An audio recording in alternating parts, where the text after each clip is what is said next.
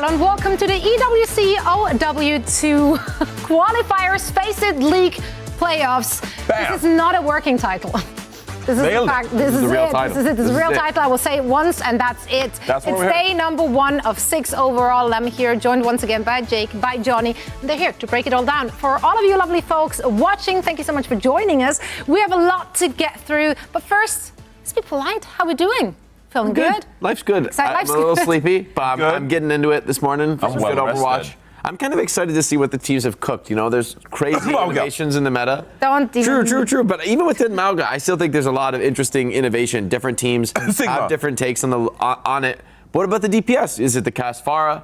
Is it the Genji Venture? I love the Genji Venture. That is seriously super fun to watch. I want to see more of that. I mean, we saw a lot in the finals at DreamHack, and we'll talk about that in just a little bit. But first things first, let's set the stage. EWC, that is the Esports World Cup, and if you're not familiar with it, we have a little video for you to explain it all. $60 million! You've been seeing that a lot, right? What does it all mean, though? Here's my friend Alex Machine Richardson to help explain. So, 60 mil, 20 tournaments, 8 weeks. You probably already know. But how does a club prove themselves to be the very best in the world? That is where the Esports World Cup Club Championship comes in. The Club Championship is where things really heat up. $20 million awarded to the top 16 clubs, with the newly crowned best club in the world awarded an astonishing $7 million. Wait, so how does that actually work? It's simple. We've got 20 tournaments. In each tournament, the top 8 teams get awarded points towards their club championship total. The higher you place, the more points you get. Now, these points are worth the same in all titles, so it is important to not put all of your eggs in one basket. But it's important to remember that the club champion needs to win at least one individual game tournament. Nice, so we'll probably be seeing clubs trying to qualify across a range of games to have the best chance of getting their hands on $7 million. Yeah, man, there's your incentive. More clubs across more games, more competition. And so the race begins. This summer, we will crown the best esports club in the world.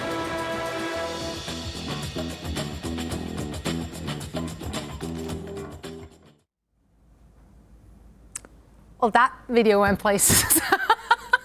The sauna, a barbecue? I mean, having machine whispering information into my ear in a sauna, why not? I think everyone was very comfortable watching this. No, I mean, I haven't seen the video before we aired it, so I have questions. We will not answer those questions, though. However, we will be talking about EWC. Let's chat about the prize pool here first. Massive event, massive prize pool, so much money. 60, what is that, million, so many zeros, span across 19 different titles. It truly is an Esports World Cup. I'm excited for the club championship, actually. I do think it's going to be interesting. I don't think we've ever seen this in esports, right? Teams, which, you know, so many esports clubs have teams across many different titles, and now they're able to actually compete on that diversity, on that full spectrum of games, which I think is going to be pretty exciting to see, you know, who comes out on top. But Overwatch, though. I was about to say, but Overwatch, though. $1 million will be allocated to yours truly. It's Overwatch. And $1 million, I mean, that's a lot of money, gentlemen. Jake, you're a numbers guy. How many pickles can one purchase with $1 million? About a million. About a million pickles. Wait, do you think a pickle? Well, maybe like 2 million. A pickle's like what, 50 cents, you think? 8 per pickle. Well, like I guess we go in pickle. char. Okay, you have to go by char. I don't think they sell singular pickles. And if you're going by char, now we need to take into account they go like by what, ounces. $10 for a jar of pickles? A big jar? This segment That's like- is going places. What? The problem is they spike it with too much brine, and then you don't get the pickle to brine ratio is fairly off. I'm not an expert. Brine ratio? I'm not an expert pickler. I'm not an expert pickler. I just play pickleball. You know, it's. But that's true. You're a pickle baller. Anyway, let's talk about something else. Transitions are hard. Here, let's chat about Dallas. That's the best I could do out of where we were. Dallas, obviously, we had our first major over at DreamHack, which was an absolute hoot. And also, the top teams, they qualified for EWC, so there is a tie-in here. This was just not just completely random. Man, I mean, this was an event of all events. Yes, we faced some challenges early on, but we had so much fun along the way, and part of that was due to those teams. They put on such a show. Obviously, so much to be said about Crazy Raccoons, not just one raccoon, not raccoons.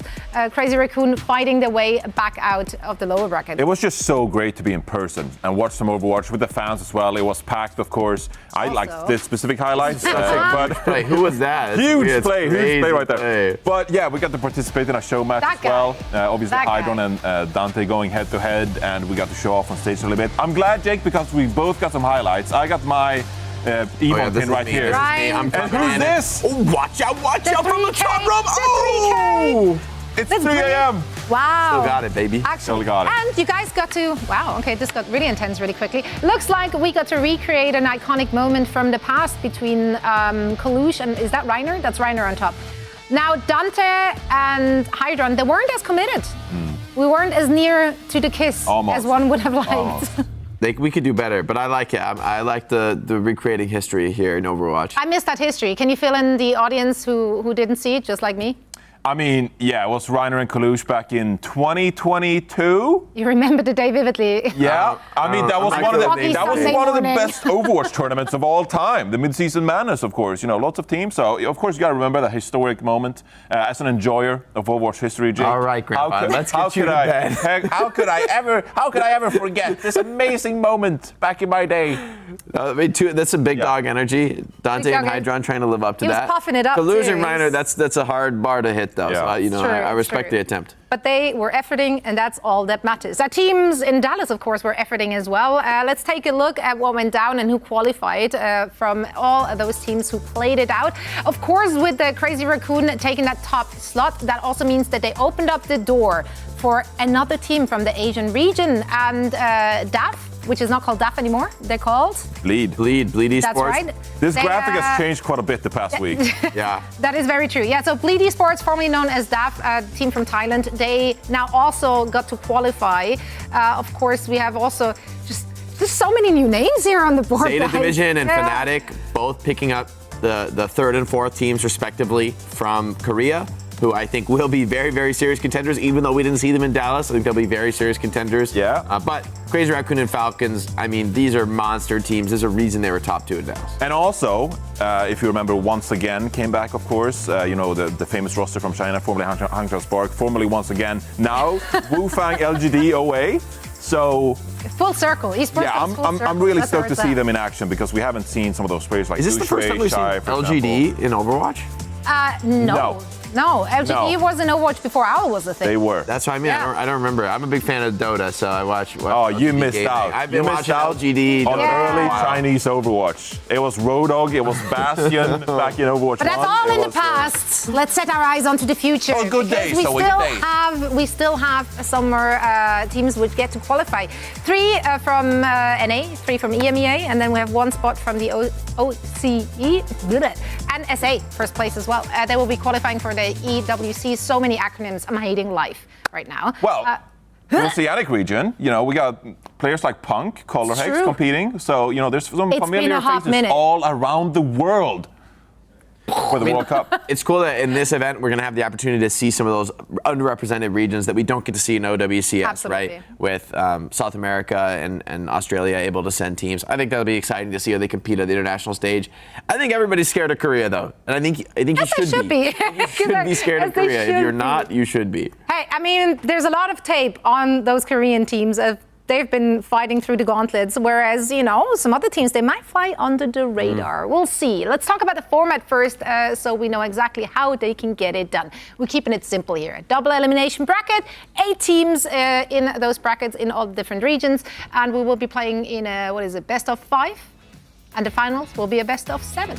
So This is the way to get simple. it done, baby. Classic. That's right. If it ain't broke, don't fix it. This is the Overwatch format right here. That's right. Also, something to be taken into consideration. Peps are not called Peps anymore. They're now some gladiators. Gaming Gladiators.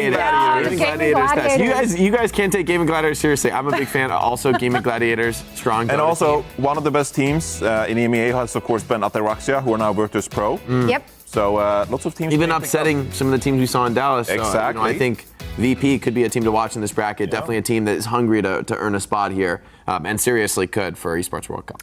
Now, let's talk about our first match of the day. Space Station will take on the Sovereigns. I was Sovereign. I'm just like, it's the first time I'm There's so many team names just flying around the past week. We're like, So the Sovereigns. So Sovereigns going 8 teams up per against region, 24 team names per region. Get started. get cracking. But here's the thing. Obviously, a lot of people, that Space Station game, they already qualified. They're still participating for the money. So keep that in mind. For them, it's not the slot that is up on the line.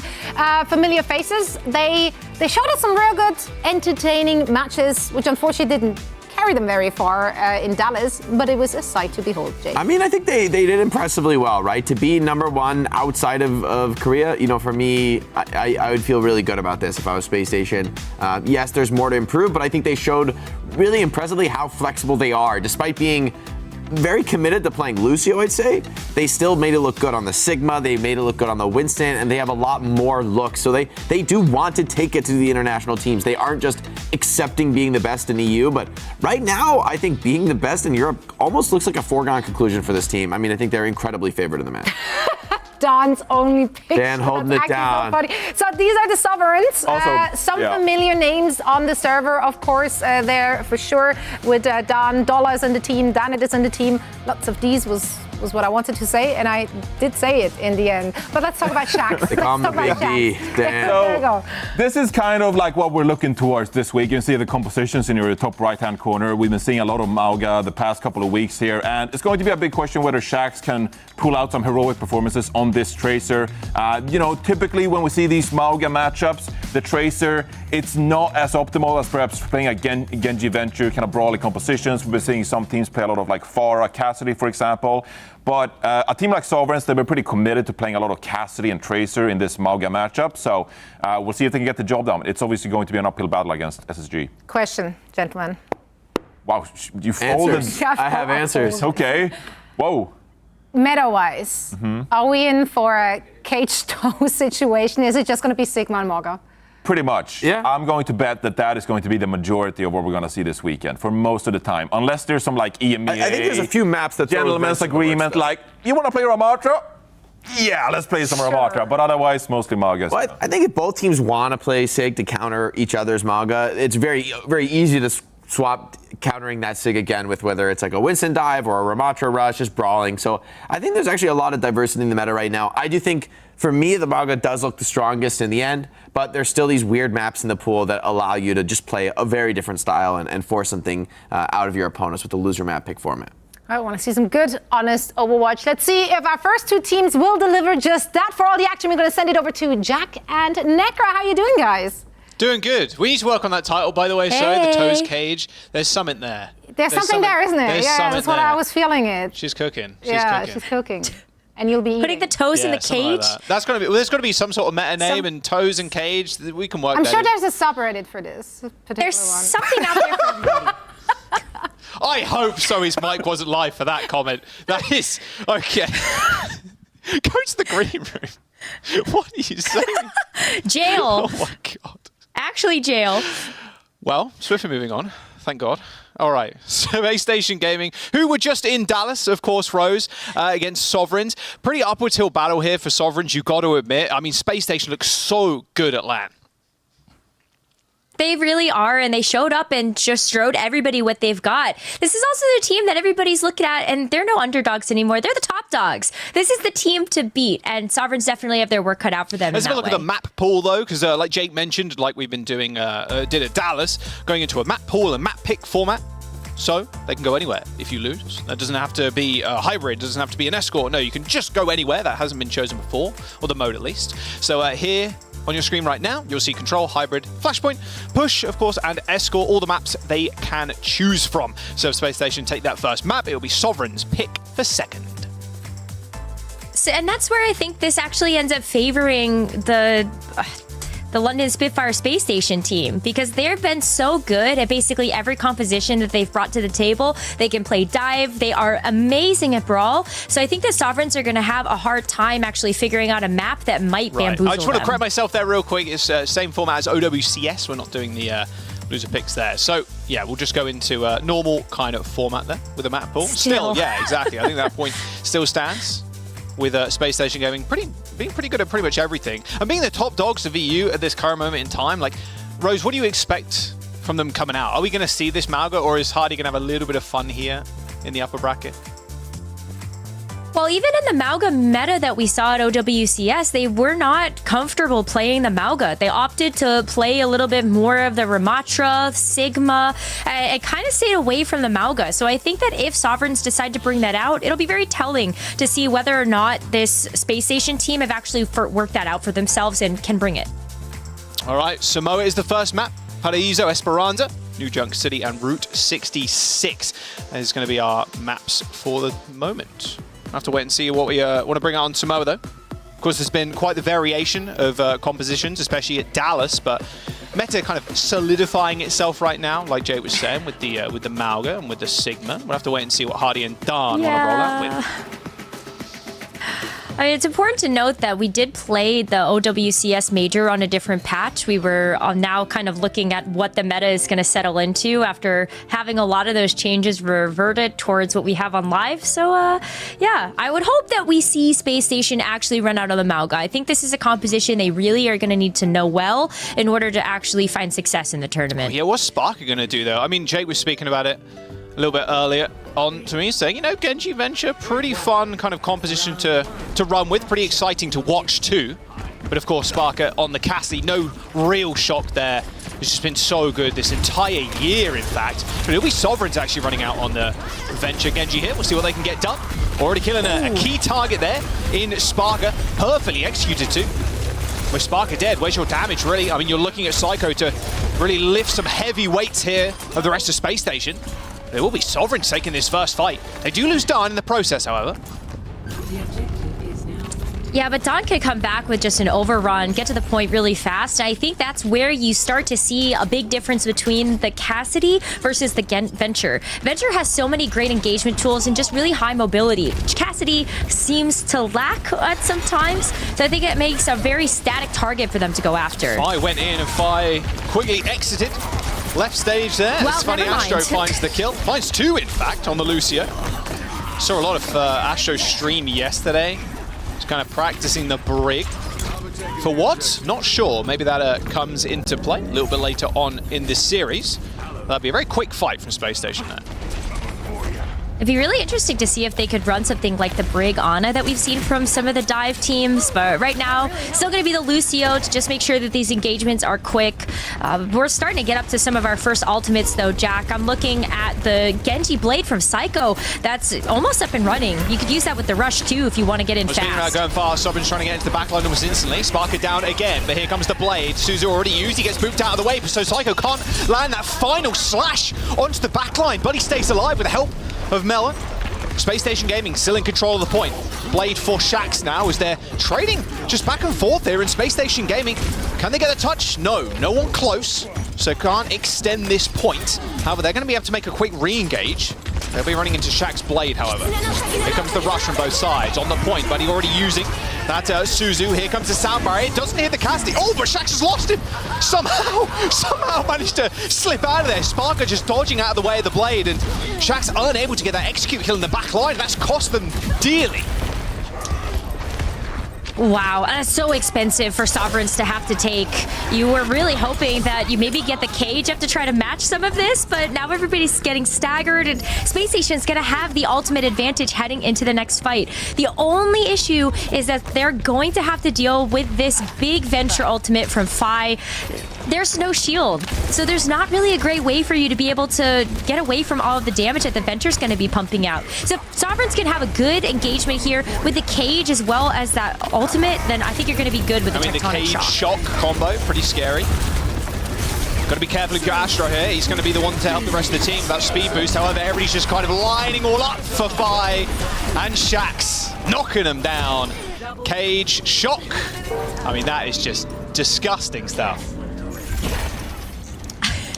All right, then. Yeah, that's one of the reasons why we've been seeing Venture and Mauga work together so well, and kind of where I think Space Station are still going to continue to struggle. That Cassidy ultimate did nothing in that fight versus what you would have if you had a Tectonic Shock available on your side. But we're off pace a little bit with these ultimates. We don't necessarily have much up for this next engagement except for Psycho's Blade. So if you can get up the Kitsune, I think like the Kiriko is going to be great. Sparker trying to find a little entrance here. Has to dash back to the rest of the team. There's the engagement. Venture already in the back line. Sparker just fanning the hammer. Unable to kill the Cassidy this time around. Is that a bit of a rough game so far? Not because of Sparker's feeling a little bit down, maybe. I mean, he's just getting jumped on most of the time, sadly. However, good stall coming through for Sovereigns. 99% lucky for Space Station. Didn't use any ults in that fight. So they still have that Genji blade available, as well as the double support ultimates. Fido's going to make a change. Not going to be the Venture anymore. It's going to be the Reaper. This is a hero that Fi has been so well known for, even just a couple of seasons ago in Contenders. So I feel like this is a way that maybe you can use the lifesteal to get in fast. Well, here comes the rush, and there's the blade. Nice to flex. Suzu and a teleport out, and there's the sound barrier. Shaq's not going too deep there. You see, not even using the slash, knowing that Space Station have to answer. High noon for Sparker now. Just dodging towards that point. The Mauga just jumping straight past him. That's a skull! Oh, he doesn't quite click it in time, though. That's like a frame or two, a chance for him to insta-kill the Mauga. It's all good, though. Psycho with the blade's going to clean this one up. Sovereigns do manage to cap, of course, but Space Station find the flip. And with a team kill, no chance for Sovereigns to come back. And that'll be Space Station claiming the first round. One of the first competitive looks that we've seen from Space Station on this Mauga comp, and they're looking really good. Maybe not exactly as clean, but I think that when you look at Mauga versus Mauga, I don't know if any of these fights are particularly going to be clean one and dones. So I think like Space Station, I already am so impressed with this Mauga look, and Sovereigns put up a great fight too. I really did like the swap over to the Reaper there. I guess kind of expecting the cage and knowing you have rush. It's kind of nice for the Reaper to stay in the fight for an extended period of time with that lifesteal and just focus down Hardy. Just get him out of there, and especially if you're in cage, right? I mean, I guess Venture with the AoE, with the left click, it's pretty nice in terms of like a little bit of AoE damage, but the Reaper just chunks down the tank.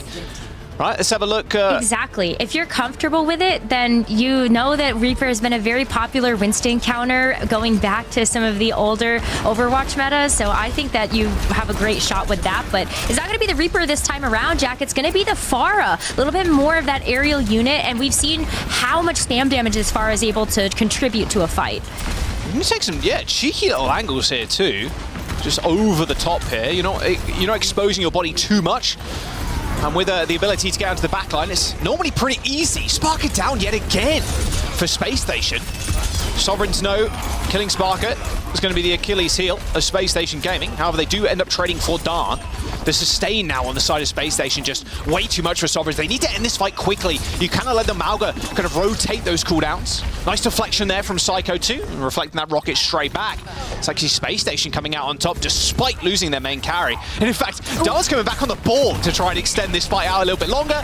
Hinder nade stops the pile driver, and that should be the point. It's a good effort. You know, Wrecking Ball could get back there quickly, and if you're able to get a rotation around the point, stall a little bit more. But Don immediately goes back to that Mauga, so Wrecking Ball, not something that he wants to stay on for the rest of this fight, but it was a good effort. I want to point out here as well, Astro using the Jazzy skin. I saw a little bit earlier on about Rakatak complaining about the Jazzy skins like audio, and he was like, "You play it in your game today, you won't." So Astro kind of proving Rack a little bit wrong here, but playing the Jazzy skin. I think it's one of his favorite skins too. Remember, it is nice. Extra sound effects and stuff. It's kind of cool. Barrage here from Fi. I love it. Looking for inroads in the back line, but look at the front line for Space Station. Oh, they're so far away. Nice teleport away from Landon. Sound barrier unfortunately not hitting the Kiriko, and he's going to pay for it too. Shaxx unleashing that blade. All the CDs used pretty much there, Rose, to try and stop Fi getting away with murder with that barrage. However, Space Station, they still have so many ults, and they've still got control of the point. They do. I mean, that's kind of the worst case scenario here for Sovereigns, is they use two of their most powerful ultimates, and even though Shaxx is able to get a couple of people down with the Dragon Blade, everybody else is still alive. I mean, they're already in. Oh, Darn overextending a little bit too much there. Look at that health bar just getting melted there like an ice cream on a warm summer's day.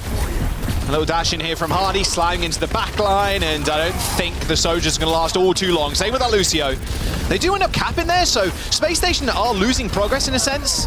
They eventually find the flip, but it's still nice from Sovereigns, stealing away some extra percentage points. Absolutely. They had to invest a bit to do that, so the Kiriko ultimate's not going to be there anymore. All good. Cardiac Overdrive, not that OP, trust me. No such thing. No such thing. And that's not even without a sound barrier on top of it. But speaking of which, Honey Aster's going to have another one. Just after using it 2 fights ago, that's so impressive to get that ultimate up and running as fast as it is. And what a great counter, or even just an addition to something like this blade from Psycho. Space Station can really hit him where it hurts when Sovereigns don't have any supportive ultimates. Again. But that's a great Sparky goes down first once more. Can Space Station find the same success with only Psycho? I mean, he's got the blade, like you mentioned, Rose, so there is potential there. Lan takes a headshot from a railgun. Fi trying to find an angle, but here comes the beat from Space Station. Luckily for Fi, still had that dash to get away.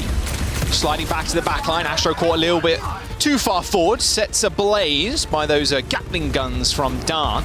Now to be careful, that cage is available, but here comes the blade. Oh, Shaq's fight instantly taken out before that cage can even come through to protect them. And there's no use for Darn there, standing proud inside his own cage, but it looks like it's going to be Space Station locking this one down with a clean 2-0.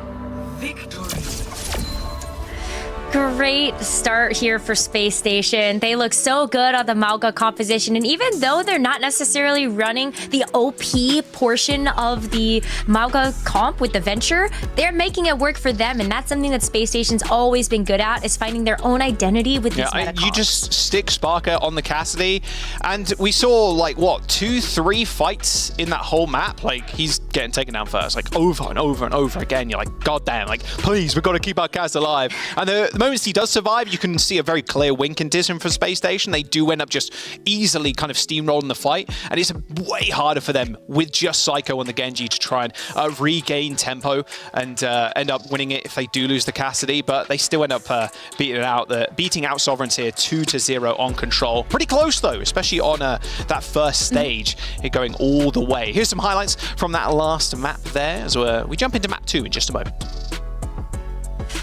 So many great sound barriers, though, from both teams. I think that's something that's been very impressive about this Lucio player for Sovereigns. Not a player that I'm super familiar with, but really great to see them in the competition and just having some well-timed sound barriers, even if sometimes you're going to be out-damaged by Space Station. Oh, she's Sparker. And something Space Station has been so good, too, is obviously protecting the Cassidy, but getting a lot of value off these high noons, too.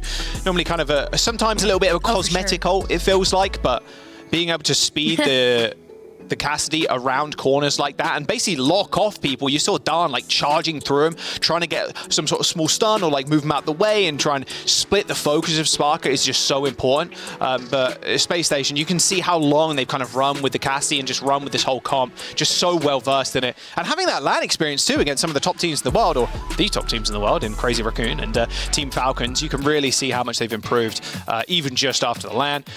Next map coming up soon. Paraíso going to hybrid now, Rose. Okay, would love to see what both of these teams are excited to run on this map. I could totally see a world where they just stick to the Mauga. That high ground is pretty easily accessible if you just walk up the stairs, and that's where most teams take the fight anyway on second, is just going to the left, go up the building. So it's not unheard of to see a comp that doesn't necessarily have a lot of vertical mobility being used. Yeah, I want to see if we are going to move over to the Sigma. I think when it comes to Space Station, it feels like just Mauga is the main course there. You just want to just run in with the Mauga over and over again. Hardy's just so good at those more rushy style of heroes, so Mauga kind of fits in his wheelhouse. A lot less hammer swinging, a lot more shooting with the two Gatling guns, but you know, same kind of thing. You want to get up in people's faces. That's true. That's true. And that's something that they've always been really good at. But then, Jack, I wonder if they were able to bring out the Mauga comp at Dallas, would they have been able to go farther than third place? But at the style points of running the Ryan Perma, like, the crowd went crazy, actually. I love when Space Station get on stage. It's been happening since, obviously, London Spitfire days. Really have just generated such a massive fan base for themselves, and it's been really good to see like Hardy on the stage again and the big Ryan shatters and just being able to dominate the teams. Chance for exactly. It just it does feel super good. All right, Paraíso coming up next. Jokes on you. We'll come back on camera for just a moment. It's all good. I can hear the music though for Paraíso. I'm like getting excited. Jazzy, I don't know. Nothing's wrong with that. It's not too loud. I mean, I think Rack was complaining about the volume of it. I think it's great. Space Prince, though, is the best Lucio skin. I wouldn't have that any other way. He has cool little extra voice lines. Yeah, really? He's got cool extra voice lines. Jazzy's pretty good, though. It's okay. I know the one Melon was wearing. I think Jazzy's Melon gonna... Oh, okay. Melon's on the brig now, but Melon was on the like graffiti Lucio with like the gas mask and stuff. I think that's pretty cool. Although, apparently it's a very controversial skin. I don't know, people are like, no, it sucks. And then some people are like, no, it's great. And I'm like, nah, well, you know, it's pretty sick. Well, that's how you know that it's a good skin. What? It's good when you know that the conversation about it is divisive. The graffiti skins are cool. people. Tracer's got one too. She has like, it looks like paint guns for pulse pistols. Yeah, I like that one. All right, Sovereign, Winston action for both teams here. Only backline difference. It's going to be the Arna and the Brig. So Kiriko Lucio versus Arna and Brig. Pretty easy to play super This far makes a away. lot of sense, but not though. when Fire is 1 HP and Hardy jumps on him. Yeah, that's going to be just a simple takeout. Sovereigns now, they have to back up, and they're going to get huddled into this corner. That's some bad deaths as well. That is first point. I regret to inform the Sovereign fans out there. That is first point taken by Space Station. Well, they saw an opportunity and they pounced on it, so that is kind of how the cookie crumbles sometimes. But, you know, talking about the backline differences, Bunny Astro is there to continue to play Taxi for Sparker, but then you have the Kiriko from Landon, a hero he doesn't opt to play a whole lot, by the way. He's very comfortable on the Baptiste, but I love the Kiriko because he gets to join in on the dive action with something like the Swift Step to get in close. So I love that. And also, Psycho has a pulse bomb. Yeah, already. Pretty scary. They're probably not going to expect this either. Ideal target is the Arna and the Brig, of course. No, that's crazy fast. Ideally the Brig here. To wait and see how they want to jump in. Hardy rocking the Spitfire skin as well. Oh! Buddy re-peeks straight into a bullet. That's rather unlucky. Probably doesn't even need to use the Pulse Bomb either here now. So Sovereigns really haven't had a fight. And the payload is halfway through the second point already. Where do they even try to defend from here? Because their only hope is to have to back up so close to this point. That other corner isn't quite as good because of all the open space that you have to defend from. It just feels like they're kind of sitting ducks depending on how Space Station want to take this. You have the Cassidy from the front and then Psycho can go pop a pulse bomb Nice down. Suzu though is going to save Dan's life, but not for long. Oh, it's Suzu, sorry, it's Suzu on that Sparker there to save him. No Suzu, of course, on the side of Sovereigns. Nano boost on Fire, looking for headshots, spots landing. Good boot from Astro there. Knocks his aim a little bit astray, but now he has to deal with Hardy on the Winston. Primal Rage straight into the Deadeye. He does not care. So fearless. That's what we expect out of some haughty Primal Rages. But now it's on the other foot. Dawn's going to have one, and they're also going to have the Brig, too. So the rally here, kind of important when you know that you're going to have to play around this objective. The cart is so close, so you want to make sure you have the cart presence there, and I think the rally's going to really help with that. But Dawn's still in. Dawn's in, pulled the Primal. Had to mess with the High Noon there. It's half HP, so still got a little bit of time. Fly on the Widowmaker, by the way. Recently just switched. I heard, looks like Psycho triggering the Venom Mine, and now here comes the engage. As Sound Barriers, they go forward. Good Pulse Bomb on to Sparker. No roll, and just too much damage with the help of Dawn. That will be the death of the Cassidy, unfortunately. Shax hitting the recall there at 1 HP. The teleport away from Landon, only reaching a couple of inches in front of him, but it will be Astro clearing out Dawn regardless. Astro's ability to stay alive there, just helping Space Station capture this points. Very scrappy fight, but that's where Tracer just excels.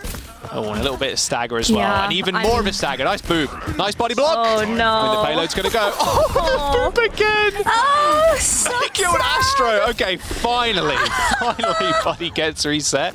Bit of a FRD fried wiener moment there. Oh my god, at least Buddy got away with something, right? Any pick in that scenario probably feels really good, especially when you're getting body blocked so much. But here you go. Space Station already pretty well through this third point, and still so many ults to work with 4 minutes in the bank. Feels like a matter of time they're going to be able to just overwhelm this defense and push it over the line. Bomb. Shax unfortunately not an additional blink nor a recall, so can't go too aggressively here. But that Kutsuna Rush is going to help him get those cooldowns back pretty quickly. Speaking of recalls, there's Shax hitting his, but Sparker's going to follow up the quick headshots. An insta-kill onto Sparker, however, but still takes one with him, of course. And look at this pressure coming out from the front line of Space Station right now. Buddy leaving Melon for dead. Payload is basically not stopped this whole time.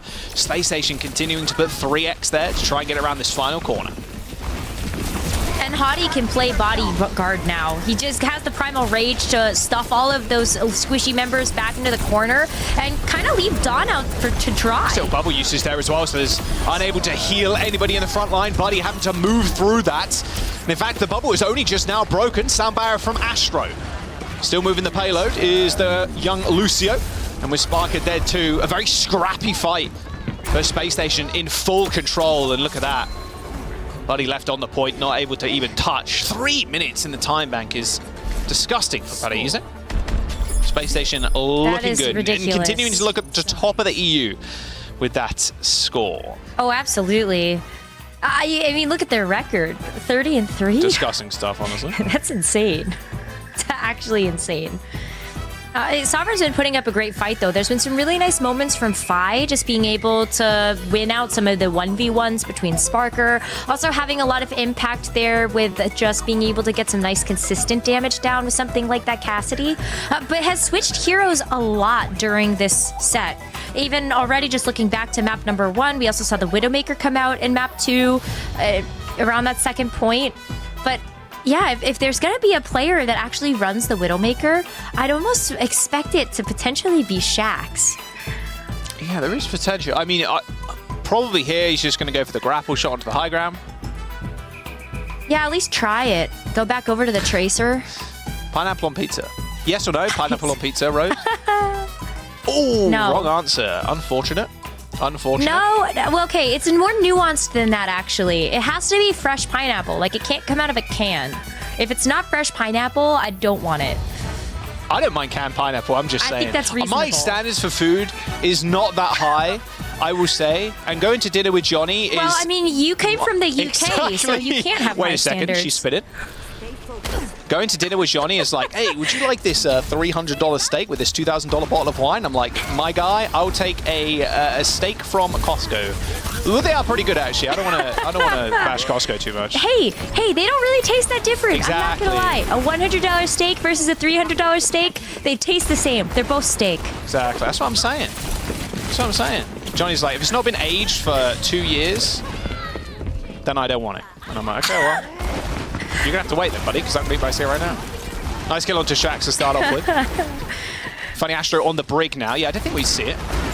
Eventually. Makes the most sense here on Paraíso. Yeah. Oh, it's great to see them try this out because this is a really strong backline for playing a defensive dive. Funny Astro can be there to help support Landon, and you also have those cookies to throw at Psycho for when he's just running around, rings around the map. At Space Station, they've already taken a minute off the clock here, and they're still taking names. Yeah. And they'll be able to kill Dan, but I mean, look how far they're playing up this. A little gross. Yeah, I don't want to get caught out randomly here. Fly on the Hanzo of all things. Nana moves really early on Dan. Insta-killing Funny Astro. Nana probably not with an LOS, and even then, it's pretty hard to take down that Winston. Not when you can nade, though, just like that. And then Sparker, of course, filling the kill feed. I mean, Hottie and Sparker were just still keeping this backline busy while Dawn went in. Almost takes down the break with him. That was close. Oh. I think this fight looks a little differently. Maybe if Dawn is able to get the Primal Rage up with the Nano. But the point is still that Sovereigns are taking so much damage that Buddy even has half of a Nano boost already again. They just have to get to the point, which has been the hardest difficulty of this first. Nice flail there onto Dawn. Here with the redirects. Naded, half HP already. That Primal Rage looking rather meek right now. Oh. Dawn re-engaging again. I guess it's sub 10 HP. Like, this guy cannot stay alive more than 5 seconds.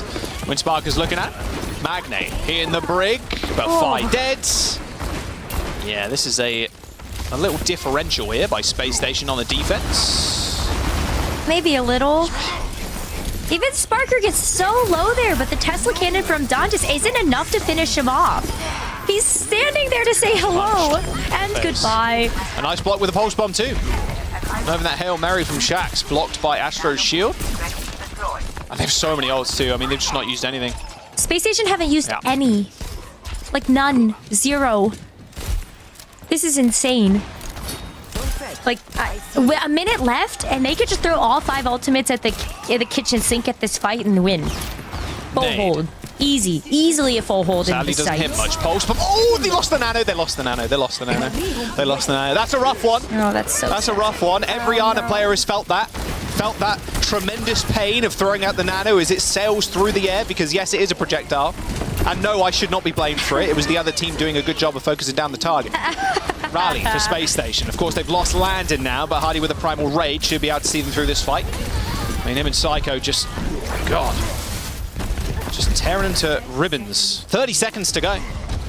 Space Station still have a high noon, but they did throw 4 ults in that fight.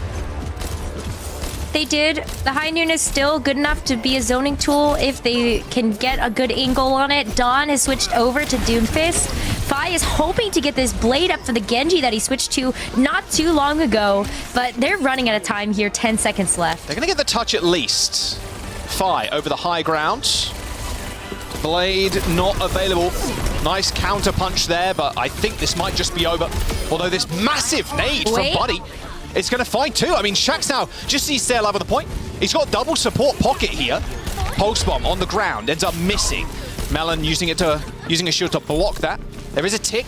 Unfortunately for Hardy, he is still alive and can touch and wait for the rest of his team. Good stick onto the Winston. 105 HP remaining. Ends up getting focused down by Shax there in his own bubble.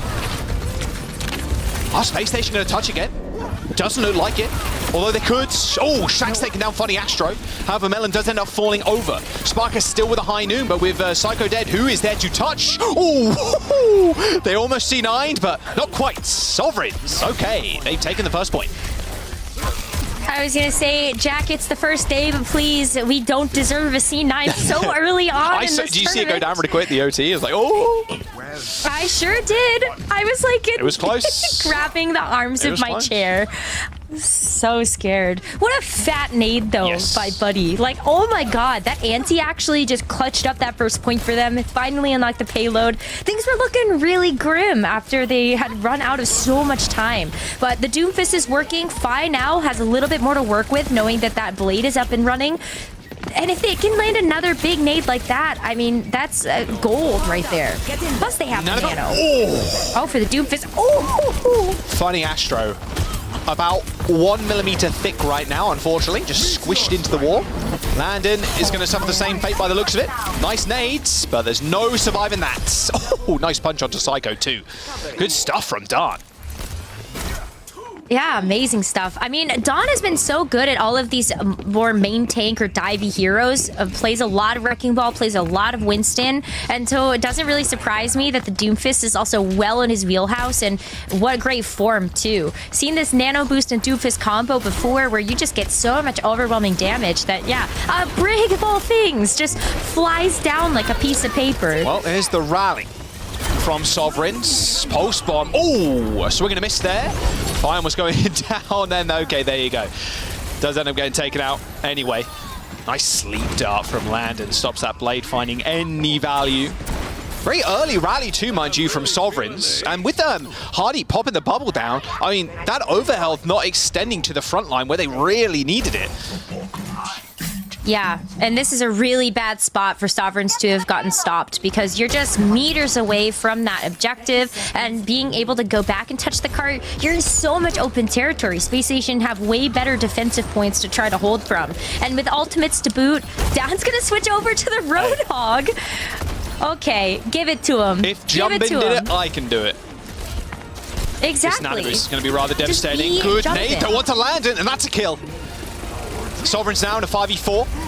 They're going to be able to touch. Shax triggering OT as Hardy goes pretty low, and now Down can move in. Pigpen on towards that choke point, looking for a hook. Sparker pretty low, and now someone has to touch from Space Station. It will be Psycho, but here comes the rally. It's a good hook, but it's an even better bash from Funny Astro, stopping the insta-kill from the Hog. That nade is absolutely ginormous, and there will be Sovereigns bleeding out unless Fi with his Nano Boost can find anything. And unfortunately, it runs out at the most unopportune moment possible, and Space Station will be holding Sovereigns on that second point and claiming match point. Ooh, what a good effort, though. What a good effort from the Roadhog. I think that there was a lot of mind games being played there from Dawn just to try to figure out the right hero to use in that tank role. And I like the Doomfist. Maybe they're going to be able to bring that out again. And the Roadhog is not too bad to know that you have an opportunity at a combo to just take out like something. Oh, you hit the Tracer. That was an insta-kill, almost, until Funny Astro decided no and just hit him with a bash. I mean, that's the big thing. Like, you have to just displace the Roadhog when he lands the hook. It's pretty tight timing, but, you know, Astro was more than ready for it with the rally. Clean Match with it. point now for Space Station. It's looking like a 3-0 almost, but Sovereigns, you know, there were some bright spots in that last map. Oh yeah, I mean, Buddy's anti-nades were so good, and it just helped to open up a lot of these fights. Unfortunately, they didn't open up quite fast enough. Space Station just had such a dominant defense on their turn that you just didn't seem to find any footing from Sovereigns. 3 minutes, then into overtime to even just be able to open up that first point. Yeah, it was 2 big ones, of course, like you mentioned, just that opening one on, well, I say opening, but it opened it up for them to cap in OT on that first, and then the kill onto land and 2. Hit the nade against the wall, Fi immediately cleans the Ana up. Looking good from Sovereigns right now, but unfortunately, yeah, like now down 2 maps as we go into Esperanza as our next one. Okay, maybe could see a little bit more of the Winston. Esperanza feels like it's just so open when it comes to what kind of compositions teams like to run. And a couple of weeks ago, if we were looking at OWCS, we saw a lot of Orisa, while Orisa was really overpowered. But we have a lot of teams that have opted to run Winston before, but Mauga seems to still be king. Yeah, I feel like Mauga here just makes the most sense. Of course, we'll have to wait in just a moment before we load in, but Mauga probably not going to be Sigma. Could you see Winston? Absolutely. I like that about Esperanza, and I think that's why the map gets picked a lot. It's definitely one of the better of the push maps for sure, and the ability to play almost anything is quite paramount. So yeah, it's nice. It's a good map, and the way you can kind of take control after that first fight, if you win it, you end up taking the high ground. They have to fight into you into the high ground. It can be really rough for the defenders, so that first fight is very important here. But 2-0. I mean, Sovereigns, they have a chance to come back, of course, like we mentioned on the desk as well, being a double elimination format. We might see them make a lower bracket run. But we'll have to wait and see. Space Station Gaming, however, looking like they want to just steamroll through the upper bracket. Pretty scary team to be matched up first here in the playoffs, Rose. After coming back from the LAN, you're like, okay, we saw you perform on stage. I don't think any team wanted to match them first in this bracket. No way. So, unlucky. All right, beautiful streets of Esperanza now as we load on in for potentially the final map in this series. Like you mentioned before, Rose, that scoreline from Space Station pretty disgusting. 30-3 versus Sovereigns 15-17. A lot of games being played, a lot of maps. We see Space Station kind of locking in the Mauga to start off with. No big surprises there. It's all about the DPS and how they end up picking and what they end up picking. We'll see if they want to go back, of course, with Space Station. We have but we do have a sub, yeah, Backbone. Yeah. In for We've got Backbone. So that's flex DPS for sure. So it will be the Genji. No Mei.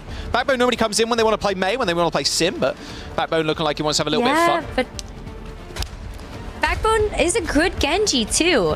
Maybe he had some lackluster performances in the Overwatch League, but I think that had a lot to do with just where Genji was placed in the meta at that time. But now Genji is so powerful. And if you have the flexibility to run double flex like this, I think you have a lot of firepower behind you, especially if Psycho can land these Pharah shots. Suzu used super. Like, exploding. Yeah, down to 1 HP. Tries to get out of there with a dash. Not happening. Unfortunately, trying to hunt Shax now on the Tracer. Yeah, the Pharah with the Mauga is kind of gross because you just gain so much HP back. Backbone went for the recall there. Oh, nice stuff from Landon, however. Yeah, when you hit the cardiac overdrive and you just hit one rocket, you're like, wow, that's a lot of HP back. you live in the fight so long. You don't stand a chance. They're ahead of us. Copy for fight. Pretty easy to farm the echo damage against the Mauga, but darn, again, taken out first. Hey, you can copy the Mauga. We can have a tank back in this if we want to.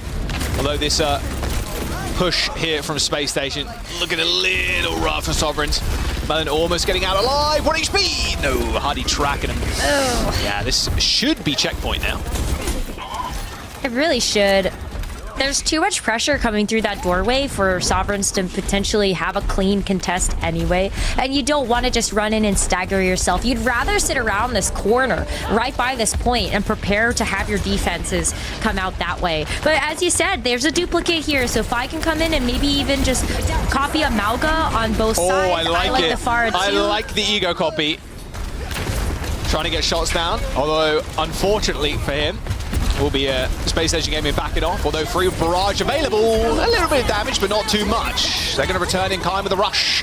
However, Buddy is going to use theirs as well, so I think both teams are going to be in a little bit of standstill for the time being, although Backbone with the blade could open this one up a little bit further.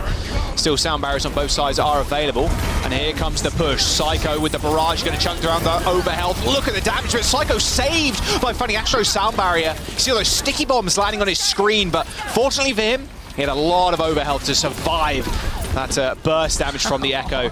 And this spot is going to keep on pushing. There's so much momentum for Space Station. You've got a Blade, you've got the Cage. Cage Blade, such a powerful combination of ultimates, and Sovereigns don't have an answer to it. Unless they want to use a Cage of their own, to really combo with it. Shax is now going over to the Genji, have a little bit more compound power with something like that Echo from Fi, but still, like Space Station, they've got the combo. Sovereigns don't have too many answers against it unless they're able to get a first pick. So low. Let's use that run to get out of there. Shag's dead as well. There's two cages. Here comes the Blade. Each got to find a way to get in. Oh, and it's so easy for Backbone. I think, okay, well, he did no damage, so. It looked cool doing it, though. And it was Psycho, actually, that was stealing the glory there from Backbone. The damage is the mental damage that Backbone dealt, knowing that there was a Blade that could come their way. I like the Genjis too, when they just stand outside of the cage, just slashing inward. Right. It's like, well, you can't shoot at me because there's a big cage looking at you. Yeah. And you can't escape because you'll just get cut down. Nice displacement there by Psycho. And another copy onto the far. There's one direct, there's two directs. Oh, almost a third. There's a third. Although that sound barrier once again helping Psycho stay alive. However, the duplicated barrage ends up taking him out. But this will be Space Station claiming the entire map. I don't think there's going to be much of a fight. Although, saying that, still a sound barrier comes through from Sovereigns. But the focus fire from Space Station is just a little bit too good. And there it is. Space Station with a 3-0 over Sovereigns. What else could you expect, though, out of the best team in EU? Always going to be an uphill battle for Sovereigns to have to take, but Space Station proving again that not only do they have the dominance, but they also have the flexibility. They're pulling out these new comps that we didn't get a chance to see at the Dallas Major, and they're looking so good with it. Top of the region for a reason, right? I mean, it's a bit rough when you get matched up in the bracket play versus Space Station first. You're like, okay, we're fighting an upwards hill battle, but now the lowest. Now we can fight our way through. But that will be Space Station advancing with a nice little 3-0 and showing us a little bit of variety there. But like they said on the desk and like we were talking about through the cast as well, probably a little bit more Mauga than what we saw in Dallas. Of course, brand new patch like you said, Rose. For sure. Yeah, Space Station, I mean, they're looking good. Put more Backbone in. Put him on Genji. He looks good. I love me some Backbone. Yeah.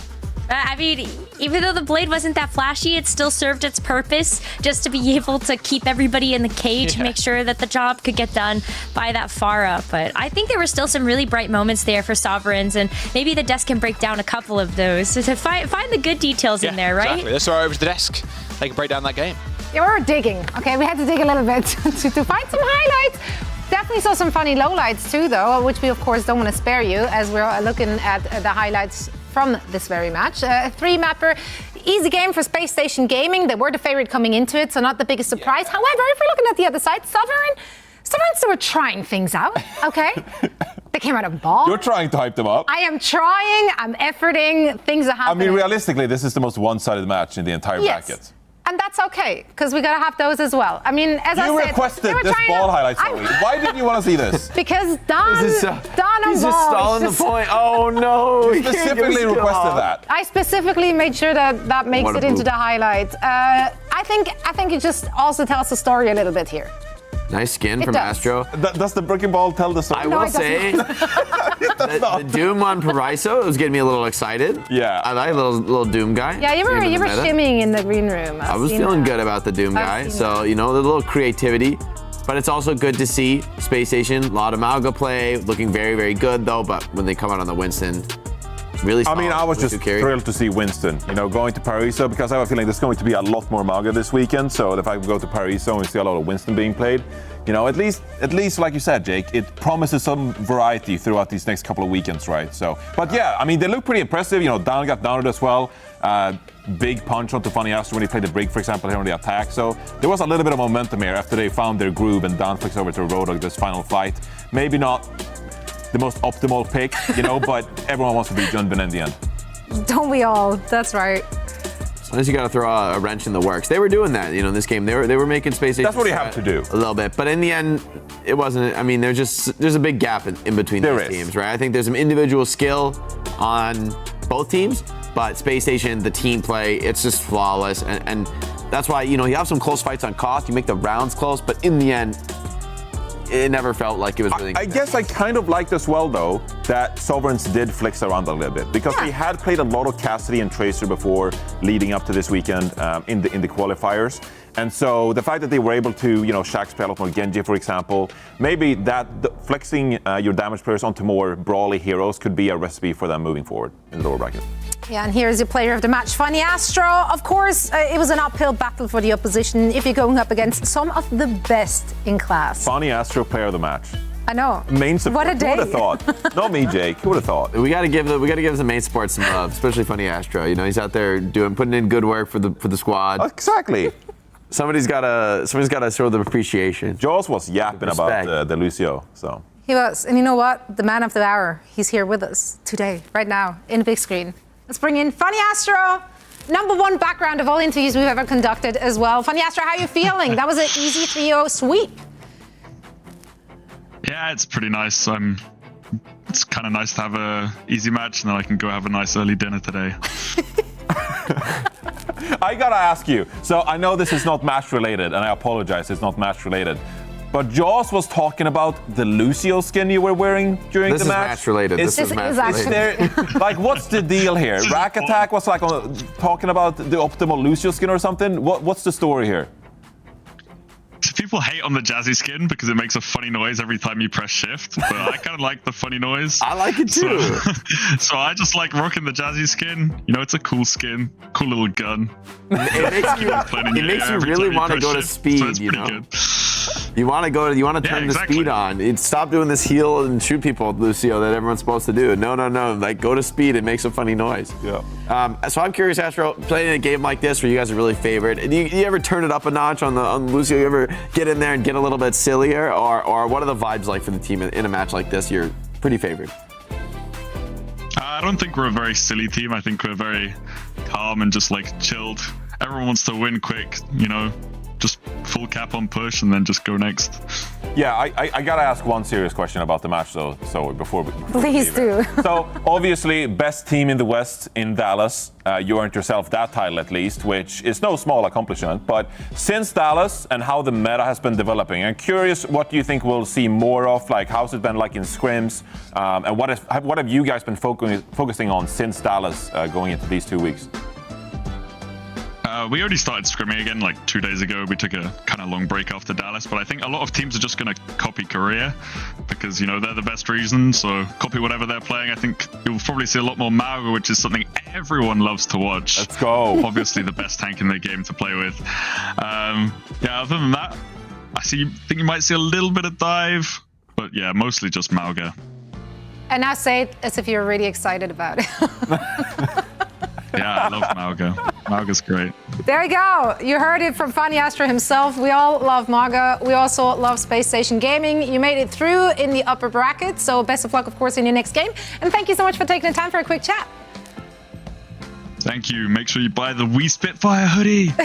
Let's go. Let's go. Hashtag ad. Thank you so much. I have one of those actually. I'll make a little. Same. I'll make a little post. I got the blanket one, and I'm living inside of that. Yeah, because as we said in Dallas, obviously they share the revenue with the players. So if you get one, you support the players, Actually, which we love. I actually really love that. Yeah.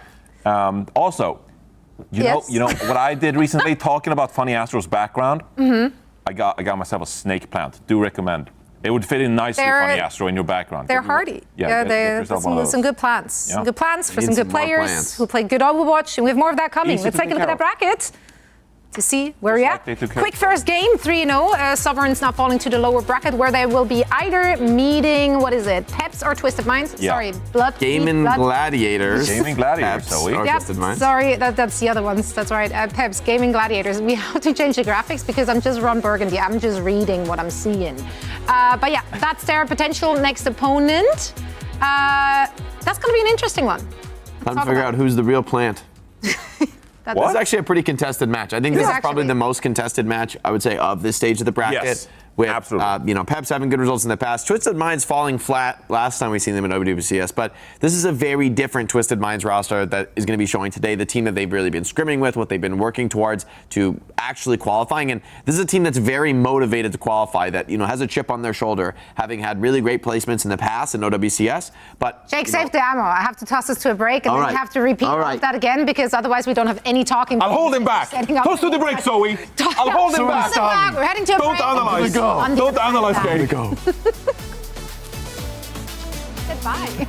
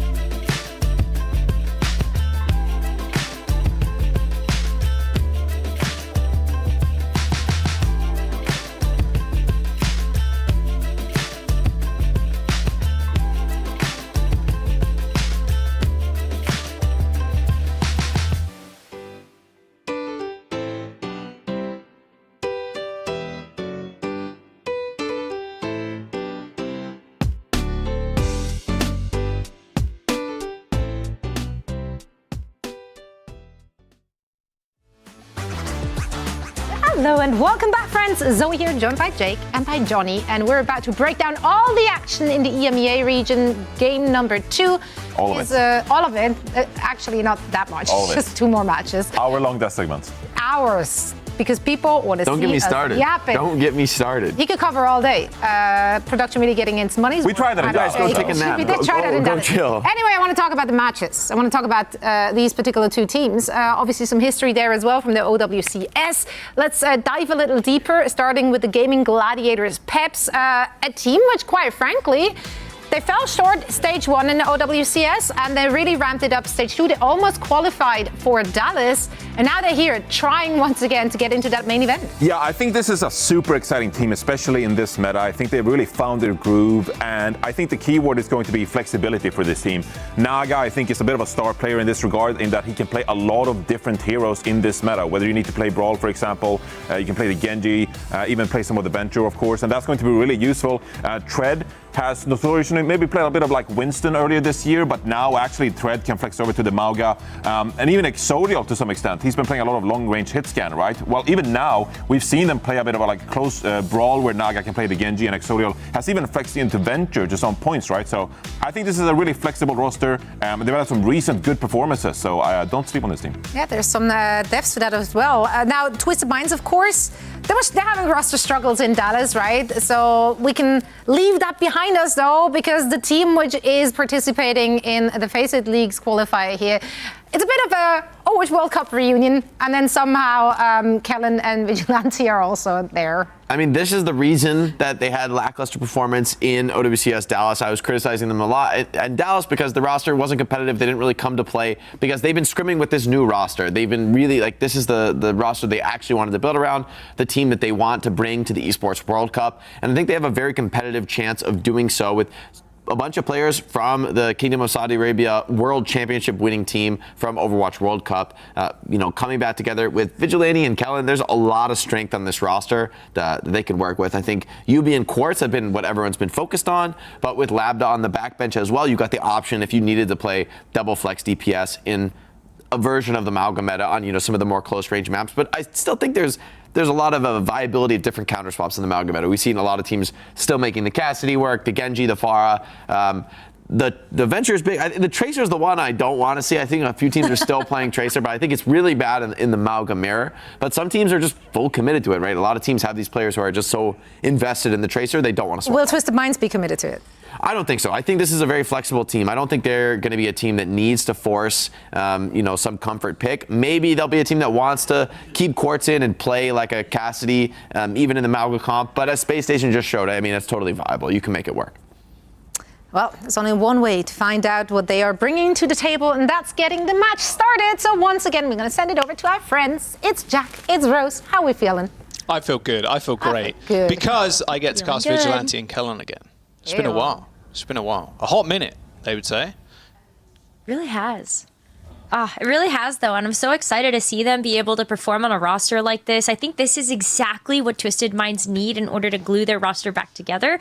So I can't wait to see the new power behind this team. I'm super excited. Vigilante, of course, played it on the Atlanta Reign previously, and both of them Element Mystic. The year that I didn't cast Element Mystic, Kellen and Vigilante were on it. Vigilante for a brief stint of time, for a month and a year for Kellen. But yeah, here's the roster for Twisted Minds. Of course, Quartz and Yubi, a superstar DPS duo here in EMEA. They've been scary stuff. Crispy, of course, and Vigilante and Kellen playing with the team for this event. And I mentioned I was excited to see Kellen and Vigilante, but Yubi and Quartz, that's the real star power. Of course, we didn't see Quartz at the LAN, unfortunately. It would have been fantastic to see him because his Sojourn is Cassidy, pretty much any kind of hit scan you can put him on, the guy just excels and just dominates the entire server. So I'm excited to see how they do against Team GG Peps. Yeah, me too. And I think Kellen is one of those tanks that just didn't necessarily get enough credit when they were in the Overwatch League. They played on the New York Excelsior, a team that didn't end up getting as much success as a lot of people were hoping that they would, despite having a lot of players that people were very excited about. But Kellen grew so much during his time there over that 2-year period. Even got coaching from Gesture, and you could tell how much that actually influenced the betterment of his gameplay. And so, what a new era. It's a new era for Kellen. Every time we talk about that era of New York Excelsior, by the way, I'm like, Yaki, no, please. Yaki. I know. You were the chosen one. Please. But yeah, unfortunate stuff. Know. But it's exciting to see Kellen and Vigilante back at it once again. And like you mentioned, with Jester, with that big coaching influence from Kellen, his gameplay kind of stepped up match after match after match. And it really felt like he was improving, but didn't quite end up finding the success they wanted on the team. However, on a team like this, with DPS, this star-studded in the EMEA region, we'll have to see what they can do.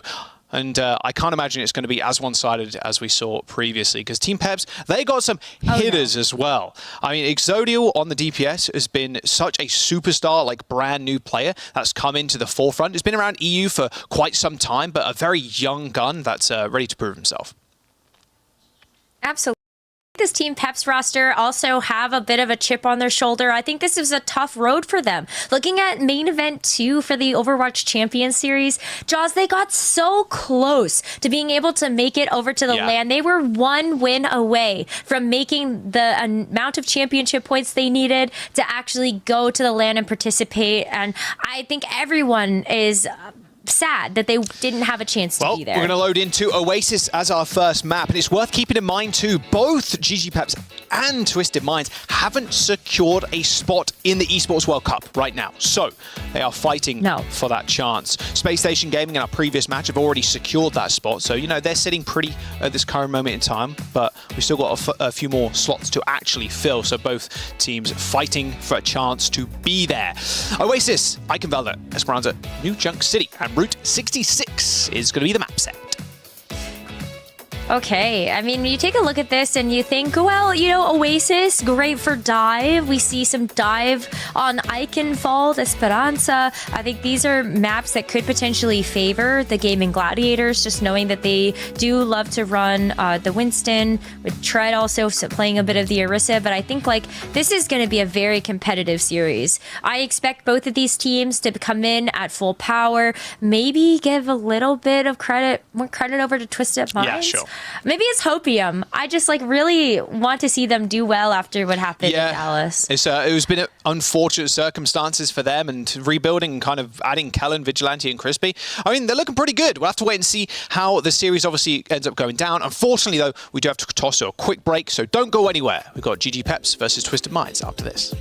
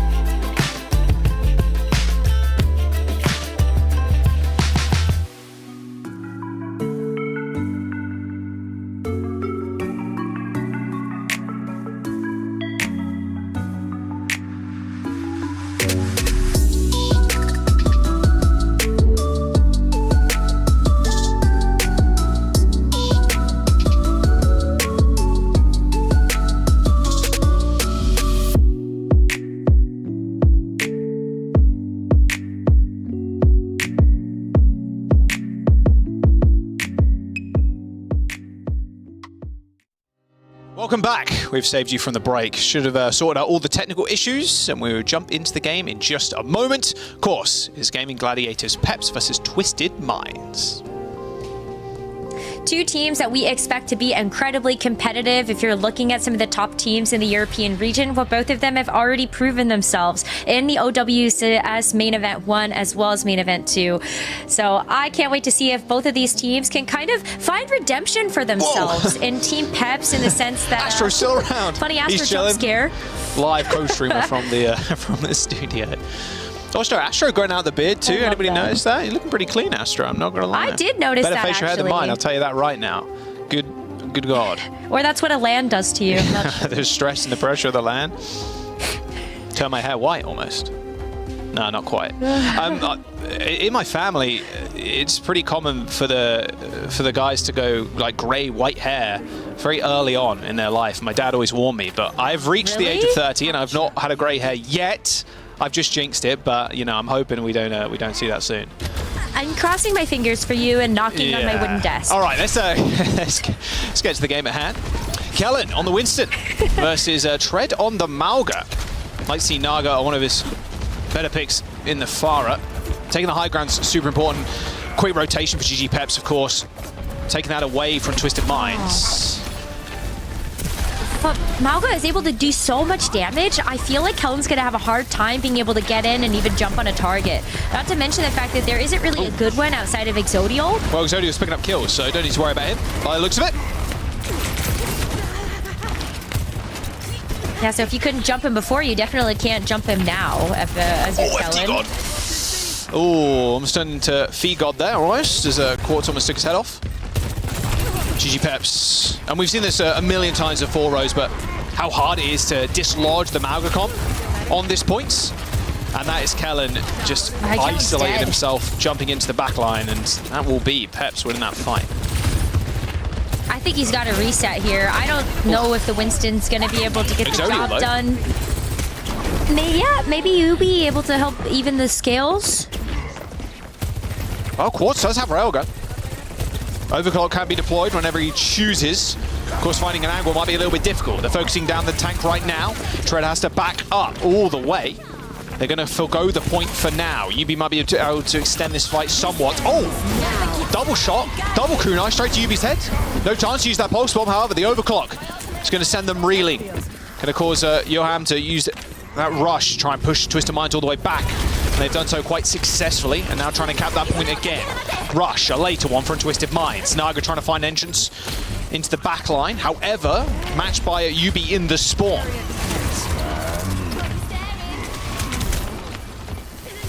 High noon. Everybody on Twisted Minds is going to scatter, but they still have ways to come back in and contest this while they still have control of the point. Contest too is Kellen's got the Primal Rage, and they even have the Sound Barrier.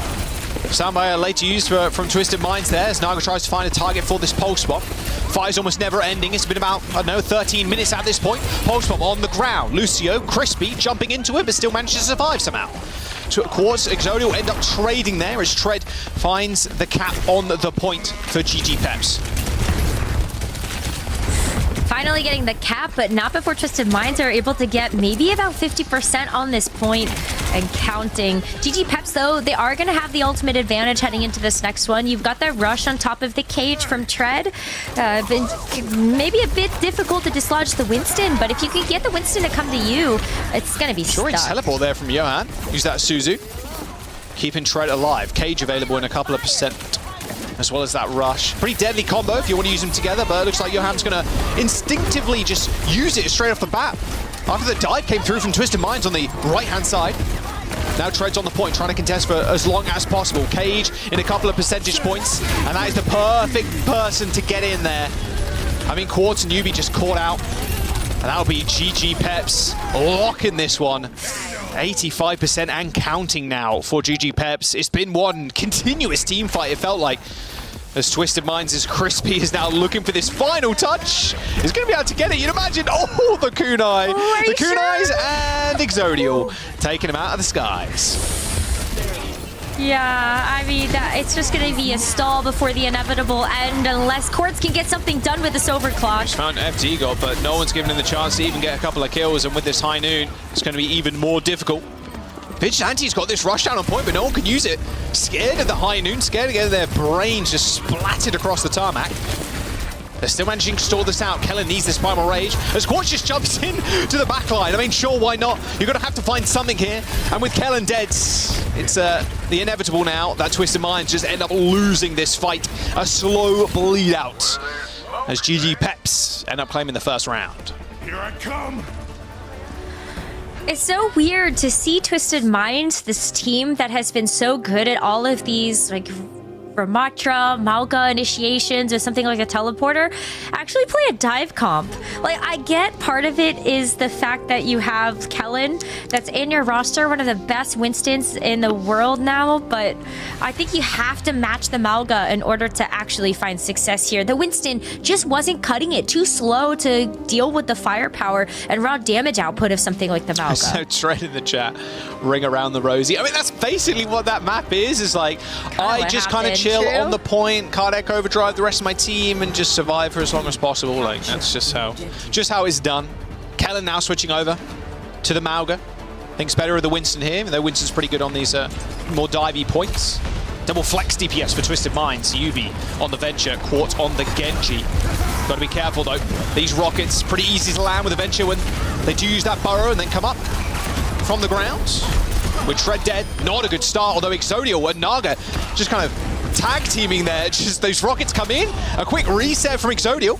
Very scrappy fight once again, but it is Naga who's finally taken some people with him to the grave. That is the power of the cardiac overdrive and the Pharah. To be able to get that aggressive, you never see a Pharah so up close and personal to an enemy team. But Naga was able to survive for so long, take out a couple of picks, and ended up making the fight a little bit more difficult. Twisted Minds, though, inevitably were able to get the point, and, well, as I say that, Vigilante's off. Vigilante dies there to the boop, yeah. Does a little bit of damage now as well, that boop. He's unfortunately has met his demise. Same with the rest of Twisted Minds by the looks of it. Venture's still kind of an annoying target to take down.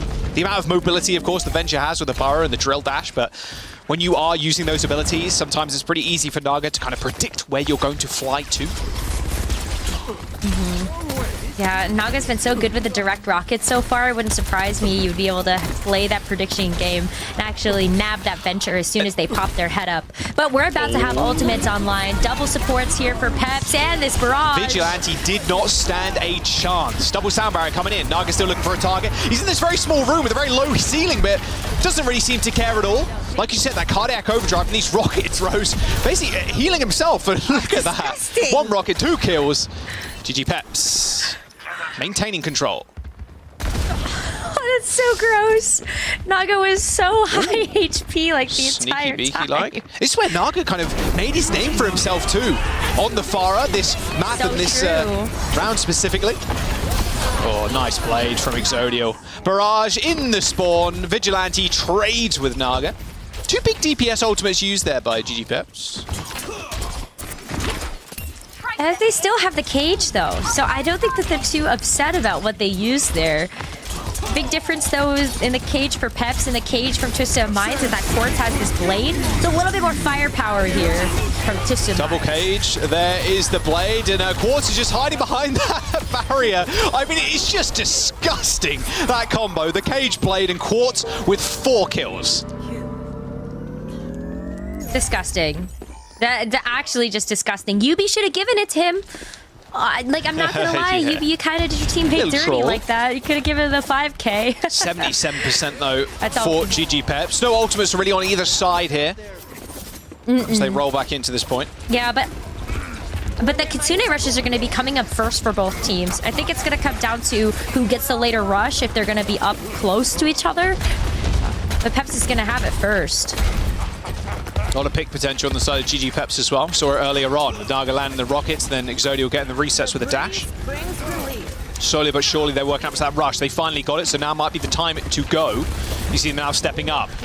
Rush in hand for both teams. Instant Suzu on the front line. Just the Mauga shooting each other. Dash into the back. Vigilante pretty low. Tread taking a lot of damage. Sound Barrier comes in just in time to save a Vigilante. Quartz Crispy already dead. And just like that, almost instantly, Twisted Minds getting team wiped. Wow, the later beat though from FD God, it just hit more. It was able to do way more into the team. Plus you have just the increased health pool of something like the Mauga. It was too much for Twisted Minds to have to deal with. But we're in last fight territory now. A lot of ultimates off the board, but GG Peps are going to have both of their DPS ults, which is this huge difference maker in this fight. Quartz has gone over to the Echo, at the very least to help contend with something like Naga, but Naga's got the barrage already. UB gets the touch, triggers overtime, but there's the barrage. Kellen had to step onto the point there. Just met with a face full of rockets, and even UB chased away. Oh, almost landed a direct shot as well. This might just be over. Although FD got going down, Tread with the cage. I mean, there's just no way they come back into this one, sadly. Exodio's blade finds 2. And that'll be Twisted Minds going down in map number 1. GG Peps off to a fantastic start. That was amazing. I mean, the last time these two teams faced each other, Peps did get the better of Twisted Minds. Granted, it was with a different roster, and they were struggling in that tank role, but they look clean with it. This is a roster that's really worked hard to put themselves on the right path during their time in OWCS, making a lot of improvements between main event 1 and 2, and even more so, it feels like, heading into this FACEIT League Masters I mean, it's good to see Quartz back in the server, clicking heads, but, I mean, look, GG Peps, they want to make it to EWC. Neither of these teams right now have secured their spot, really fighting through this upper bracket. I mean, eventually you're going to have to fight Space Station. You'll have to eventually do that anyway. If you're any of these teams, you want to make it to the finals, right? But, I mean, a good start from Gaming Gladiators Peps. And with Tread too, rather new player in terms of age, but also against some of these veteran players like Kellen, like Overwatch League level talent. It's been good to see Tread kind of step up and playing the Mauga. I mean, in this meta currently is a must and looks really solid on it. Cage timings are really nice, and being able to kind of help the rest of your team to organize a kind of a dive in with the Pharah, hitting the cardiac overdrive, and just making sure Naga stays alive is very important. Timing those cooldowns can be so critical in these mirrors, because if you use your cardiac overdrive too early, the enemy team can wait. It's like a beat, right? You want to use your beat later. You want to use your cardiac overdrive later in the fight, so you can sustain through it and then end up coming out on top. And I think Tread's been very impressive thus far. I think, though, the two players that really stick out to me are Exodial and Naga. Yeah. Naga, so well known for those projectile DPS heroes. As you were saying in the middle of that map, being so good at Pharah, making a name for himself in the Genji as well. And Exodial, what an impressive DPS player. We really got to know him for the Cassidy, the Sojourn, and being able to bring out the Genji as well. It's not easy to be able to play both of those DPS or even DPS categories to such a high level. So very, very impressive from both at this moment in time, you really do have to just play everything of your DPS. Same with the tank role, right? You just have to fill every single role. If it requires a double flex, then that's just what you're going to have to play. But it is very tough. Like the hero roster compared to the tanks, right? Versus the DPS is, there's quite a lot of heroes, even though there's 2 people in the server. And we've not seen a double flex DPS meta in such a long time. It's been a little wild, and it's been really cool to see the Genji and the Venture kind of match up, or even the Pharah and the Genji. Also, look at the dog. God damn. I know. Hi, Archer. Say hi. Little camera shy. He's like, it's lap time. Just plug him into the cast. Do what Hugo does. Just a little bark every now and then. Talks more sense than Matt, that's for sure. I know. So, Next map coming up in just a moment, Rose. And with Twisted Minds having this full roster and a little bit more cohesion too, because we saw how their roster was kind of a mix and match, like people were swapping in and out of the tank role. Having a mainstay in Kellen is going to be such a confidence booster for the team as well.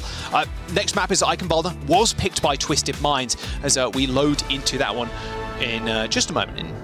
Right now, in fact. Oh. All right, let's go, let's go, let's go. I'm excited to see the second map between these two teams. That first one was still very close, despite the fact that Peps were able to come out on top. Like, we still had team fights going the way of Twisted Minds, and I think that they still have a lot more to be able to show us when it comes down to some of their flexibility. What I'd love to see, though, is Twisted Minds lean a little bit more into the Mauga if Kellen is comfortable with it, or find their own way to be able to put a spin that allows Quartz and Yubi to show up and do what they do best. So good at the Sojourn and the Tracer, and to see them come out of that with that DPS duo on this defense is really exciting. Kellen said no. I know ball, and ball is life. Ball is life? No, unfortunately. Hey, what's up? We're back. Just resetting the lobby by the looks of it. So yeah, we'll get into that in just a moment. Kellen running out on the ball though. Interesting pick. I mean, especially since you can just kind of swap in the spawn, and it might be a bit of a problem. You can even run the hog, honestly, into the ball, which would be quite funny. But I'd imagine Tread's gonna... Which Tread has done. Yeah, true. I mean... Tread has we can even see that, or just swap into the Mauga. The ball is just so hard to execute. I'll have to wait and see how Kellen manages to navigate that. Yeah. Obviously, ball got a buff recently too. The lockout timer when you slam people has been increased, so you're a little bit more vulnerable when the ball kind of goes in. So we'll have to see how Kellen kind of navigates the comp that GG Peps are going to roll out with, because you could also, if you really wanted to be that guy, you could just run Sombra and then just make sure the ball does nothing for the entire game. So, or just shield, Sombra, Brig, shield bash it, just CC it to hell, and then I don't think that Wrecking Ball's gonna be at the server. Yeah, you slam as the ball, and the Sombra's basically standing off onto the sideline with the little hack, like, boop, boop, boop, boop. Like, yeah, exactly. Just a little wave, and it's like, oh, you can't do anything. And the focus fire at this level as well is just so good that you're just gonna get insta popped. Hack obviously doesn't last as long anymore, but it's still devastating to the ball, who requires the movement and actually becoming the ball to actually get out of there. So we'll have to wait and see what they want to run out with. Just resetting the lobby, like I mentioned, so I'm looking at it right now. We'll be back in just a moment. I love it. Sorry, it's thundering here.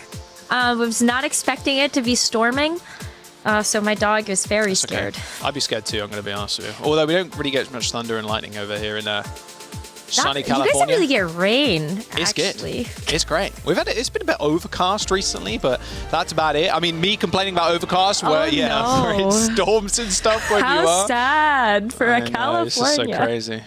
That's why I like it. It's just one consistent weather pattern versus the UK, where it's like raining and it's nice. Storming every day. I mean, look, I'm not down for that. Yeah, actually, the weather in the UK is awful. Yeah. I've been there a couple times. Great. Every time, I don't think I've seen a single day of sun. Yeah, I could probably count on my hands how many days of sun I've had in the UK. No, it's not that bad. We complain about it, but it's not terrible. Not terrible.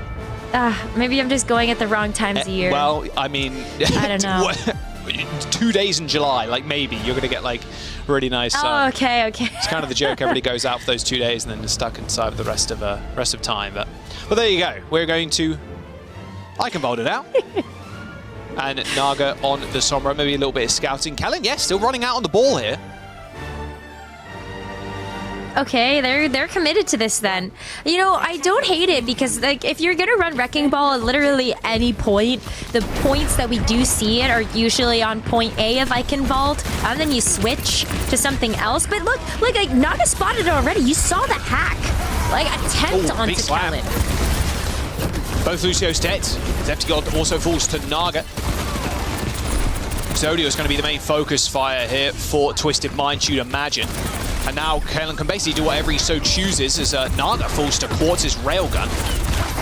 Really tough to lock down this ball at this point. Even with the Magnate too, the ball can outrun the Magnate. It is possible. Oh, look at that though. Like, everybody's so low. Exodio was almost picked up by the ball slamming into it. Crispy's dead. Yeah, the Magnate pretty scary. Pretty scary for a couple of members of Twisted Minds. That'll be point though. I sure will. I don't know if this was worth it. I'm gonna hold out some judgment. I mean, yeah, it's gonna be rough regardless. I mean, Naga is off the Sombra now. He's on the Tracer. Yeah, but I don't think that makes it any better for the Wrecking Ball. I think you still have the problem where everybody on Peps is so mobile. What is the Wrecking Ball actually locking down outside of Exodial? To be fair, like a high impact player, but you really want to invest all this value into that? Kellen realizing that there's no Sombra anymore. Just slamming over and over again. Yubi's pulse bomb going astray. You can see the amount of... Tread is just sitting on the payload. Might as well be like a little turret at this point. Here comes the rush, however. Those mines are going to make sure Peps do end up scattering. But look, they've just all made their way to the point. Mines doing not much there, and they actually run away from Vigilante's rush. But here comes the railgun. This is what you really want to see from Quartz. Got to find some heads. It's actually Exodial, though. Popping the high noon. Crispy dead once more. 4 minutes and 25 seconds to go. This game in Gladiators, Peps moving over the bridge. Perfect chance for Kellen to get some highlight plays, but it's all Exodial right now. Yeah, I mean, Exodial getting the better of Quartz right there. Shuts all right, down FD all God of just that fell off the map, though. It's even, 4v4. We're tactical reset. Look at him go. Reset. Look at him go. Kellen moving people off. There is the Magnade, and there goes Kellen's health. Unfortunately, it's going to get chased down by the Tracer, but narrowly gets away. Picks up that mega health pack, and Crispy is back. He's got the sound barrier as well. So is FD God. FD God is also back, but without a sound barrier. Well, there's the cage. Quartz, unable to use those movement abilities, is locked in place. And Yubi dying to his own pulse bomb there too. This has been quite the game so far. It sure has. The Wrecking Ball, I now pass judgment. I don't like it. There you go. Kellen heard you. Kellen the Felon jailed from playing the Wrecking Ball. Now we are on the Mauga. But it feels like so little, so late. You got the Venture and the Genji now alongside the Mauga, but I really hope that they're prepared to deal with a 4.5 minute time. I mean, this rush too. Cannot lose anybody here. And unfortunately, it's a little bit too much pressure in the front line. Good shots from Exodial. His aim is just so clean on the Cassidy. 4 minutes to go, like you mentioned, Rose. And with these late swaps like we saw from Twisted Minds, they're not going to get these ults up. No. The only hope that they have is to get Vigilantes, Kitsune Rush to be the best one here. Okay, I mean, Naga. Quartz can help out with this this. high noon. Quartz deflecting, hiding behind the pillar. Exodial. The barrier's going to use straight on top of him, but look at that. Sound barrier instantly sent out from FD God, making sure everybody survives. The rush is going to split the team. And with Tread on the other side of it, the team unable to save it. Exodial take it out. Stick onto Kellen, but it doesn't matter. Shrugs it off.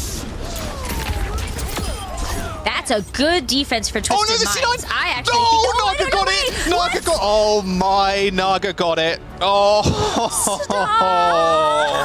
the back cap. That was such a good defense. Like, Twisted Minds had that. Oh. They got out like 4 ultimates from Peps, and you're telling me that they lost that to a back cap? Yeesh. Naga saw the opening, and he took it. Okay. Did you see that in the chat? He pulled Lucky. a Kepster. So lucky. the one map. Oh, let's have a look at a little replay of that one. No, stop it. Look at the little blue silhouettes. Oh, Vigilante recognized it too. He's like, please. He's like, Crispy, I need speed. Too late. That's rough. If only Kiriko could teleport to inanimate objects like the payload. Do not put that in the game. It was just April a joke. Fool's patch. That's not April Fool's. That is the patch from hell, actually. The patch where she can teleport to the payload would be insane. It would be kind of fun. What if you could teleport to a random barrel? Like, you know how you have prop hunt? Oh, she can... As one of the game modes? Yeah. If she could teleport to a But she prop? can't teleport to teammates. She can only teleport to certain points around the map. There you go. Balancing with Jaws and Rose. I solved it. Horrible balancing advice. All right, well, we'll see if Twisted Minds can kind of recover from that back cap. I'm so boomed. I would be so boomed. It's rough. I am boomed from watching that. Let's see what Yubi and Quartz can do on the Venture Surge. With Naga at 30% ult charge. Yeah, that's a new Did one Naga for hit them. everybody? with one rocket? I think so. I think Naga hit everybody. Well, he is hitting 50% ult charge already from the Farah. It's a very early barrage coming up. If he can Naga's just land a few more. Gonna be scared of ports though. Rocket barrage at any percent. Yeah. Oh, FD God. Luckily there, Naga is there with the disruptor shot. Not the disruptor shot, sorry, the boot. But with UB dead, this is looking like a very worse for wear push by Twisted Minds. And there is Barrage. Already. Surely you don't. It might come out soon. Please do not die, Vigilante. He actually needs it. Oh good, no staggers there from Twisted Minds. Gonna reset. Good to see you. Hello. Got the barrage. The day and age where barrage comes up first before Kitsune Rush is actually crazy. It's a little bit wild. Do they know? That is the question. Oh no! I'm not sure they know where he is. I'm not sure if they knew that he had barrage either. Very quick fight. Thanks to Naga. Quick reset from Vigilante, and this is a go again. Oh my goodness. Yeah, the barrage from behind. I hit him where it hurts right there. Didn't even have a chance to use any of those cooldowns. At least Twisted Minds have the... Oh, Kellen.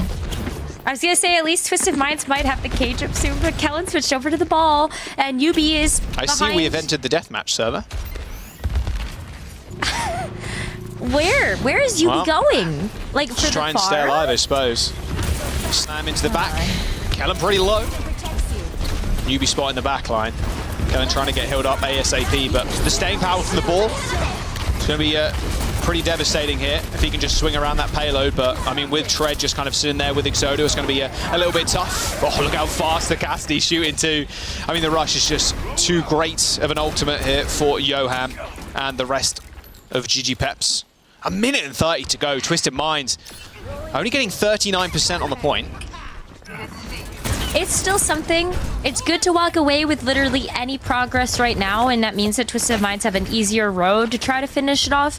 And they've got 3 ultimates to do it. This Sound Barrier is going to be so good to have as the barrier advantage. Well, yeah, you just cage the back line. Good proactive push here from GG Peps. However, they do forego a tick. For sure. So that's an extra check online there. So 1 minute to go to get 33%. And UB is still behind. And the good news is that Crispy didn't use the Sound Barrier. UB is still vibing. Looking for an opportunity to use this Pulse Bomb, though. Like, if you could land this on either of the supports, it really opens the door for you. Even Exodial, too, to be fair, but you can also just roll away from the damage. High Noon, UB trying to back cap, UB trying to back cap, UB trying to back cap. And there it is. Another back cap. Coming in. But Twisted Minds giving GG Peps some of their own medicine there. You'll love to see it. And that's the danger of having only 33%.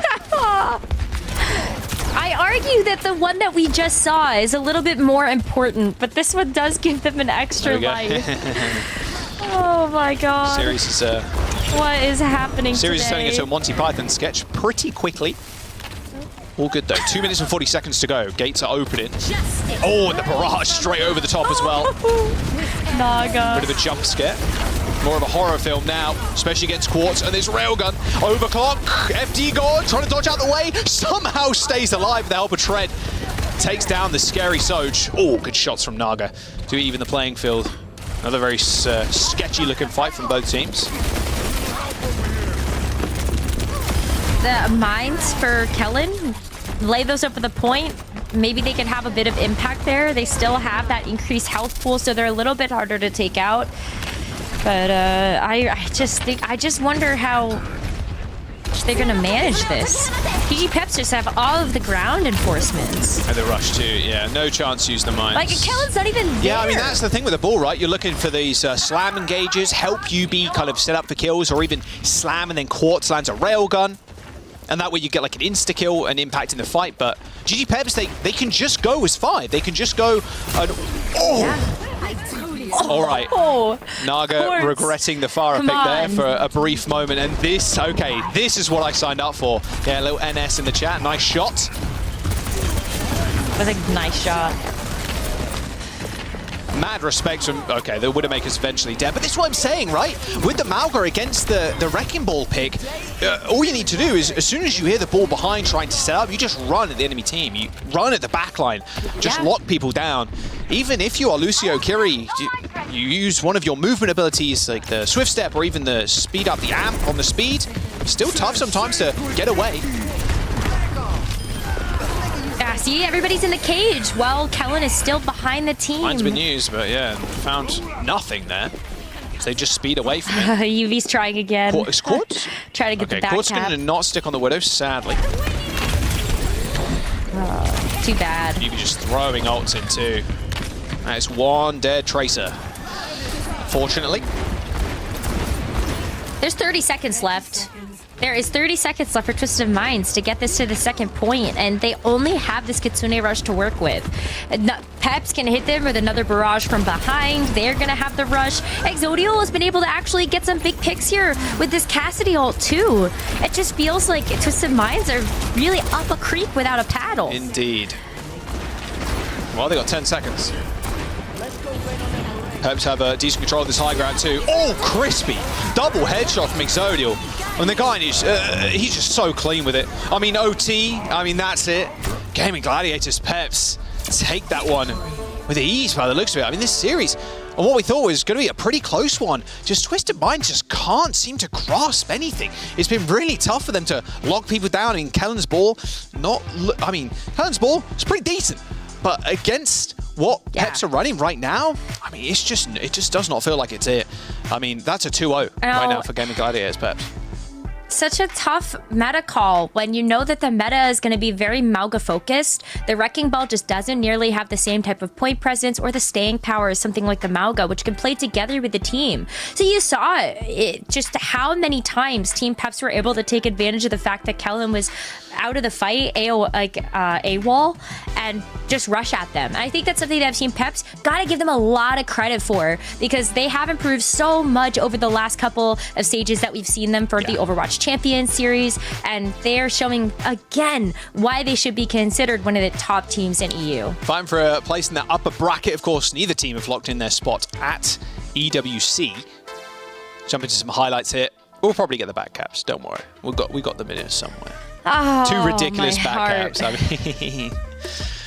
I mean, you really are the queen of C9s and the queen of back caps, Rose, it feels like. A little ridiculous. Why me? I don't know, honestly. Oh, there you go. There's a Naga's one. Like, what did I do?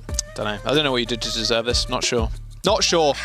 But there we go. Two back caps. I mean, the Naga one was insane because Crispy and Vigilante kind of noticing first, like, we're getting back capped, and then Crispy trying to speed Vigilante to get there in time, but just unable to do so. Twisted Minds could have helped there. That was the sad part about that back cap. Yes, absolutely. Is that they were able to get away with murder. They got 4 ultimates out of that Peps bank, and they would have had like their own ultimate economy. They would have been able to actually probably withstand with the closer spawns. They were set up for success, which made that back cap feels so much worse. And there is the round out there for Gaming Gladiators. So sad. Esperanza again for our second series. A little back-to-back here.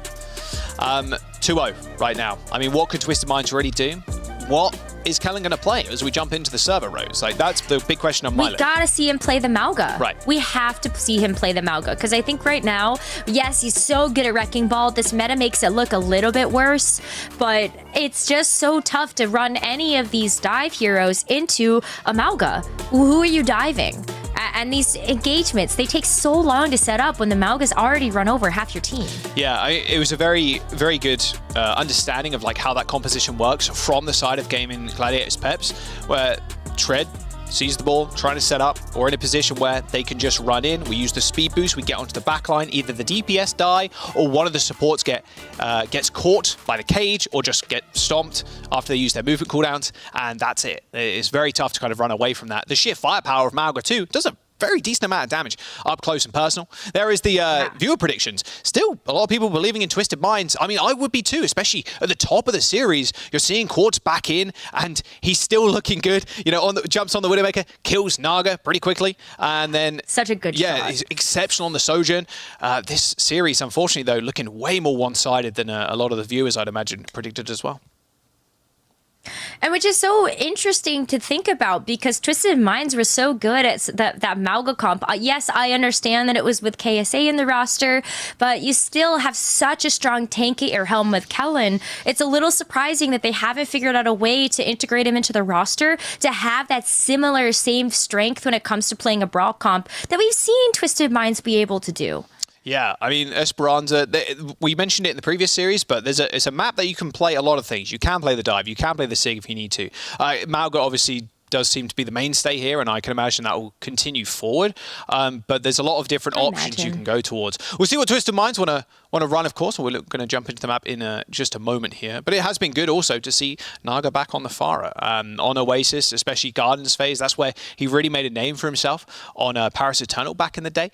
And it's good to see him on one of his picks he's incredibly proficient at. And, you know, shout out to the boy Tread too, again. It's been a real up-and-comer in the EMEA region for a little while now, and it's good to see him finding success in this series. We'll see if they can continue their upper bracket run, of course. But before that, Esperanza. Can Twisted Minds come back and find that reverse sweep? It starts now. They got to find Summit. Let's jump into the game. Starts with them trying out this Mauga comp to see if they can make anything work with it, especially if Gaming Gladiators, Team Peps are going to continue to run the Mauga. I'd love to see them be able to just match it and get the job done. I know there's so much riding on this match for Twisted Minds too. I'm sure that they would love the opportunity to play in front of their home crowd. How exciting would that be? Yeah, definitely something that's on their minds, you'd imagine. Of course, double elimination rows does mean they get a chance again, even if they go down in this series. Let's have a look. I'm looking at Kellen. Again, you can run the Winston. Vigilante, not sure is going to run the Weaver, although possible. We've seen a little bit of the Weaver with the Farah at Dallas. Possible. We did. Energy Shock, one of those teams that did bring out the Lifeweaver Alari combo. I know you were excited about the Alari. Oh, yeah. Getting a chance to see it there, but no, unfortunately not going to see the Lifeweaver. It's going to be this Sojourn Tracer dive from Twisted Minds, really allowing Quartz and Yubi to shine on two of their best heroes. But Peps, they're going back to this Farah Mauga comp. Naga has just been lights out with this hero. That was a very, very early Suzu from Johan, but didn't seem to matter. Crispy, the one caught out. You only need one of these rockets to land, really. And Exodio, same, like very high power, high damage, like single shots. Land a rocket, land a headshot, land a headshot, land a rocket. Like, it can be very explosive. Not like consistent damage, more like direct impact damage. It's can be a little bit rough. Naga playing the skybox too here, quite expertly, spotting out Keller. Let's keep this lead. Still a little bit of a tussle over the point. No ultimates quite yet. But I think it's just a matter of time before Naga's able to get a kill. Yeah, I mean, really, it is Naga versus Quartz here. Quartz needs to land a railgun shot, and there it is. There's the opening with Exodio dead. Naga's got a whole weight of the world on his shoulders right now. Here's the speed up from FD God trying to lock down someone on the high ground as they navigate Tread onto a position where he can do damage. Kellen caught out. A nice little boop, and everybody just collapsing on him. But a perfect stick from Yubi. He's actually going to even this one up. And in fact, that'll be Twisted Minds winning the fight. Okay, off to a great start here. They do lose Kellen in the process, but the fact that Kellen stalled for enough time for Quartz and Yubi to open up these fights, this is exactly what we want to see from a Sojourn that is as good as Quartz, so where he was able to really stand out in these first two Overwatch stages.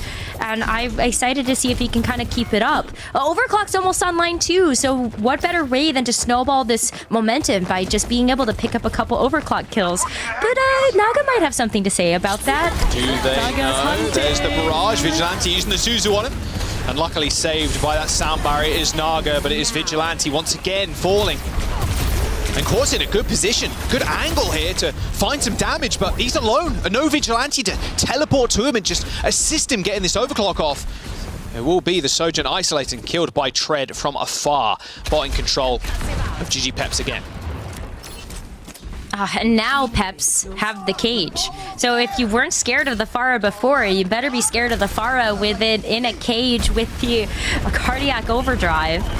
And you have high ground control here, which is where Exodeal would prefer to play, especially with this high noon. They're looking for a target right now. Choose that cage on Kellen. Primal Rage pop to get out of there. Would have been insta-killed. Oh, speaking of which, Crispy. Hello, didn't see it there. Straight up on that high ground. There's the cage. Kellen's Primer's going to run out in just a moment. Pops the shield down, but yeah, don't worry. Tread can just walk on into that. UB and Kellen trying to lock that payload down and do what their comp does best, right, Rose? And just kind of jump in, dive in, trying to isolate somebody. But unfortunately, Tread's got the perfect answer to that in that cage fight. And that will be checkpoint for Gaming Gladiators. And that was a fight win, even without Naga being there. Naga actually got killed before that fight engage and ended up coming back out of spawn with the Tracer, but not quite fast enough in order to get himself into the mix when that cage came down. So that's just the sheer firepower of having that ultimate plus the cardiac overdrive and everybody else being able to focus down a target, which is wild to think about when you know how much overhealth a Primal Raging Winston actually has. So unfortunate there, but that is a checkpoint, and oof. That's rough. That's a rough first pick for Twisted Minds, losing quartz like that. And UB2 basically locks in a 1v2. Sound barrier comes through from Twisted Minds, however, to make sure they don't lose any more bot progress. But Exodio still finding kills. And now with the rush, I mean, where do you enter here if you're Twisted Minds? Where do you get into this fight? You can't. You're not invited. The door has been locked in front of you. I mean, it's just so tough now for Twisted Minds to get back into this. Even with the Kitsune rush here, you look at FD God having the sound barriers, so one of the perfect answers. Or you see the rush come out, you just back away. They go for the sound barrier, and now Quartz has to back all the way up. Slide available to him. They end up using this rush to trade, but Vigilante kind of walking past the bot, walking past the rest of his team. Ends up going down. Oh, with this pulse bomb available for Naga too. Naga's a little low, but can definitely find a way to get in there. Vigilante is now switched over to the Ana just to be able to have something. Anti-nade, maybe get a nano up, anything. But there's so much to go for Team Peps with this pulse bomb as well as this high noon. It's going to be a tough one for Twisted Minds with 5 minutes left as well. Pulse one from Naga there. Going a little bit too far away from Vigilante. Yeah, this is very vintage Vigilante as well on the Ana. Love to see it. Going to try and find an off angle. Good nade on the backline. This is the chance to strike. If you're Twisted Minds, Primal Rage pops, try and kill Exodia, but look at the health bar. Not going below 50%. It's actually Kellen using a Primal Rage to almost get out of there. Booping everybody away, but just taking too much damage. There's no follow-up. Yubi does kill Naga eventually, and Johan steps up, trying to use the rush on the main, like straight here. Eventually taken down, but GG Peps, they're still in a good position. 112 meters, Rose. Disgusting stuff. It's so disgusting. Twisted Minds win this fight, but they're looking at having to win 4 more in order to match the progress and then some in order to be able to get the win. It starts here, though. It starts with having the ultimate advantage, knowing that you are able to get the nano up for even something like the nano Winston. It gives Kellen way more ability to stand into the front lines and actually even grab a target, take a KO. But wow. No way! Edge comes in, and there goes Exodia. Oh, double melee kill. A little twofer there. It does do AoE melee. You can hit 2 targets at once, and I believe that's what that was. That's a very, very rare kill feed from GG Peps. Yeah, absolutely. I mean, like, that's just something that is so unexpected. But with the cage, anything is possible when you also have a sharpshooter like Exodia on your team. Oh, a little echo there from the Lucio. Probably in cover somewhere. Twisted Minds and Peps using their sound barriers. But look at the space that Peps are commanding right now. I mean, Kellen's dead, surely. Overclock in the background for Quartz. Finds FD God. Oh, a couple of times. FD God over-peeking, over-saying his welcome. The cardiac overdrive to keep Tread alive in the fights. But still, they're pushing a couple more meters every single time they win these fights, Rose. Peps are in such a good spot to just take the series. Yeah, absolutely. I mean, even when now we're at 2 minutes, 40 seconds left, Twisted Minds still have to win 4 fights in a row. And that last one went so poorly for them, having to use the Nano as well as the Pulse Bomb and getting nothing with them. And now you're back to a point where Peps, every single time that they just use one ultimate, they're finding so much value. Whether it's like getting the fight win, buying out like 2 or 3 ultimates from the Twisted Minds bank. Let's see what the rush can get done. Good rush there, but that Suzu you saw, we're on the POV of Johan there, did not connect with Tread, so that anti-heal didn't end up getting negated. Oh, can he get out? 50 HP. Only has Lucio heals too. Okay, Johan is dead. All right, no fear for Kellen now.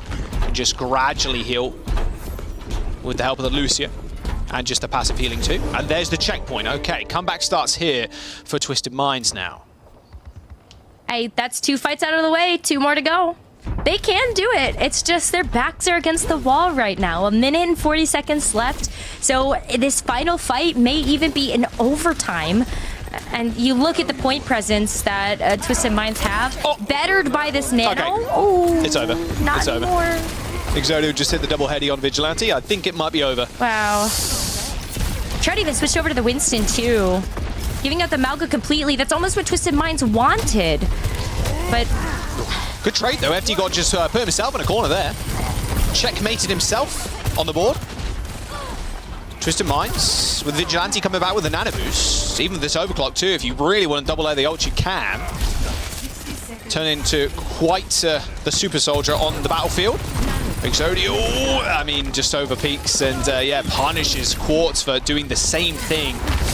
And 50 seconds to go, looking rather one-sided. And Vigilante taking names and numbers. Oh, using the sound barrier there? Kellen didn't even get that to actually save him. And Yubi is able to get the sound barrier over health, but not for very long. Just I would have loved to see them hold on to that ultimate, but I get it. Like, there's 30 seconds left, not even. And Peps, they got to play just keep away with the bot right now with the lead they have. They spot Exodio stepping too far up too. Oh, Yubi's on Torb. Yeah, I mean, he's trying. Look, the Torb could go crazy here, but the Sarah in the corner, get the hammer. Taking a page at AK's book. Exactly. Receives the best coaching in the world, that's for sure on Torb. All right, there's a sound barrier, and that is over. GG Peps with a 3-0. Quite clean series too against Twisted Minds. That gives me so much hope for this Team Peps roster. They were already looking in top form when taking a look at the OWCS main event too, and getting so close to being able to make it to that Dallas main event. Would have been nice to see them there, but they're playing for something even bigger now, Jaws, and they're off to a great start. Yeah, but still a spot on the line in this playoffs bracket, Rose, for a chance to go to EWC. And Peps looking good. Upper bracket run in session. Twisted Minds, unfortunately, dropping down to the lowers. The viewers were very much on Twisted Minds' side there. It was like 57% or so. But yeah, this 3-0, it's a good start for Peps. Not so much for Twisted Minds, who have some question marks about them, I'd imagine. We'll toss over the desk, though. How are you guys feeling about that series? Well, we're about to answer a few of those question marks. So maybe we're not. We're probably just posing more questions because, quite frankly, Twisted Minds bending over backwards to not play the meta. Huh? That was, yeah, look, that was pretty disappointing. Yeah. I'm not gonna lie. I'm not gonna say disappointed. I'm not gonna say it was surprising because Gaming Gladiators, they did beat Twisted Minds last week. So actually, like in recent form, Gaming Gladiators has been the better team, right?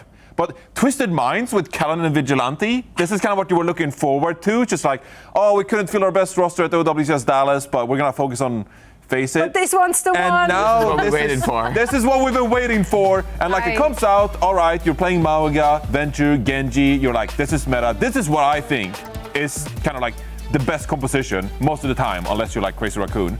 But then they just shift away from this and start playing like Wrecking Ball and stuff. And I think if in general, I think most professional players and coaches looking at them swapping over to Wrecking Ball and Icon as kind of like a, what? What are they doing? It felt like a tilt. Out of nowhere. It literally felt like a tilt. I don't want to make it a double standard thing because sometimes we sit on the desk here and we're like, well, maybe they should flex. If you don't think you can win the Maga matchup, maybe like try to flex off it. But we know that there are answers. Like maybe you can try to play a Sigma composition.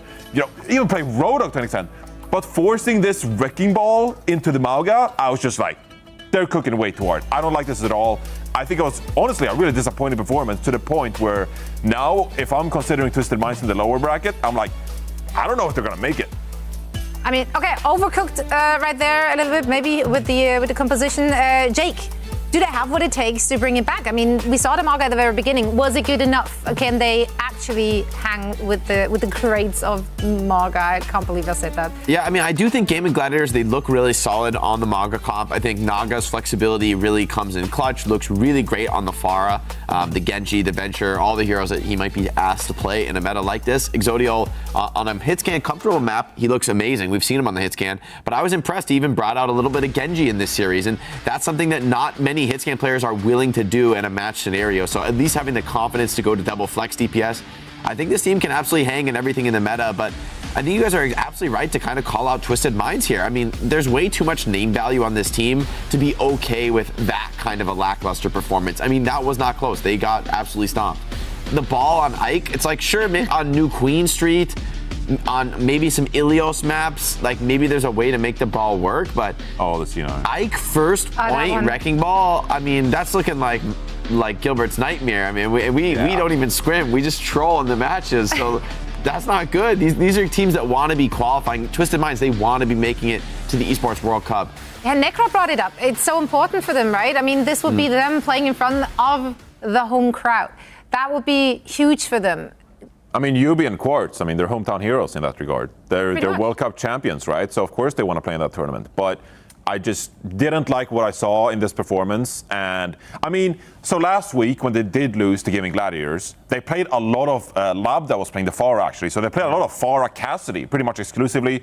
They lost 2-0, so obviously the Pharah Cassidy wasn't working. Now in this series, you go away from Labda playing the Pharah, and instead you play Yubi and Quartz back to the two damage spirits we've seen the most. But in general, like, I think this was just not the answer for this current meta. And so even in the lower bracket, like, it's gonna be tough. I believe they're playing Sovereigns first, but like, I'm like, I don't know if they're can beat Sovereigns, like playing that stuff. I don't know. It was a weird hill to die on. Maybe they can turn things around. We are playing in a double elimination bracket. Let's actually bring it up to see where we're currently at. This was match number 2 here on day number 1 in the upper EMEA bracket. Space Station and Sovereigns had the first bout. 3-0 was the result of that. Now Space Station Gaming will be facing off against the Gaming Gladiators Peps, where Twisted Minds will be falling down to the lower bracket and hopefully keep their dream of playing in front of the home crowd alive. Now we have one more match in the EMEA region that we're going to go through today, and then the last one will be played out tomorrow, so you won't miss that either. And we will be setting up that match and so much more after a quick break. So don't go anywhere, get hydrated, get a snack, and we see you on the other side.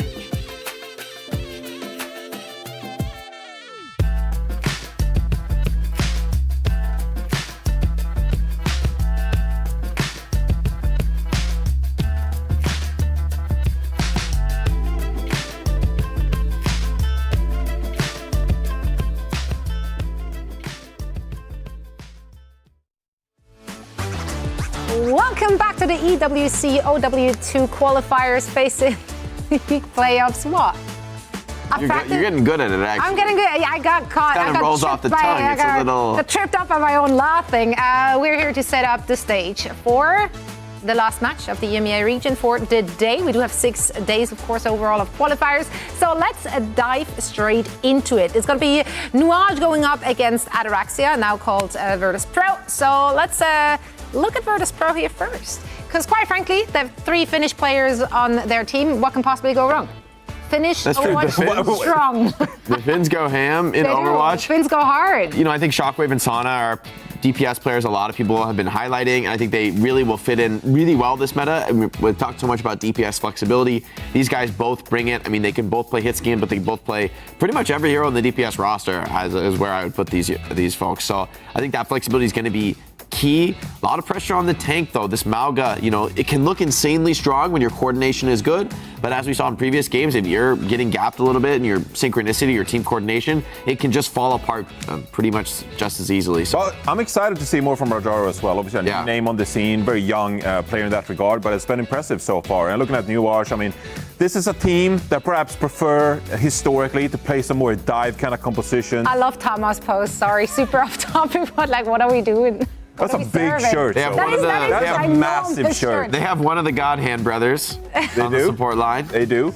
But it's going to be a bit of a difficult matchup compositionally, I feel like, because like I said, I think Newage, they prefer to historically play more dive composition, and they've kind of like gone away from that a little bit so far in this meta, as we've seen more Mauga, more Sigma being played, so maybe they'll shy away from that in that regard. But Virtus.Pro, I mean, they've been so rock solid this entire FACEIT qualifier, and especially recently, because of their flexibility, like you mentioned, you have someone like Shockwave, for example, who is in that hit scan role, but can also flex over and can play the Echo, the Genji, and that frees up someone like Sauna, for example, to be really good on the Tracer, for example. So this is like a kind of like a damage duo that kind of is double flex. And so when you're especially in like a Mauga meta like this, where playing the brawly compositions is so useful, having 2 flexible damage players and a hit scan player like Shockwave on your roster, that is really useful. That combined with a very aggressive style, they really take it to the spawn door sometimes. I think they've been really impressive so far. So I'm looking forward to see some aggressive double flex damage gameplay.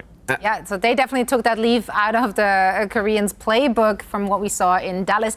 Is there space in the current meta to force in dive on any of the maps that we have in our map pool? I mean, I think definitely Paraiso is a map I'd expect to see a lot of Winston be played. It's a map where, you know, the verticality, it's going to be really impossible for a Mauga to get to a defending Ana on a high ground or something like that. So I think there's a couple maps where if you want to stylistically change things up, I think there are options, but I don't think you're going to be winning too many series if you can't handle the Mauga meta.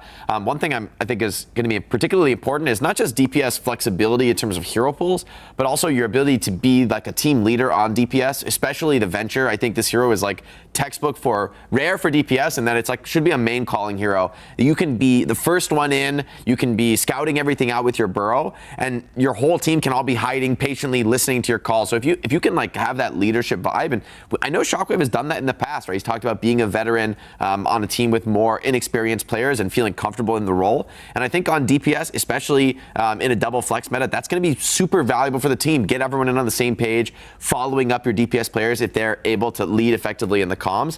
I think that's kind of the key to making this Mauga comp really sing, when you're trusting each other, going in together with that lifesteal shout buff. So powerful used like that. Yeah, and I think the veterancy and the experience that someone like that can bring to the squad will go a long way, and that's when we're looking at the predictions. I had to go with the known quantity. Virtus.Pro, formerly Ataraxia, I think we know those players a little bit better. We know what to expect. We know the depths of their hero pools, so I have them winning it. I would love to see Newage step up, though. Yeah, I mean, we're doing predictions for this one, Jake, That's right. But I think we're on the same page. So VP all the way. I think VP is just such a strong team. I think for me, I really liked everything I've seen from Shockwave, and then, you know, and the other guys. The team alongside him, though, they've really risen to his level, right? He's like trying to be this leader, but they've stepped up, right? Showing that they might be younger players with less experience, but all you really need is that one decisive leader at this level, and you can really take it to some of these stronger teams with that confidence in team play. To put it into perspective, I think that Virtus.Pro could challenge a team like SSG to win this entire run, right? And so I think they'll quickly dispose of Newage here in the very first round. I think you almost did it. I almost did. I think Virtus.Pro are very much favored, but I think it's going to be a fun match to observe because I think that Virtus.Pro, they approach their gameplay in a very professional manner. Like they play the correct angles, like their pre-fight setup, their positioning. Like I said, the aggressiveness in these fights, right? It really take it to the opponent and don't let their opponent get comfortable. And so I think that could be really impressive. It'll be good to see them in this series.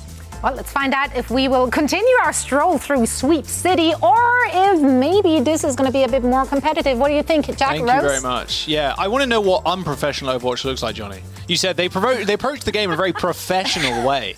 Here's how you tell, okay? Have you seen this match? Five-man run in and make your opponent like, whoa, what is happening? They just five-man speed rushed all into us. Is that unprofessional or professional? That is unprofessional. Sometimes the pros, though. You just throw it at the wall. Sometimes you do want to throw it and go in. That's how you play Rush? Or you just kind of like... Well, you can still manipulate the angles in like Rush and Brawl comps and stuff. Yeah.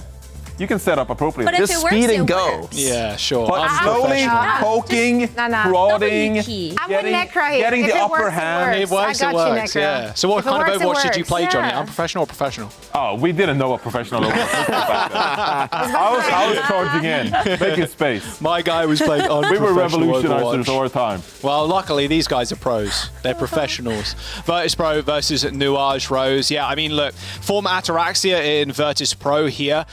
They come in just under Space Station Gaming into these playoffs. Like, they're an incredibly strong team, like the desk highlighted. It seems almost inevitable that this might be a 3-0. I mean, Johnny and Jake didn't end up predicting it that way, so he gave Newage a little map there. I kind of like that, a little bit of spiciness. But the way these teams have been stacking up and the way Virtus.Pro have been looking too over the course of FACEIT, I mean, it looks a little bit rough. Get this first hard match out the way if you're Newage, go down the lower bracket, make a nice little run. I think that's going to be the name of the game here. At this meta right now, it's so hard to not put stock in the teams that have already had proven success in it. So if you look at those win-loss records, it's a little bit tough. And I think the chat is with us. 90% for Virtus.Pro. Yeah. I mean, yeah, it makes sense, right? I mean, looking at their scoreline, even just coming into the playoffs, and then just the caliber of their team too, and just being able to show up with more known quantities also kind of helps. I'm excited to see what Newage can bring to the table, of course, but Virtus.Pro coming into this one with the org buff too, which is always quite nice. That's very, very nice for sure. And I think like it'll be still really interesting to see how Newage does. This is quite a different roster than what they had in that main event. So I think like you take a look at that, maybe just a little bit of new life and breath into this roster, and they sure can do something with it. We'll have to wait and see. I believe it's Oasis as our first map to start off with. Hopefully, you know what? I'm not a big city center hater. But when we have like the Mauga comps, it takes a long time for the Mauga to die in City Center. But there's the new Queen there's Street. the map pool. Yeah, no Esperanza in this series, so we're guaranteed to see a different push map at least. I mean, even looking at like the Dallas Major, we saw New Queen Street times like twice. Yeah. The tides are shifting when it comes down to maybe the push maps that people like to play. Where's Coliseo? Where did that go? Let's not talk about Coliseo. Let's not talk about that one. New Queen Street. No. Nah, I mean, I think as the order goes, I think Esperanza is the favored one, and then New Queen Street, then Coliseo. I would like to see people's what everybody else kind of thinks. I mean, I think that's in terms of like Queen Street's the prettier of the ones. Tier list wise. Like Coliseo is great, right? But I think that New Queen Street, it's got like the snow buff. Yeah. So it's actually really pretty. And it's a nice looking map. I don't know. It's kind of cool to see like Toronto. I agree. So. Nice looking map. Yeah. Oh, Esperanza. Wait, I've been baited. Hang on a second. Aww. Wait, was it Esperanza? I don't know where we're going. Third map. It's all right. We'll figure out when we get there. Oasis, though, to start us off. And it will be City Center. Would you look at that? I jinxed it. Nice. Speaking of another beautiful map, we've got Oasis. Have you played the minigame of the dodging the cars here? There's like a custom game like mode. Frogger-esque? Yeah, there's a custom mode where you play on that bit of stretch there, and you have to dodge the cars. There's different heroes and make it to the end, and then you reset with a different hero. It's pretty fun actually. Oh, that's so fun. It's a good game mode. Frogger Gauntlet. Yeah, it actually is. Frogger Hero Gauntlet. That's so fun.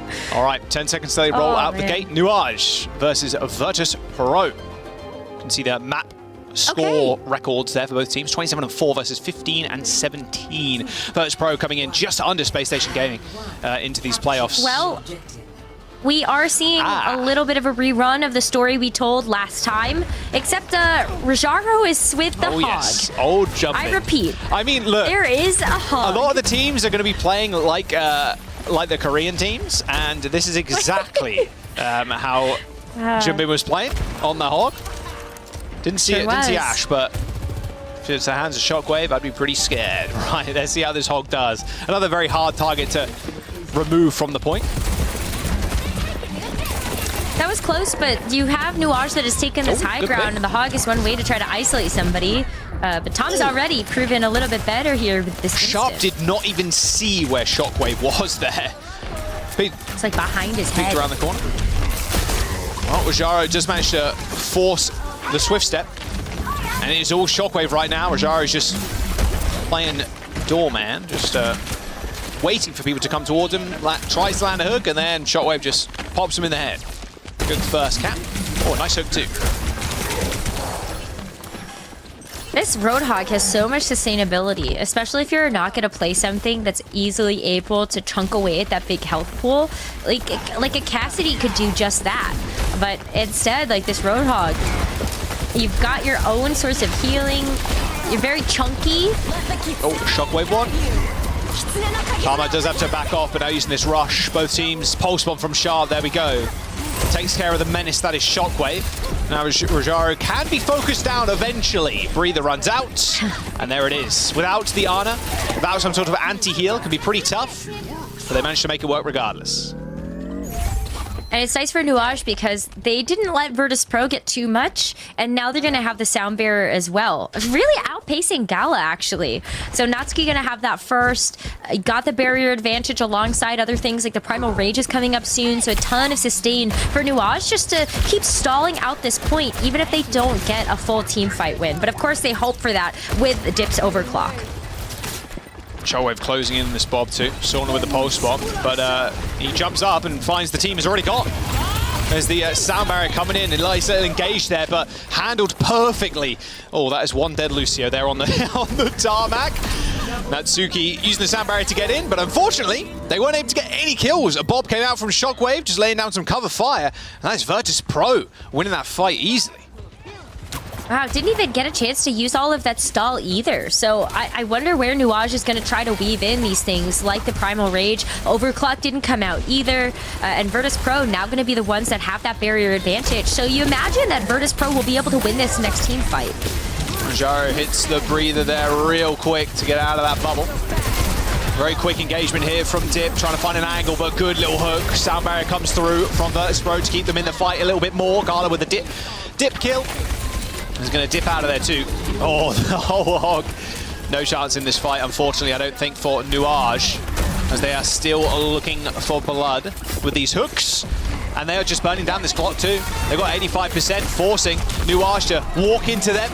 And Kanail's rush. I think that's just going to be about it, Rose. Almost a complete team wipe there with one person remaining. And Dip even jumping over to the Widow to try and find a kill. But yeah, 96% and no chance to touch. Virtus.Pro with round one. Pretty quick and easy, and just another good display of Roadhog. It's so weird that that's come out of my mouth not once but twice in the last couple of weeks. Roadhog, who would have thought? The meta pick on City Center. Looking good. I mean, it works so well. It works so well. It does. When you capture that point first, the hog just stands there and you're just waiting for your DPS to kind of get kills, or you can set up kills for your DPS with the hook, get kills yourself. Like, yeah, it's really rough. Yeah. So Virtus.Pro want to run around. It's super good for displacement. Yeah, exactly, right. Don't think they're going to run hog again. That'll be too silly. You can't get this silly this early in the day. I don't think so. Well, I would be okay with it. Yeah. We got 3 Overwatch happening. I think get a little silly with it, but maybe not so much for Newage. They have the meta composition, the Mauga with the Venture and the Genji. So I'm pumped to see what they're going to make of a comp like this. But Virtus.Pro don't want to play the Mauga. Rajaro's actually going to come out with the Sigma to really play a bit more into this poke.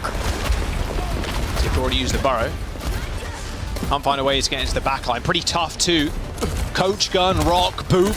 A lot of things to deal with the Venture, but it's actually Sauna dead first.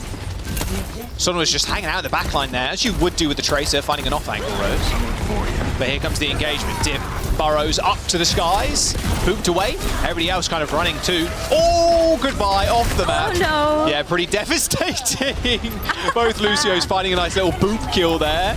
As the point yet to be capped. I think this is a Virtus.Pro fight to win. There it is. Nice team kill.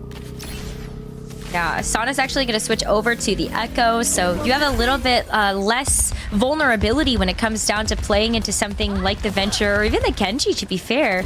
Just a little bit less access with those dash resets. But Sharp is also going to switch off of the Genji to the Tracer, so a little bit more engagement into this Venture Mauga. But hey, Virtus.Pro off to another great start here, as we would expect from the top team coming into this match. Tom trying to deal with Jara's shield there. Use the grass. It's actually dipped to full first. And I mean, the pressure that Shockwave is putting out, I mean, Rajaro basically just being the front wall, right? The barrier in front of Shockwave. And that's the target that Newage need to get on top of. They need to get on top of the Ashe. Same with if you're running the Cassie, anything like that, any kind of long range to mid range hit scan, you need to get on top of it. But Shockwave just so well protected in this comp. I mean, the Baptiste too would not be a bad target for them to try to go after, but you have so much healing coming through from Gala, and just the ability for Rajaro to soak up so much of that damage. It's very difficult for Newage to actually approach this without getting too much damage into them. Even the amplification matrix here from Kaneo is going to be enough to keep Newage at bay, but look at the dynamite damage. Everybody's so low already. So low, and they rock out the Bob too. Sound barriers come in from Newage. And here comes the dupe. There's a free Mauga on the side of Virtus.Pro. However, they do end up losing that duplication pretty quickly. But it is Newage losing their lives just as fast as Virtus.Pro doing touch the spawn door challenge almost here. I mean, you can, especially with the gravitic flux, right? If you have a way to just be able to keep everybody away from the point. There's still potential for Newage to touch, and they have an amp matrix to play a little bit more forward, trying to push back Virtus.Pro. They're gonna use it now. Call one. I believe that was the tank. Yes, it was. Here comes the window lamp already used for an easy hold S for Virtus.Pro. No ults available for them either. We're looking for the cage for Newage, but they have to find a place to use it. There it is, instantly rocked. It's on this corner. Not sure they're going to be able to take over down Rajaro. There is the lamp to save his life too. Perfectly positioned. And where are the kills? They eventually kill the tank, but they've used so much. Newage do end up capping this point eventually. Kanel keeping the rest of his team alive on the high ground. They've already lost 2 here, so it's 3v5. But a window might just be the difference maker if they choose to use it. But it is only the lonesome supports on this high ground. Kanale eventually taken care of by Dip. Yeah, don't use the amplification matrix in there when you know that the rest of the team can utilize it as you move back in. But the fact is, too, that amp matrix might be enough to try to get Sauna and Shockwave their ultimates for this next fight. In which case, you've got a really great shot to take the game, take the match, when you look at the fact that Natsuki doesn't have the sound barrier yet. I knew, surely someone dies. No, actually a lot of that's going to get eaten by the grass. Bob comes out, booped away. Still doing a little bit of damage there to Tama, but Tama makes his way back to the point, allowed to save him. Duplication straight through the Matrix. Manages to get away alive somehow. Tama not quite so lucky though, as now Shockwave has a beautiful line of sight onto this point with a window to boot as well. Oh, Jesus. All right, sharp balloon to smithereens. It looks like Newage is going to suffer the same fate. The rest of the team going down, and that will be Virtus.Pro taking the first map 2-0. Wow, Gala has just been lights out with this Lucio. So many good boot kills at the very beginning of that round, and then also the sound barriers have been so good, alongside just also the random aggressive picks. Very impressive to see a Lucio like that. 3 Overwatch. There's a lot of that today, by the looks of things. Virtus.Pro just playing on a different level. You kind of expect that, like you mentioned, Rose, coming into this series. But, I mean, this is just kind of a showcase of it. I love them picking up the hog in City Center. You love to see it. Jumpin did it. Why can't we? But, yeah, it's Shockwave, too. Just lights out on the Ashe. One of his best heroes, mind you, especially looking back on his time on the Philadelphia Fusion. Looks so clean with it. And a veteran talent as well. I mean, I know Johnny was kind of mentioning it. about how Shockwave, how he feels about being a veteran coming into a team full of a lot of not inexperienced talent, but not as experienced as Shockwave, especially with his tenure in AL. Yeah, I think you can see so many opportunities and examples of what Johnny was talking about, though, in this highlight package of just how clean all of these engagements were from Virtus.Pro. They were always set up to make sure that they could grab like the pincers wherever they, like Newage was coming in from. I think it was always tough for them to actually find footing just because there was always somebody off on an off angle. So you love to see that payoff for a team that has put in so much practice and work in between all of these stages. It's been quite a bit since we've gotten a chance to see them, but the FACEIT League matches, certainly a good proving ground for them. Yeah, they came into this series as well, or the playoffs bracket, 13-2. Like, very high up there. Like, Wild. Obviously, Space Station doing a little bit better, obviously, as Space Station does, but a 13-2 record coming into the playoffs. You're expecting them to make this upper bracket run. It's pretty scary on, of course. Someone's going to have to face Space Station eventually, but Newage, can they step up to the plate? Of course, they're making it more on the lower end of things. As we jump onto Eichenwalder, again, a chance to kind of prove themselves here. A bit rough on control a lot of the time if you do take control first, and the momentum swings in the enemy team's favor. It can be quite hard to grasp the game again, but we'll have to wait and see what they want to run out with. But I would imagine a little bit more Mauga.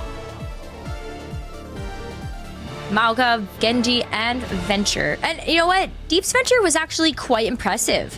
I think there was a lot of coordination between Tama and Deep to actually make those engagements together. There was a good example of that when they were going up the stairs to take the high ground on University, where the Mauga and the Venture were just side by side. And I'm like, yes, this is exactly what we want to see from that hero combination. But it's going to have to prove enough to deal with Virtus.Pro, and Rajaro hasn't really been comfortable running the Mauga into the Mauga. Often instead, we saw the Sigma versus that. We also saw the Roadhog, maybe getting a chance to see the Wrecking Ball here. Okay, I was like, I don't know if I believe it. Maybe you, Rajaro, but I wasn't like ultra impressed when we saw the Wrecking Ball on this point. So the Sigma makes way more sense to just give Shockwave and Sana way more pressure. Like, let's go. You're so happy. Alari Baptiste. Alari Bap. You need another main source of healing with the Alari. I've mentioned it a million times, but it's worth mentioning again. I love it. Sit all the way at the back, put that little pylon down, start shooting. Yeah, it's not easy to get access to that either with that current healing pylon placement. Yeah, it's a rough. You want to put it on the spot, ideally. That's where they're moving to now. You basically just sit with Shockwave and just poke people out. Shockwave, though, on the wrong side of the fight almost. Looks like Arlo's going to rejoin him. Slowly but surely now, yeah, put the pylon on the high ground. Infinite healing for the rest of your team, and then you can just shoot away. Using that outburst to get away from the front line there. Terion almost taking care of Sauna with a nice little headshot. Has to use the Suzu to keep everybody up. Unfortunately, though, Tama did not receive it. Responds instantly with an ultimate of their own. And Dip jumping on in with that burrow.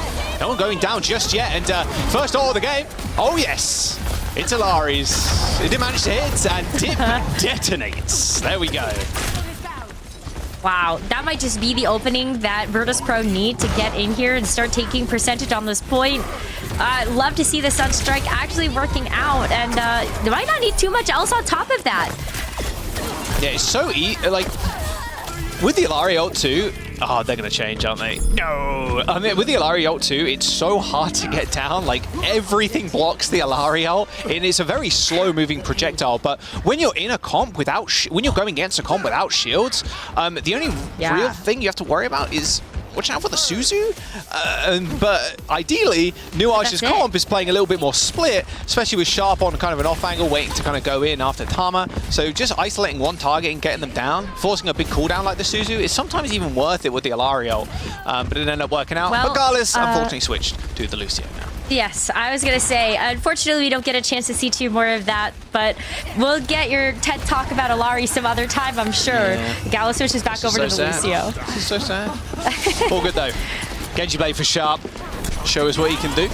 Bob coming in as well. Blade has been pulled. It goes straight to the Lucio. Yeah, we know you haven't got ult, son. Shockwave with the dynamite and a coach gun to get away. He trades his life for the Lucio with the blade. However, the Bob is going to make sure Newage cannot peek out of this small corridor.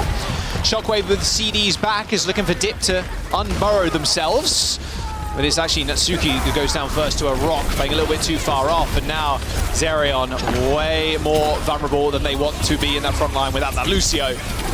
And even that tectonic shock from Dip, not enough to turn the tides of the fight. Oh, this Sigma has been so good against the Mauga. Like, the shield is just enough for you to be able to finish off a low health Mauga after Shockwave's been just pumping dynamites and damage into that hero. And so Tama just hasn't really had a chance to really get in the action. With a cage, though, maybe a bit different. Oh, Shockwave. Shockwave coach gunned off of the high ground there to try and get away from the Tracer. It's exactly what you need to do. Just get the Ashe away from the rest of the team. Isolate him, kill him. It's been the main target for Newage for quite some time now. That Flux doing a heck of a lot of damage, and Sauna able to follow up with a kill. Have a trading. Now Tama, you'd imagine quite easily dealing with this Baptiste, but don't worry. Shockwave to the rescue. This is so back and forth, though. Unfortunately, not get a net and a clean enough team fight win for Virtus.Pro to continue their progress, but that's where you look at Newage, and they're so happy to have this defense finally draw a line in the sand. And they have so much else to work with. That cage not used quite yet, so Thomas still has even the cage pulse as an option here for some of the ultimates that they can use. Or just Sharp does that. Jeez, Sharp's tracking there was beautiful. So good. All right, a quick reset there from Virtus.Pro. A little bit of a reset, but they still have so much time to work with. That's 2 minutes. This is a winnable position for Newage, though. Like, you still have the sound barrier. You can match that of Gala's, and you also have this pulse bomb that Sharp has yet to grab, because you haven't needed it. You've just been killing Shockwave for most of these engagements. If you can keep doing that, then it's going to be tough here for Shockwave, or even just Virtus.Pro in general, to actually get this team fight win. Take out Shockwave. Primary enemy number one. No, unfortunately, Shockwave's got backup in the bomb. So we'll see how hard this is going to be for them to actually execute on that plan. Slowly but surely, Virtus.Pro trying to move under this high ground that Newage have control over. Sharp even going to the payload there, making sure they don't get a single touch. And here comes the rush. And here's the Bob too. Oh, Dip flattened. Absolutely dominated by the Bob. Bob's going to do a fair bit of damage here. Of course, it is near that point. But it does do more after there is a C9 happening. There is a back cap even. Oh, 2 meters to go. All good. Wasn't worried. Neither was Tama, who unfortunately now is completely isolated from the rest of his team. And that will be the point. This fight's so scrappy. And they're breaking down to whatever Tracer can kind of get away with the most kills by the looks of it. I mean, Sana and Sharp. Sharp has been very impressive, but Sana's one of those Tracer players that you've always kind of expected to kind of navigate swinging. Not so bad during the Overwatch World Cup, and definitely still putting up some numbers on this Virtus.Pro team. Well, the blade's been pulled by Dip. Trying to take care of that lamp first. Oh, a slice and dice onto the back line. Beautiful dash through both the supports. All right, Dip. That's what you want to see if you Newage. A little bit of confidence booster blade there. Absolutely. It's so tough to be able to get a blade to really land its mark, especially if you don't have something like the nano boost alongside it. Although I guess it helps if you have the cardiac overdrive, then the Genji is a little bit more unkillable, but still. Newage, they've got the defensive hold here. Way better position for them in this third point. Oh, good rock. A lot of damage too. Flux in the corner. Uh-oh, got to save that Kiriko. A lot of damage being inflicted there by Rajaro. Staying alive somehow. Tama's just ignoring him completely. Dashes through and just isolates himself. Yeah, and Rajaro just puts the shield down. It's like, what more can you really do? Sharp dying to a pulse bomb of his own. Rest in peace. That's 2 I think we've had today. 2 Tracers dying to their own pulses. It's a lot. It's quite a few. But that's okay. Like, oh, speaking of Overwatch World Cup performances, Sana back on the Mei. Very excited to see this alongside the Sigma. Just a little bit even better for the final stall on this point. Well, there is the cage. Rajaro in a whole heap of hurt now. Trying to use that shield, dancing around it. Receives a lamp to stay alive. Hasn't got the grasp, but doesn't need it. That sound barrier comes out just in time from Gala. Natsuki needs this one. Needs this one. He's 4% away. It couldn't come any sooner, but they can't quite get it. 4% away, was on speed, I think, for a lot of portion of that. As Virtus.Pro end up capping that last point. With 30 seconds in that time back. That's a lot of, that's still time. That's still time to work with there. But, you know, Jaws, even if that sound barrier came online, I still think Virtus.Pro win that fight because Sana was like 15% away from a Blizzard. So, like, you use sound barrier just to stall, and then the overhealth expires and you get hit with a Blizzard. Love to see it. I don't know. I still think it goes Virtus.Pro's. Yeah, it does feel like that. Yeah, like you said, the sound barrier comes in, it starts like ticking down. Maybe they pick up a kill or so, but Son just stays alive, gets the Blizzard. Rough stuff. Oh, this is a whole bit of me right here. Torb and Alari, 2 builder heroes. The summoner, the summoner comp. We have all of the summons. Summoner comp. The Bob. And the Bob. They have one. Yeah, exactly. Yeah. The Bob, the turret, and the pylon. Just all of the summons. That's a good turret placement too. I'm just saying. Can Immortality Field be considered a summon? Even better. Look at that. Yeah, I don't think you can put it in there. Yeah, just. He's lining it up. He's lining it up. Is this professional Overwatch? This is going back to Johnny's question. Overwatch. Is this professional Overwatch? I do not want to hear Johnny speak about professional Overwatch again, because this right here is pure perfection. This so that means show me good. True professional Overwatch, and this is it right here. Show me what you got. It's a lot of spam damage and a lot of insta-kill potential too. No, it works. Speaking of which, a lot of things you have to deal with, a lot of things you have to look at. Meme. There you go. Turret doesn't even fall, and neither does the pylon.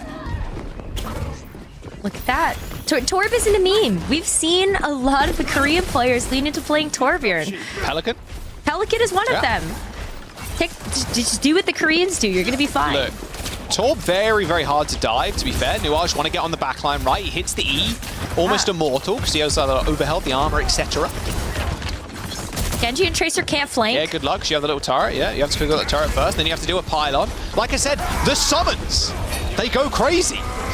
Okay, 1 summon down. They got 1. Now for the next pylon. Tama is just taking so much damage in the front line, just unable to sustain themselves. Yeah, a lot of free space. I'm not sure that's a good turret spot. Rajaro's dying less. Oh, man. Okay, 2 summons down. 2 summons down. Healing pylon is available again. Yeah, I think they deleted that too. Set up the turret. So they're all good. A couple of seconds before that comes online again. No. Oof. Yeah, Gala challenging that too. You challenge that 100%. You go around, you hit Genji with a headshot. What, are they going to dash into you? Of course they're not. They have to dash away. Oh, and there's the kill onto Dip too. Flux. Oh, that missed. Wow. Not sure how that missed. I think the center there was not quite covering Tama. Give me some Gala Pod. You won't. Are you ready? Are you ready for this ultimate from Gala? Look, there's a lot of things that gets denied by shields, etc. You only have to worry about the Suzu or deflect by the Genji. I mean, his Dip's opportunity to go absolutely monstrous on the Genji. Deflect it straight into Virtus.Pro. It's pretty slow moving. Let's find out. You got the Matrix too. 4 ultimates here from Virtus.Pro. There it is. Oh, instantly lands, but there you go. Instantly Suzu'd. Tama did get afflicted though and didn't get the Suzu off, but it doesn't matter. Sharp's dead to a Cheeto from across the map. Or a little spaghetti strand. And here comes the Bob. I mean, now, again, when the fights do end up breaking down, if the Alari kind of stays alive and is not dealt with, you get the summons back up, you get the turret back up, the Bob comes out. Like, it is tough. Newage do need a very quick team wipe here to make something happen. It's a minute to go. Sound barrier available from Natsuki. 13 HP, Suzu'd. Sound barrier comes in, hits 5. Now's the chance to play. But it is a quick back off here from Virtus.Pro. They're going to keep themselves alive here, Rose.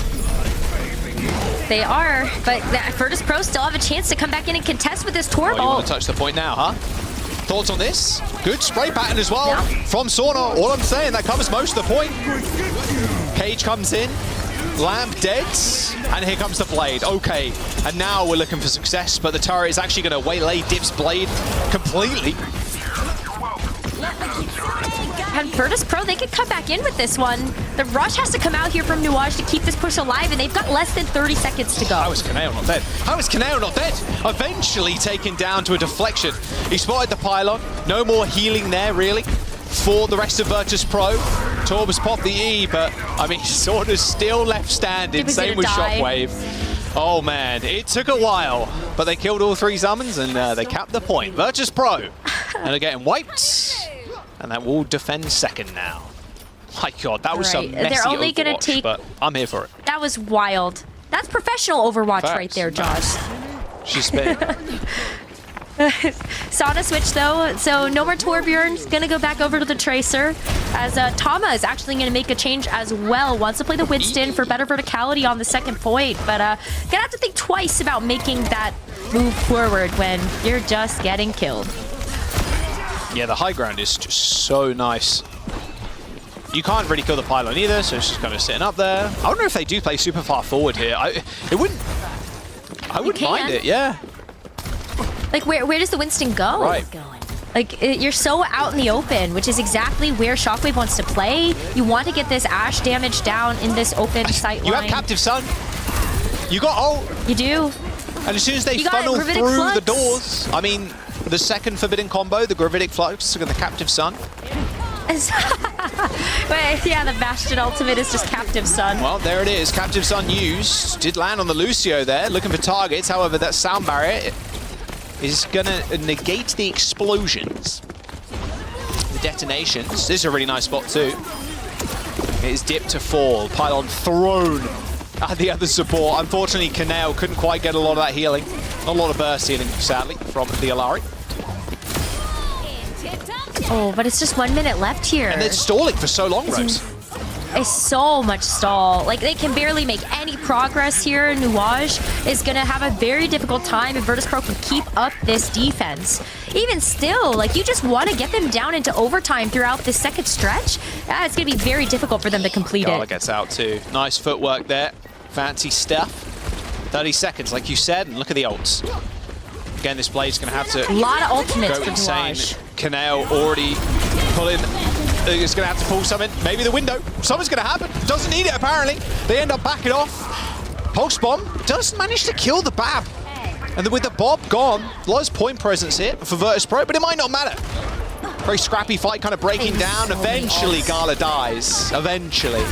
But not before they take Zerion with him.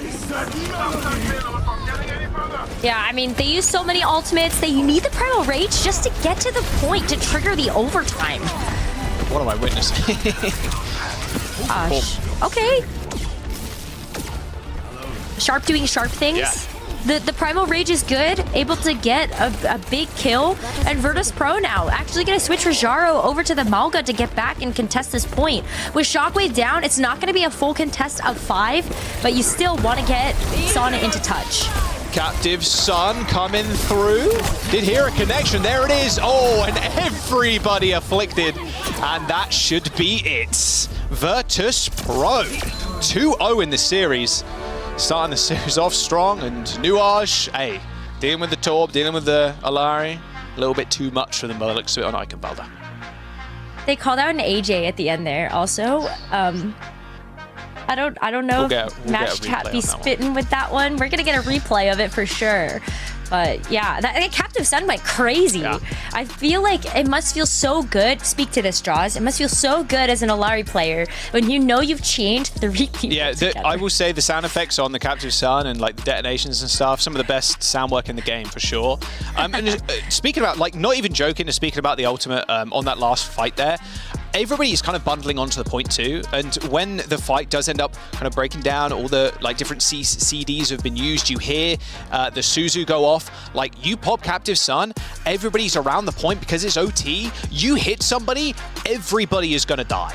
Everybody. If you just focus on that one person, they explode, the next person explodes, it is just a chain reaction. And anybody else that's on your team that can pick up some additional damage to cause that threshold of you exploding, like the whole team's going to die in front of you. And it's such a powerful ultimate in OT. It's kind of like Flux in a way. Like, as soon as you wait for those CDs to come out, like, oh, the lamp's been used, this has been used. It just takes over the game, and it can just end it right there and then. Here are the highlights from that map. Yeah, pretty one-sided as things go. Has been a little bit one-sided throughout the whole of today, with Virtus.Pro taking this one. It was really cool to take a look at Virtus.Pro's defensive comp, though. I like the Torbjorn with the Illari. I think was just so fun to watch, and also just gave Newage a ton of trouble. I think there's gonna be a lot of people that take that combination out of this book. We even saw like Energy Shock do something very similar with Midtown with like Illari and Lifeweaver. Maybe like the Lifeweaver special just because rack attack, but still, like the concept is there, and I really hope we see more teams actually lean into the Illari on these points where it really can work. Yeah, it is tough against some of the very best, though. Running down the Illari is just so easy. You only have the outburst to get you away. A lot of the time, you used it for movement. You used it just before you ult to get you some additional speed. And Esperanza will be the map up next. So we're not going to New Junk City. Oh, not New Junk City. New Queen Street. Esperanza. Woohoo! I was really sad, honestly, when I saw the map set change. I wanted to see New Queen Street just for a little bit of flavor and spice, but I guess Esperanza's all right. So sad. All good, though. I mean, I love Esperanza. I think it's a good-looking map. A lot of room to kind of innovate from the map as well. I want to go there. Esperanza in real life. That's a bucket list item, for sure. That'd be kind of cool. Yeah, never been, actually. Never been. You'd get a lot of good food. You would. I would also get very sunburned. I'm quite pale. Yeah. UK problems. British man moment, unfortunately. All good, though. All right, Virtus.Pro, what you got for us? I mean, just stick with the Sigma. Sigma. Ashe. And, I mean, Sauna also going Tracer. Yeah, makes most sense here. Newage just going with the dive, so it's dive versus the poke. We'll see how Newage can come back. We've seen how this can play out sometimes. I think Virtus.Pro with the Sigma, they've just looked so unstoppable. There's not a whole lot to be able to get past the Sigma shield, and it allows Shockwave to play so close to the rest of the team that Newage, where do they dive? Who do they dive? Yeah, ideally it's Shockwave, right? But yeah, pretty tough.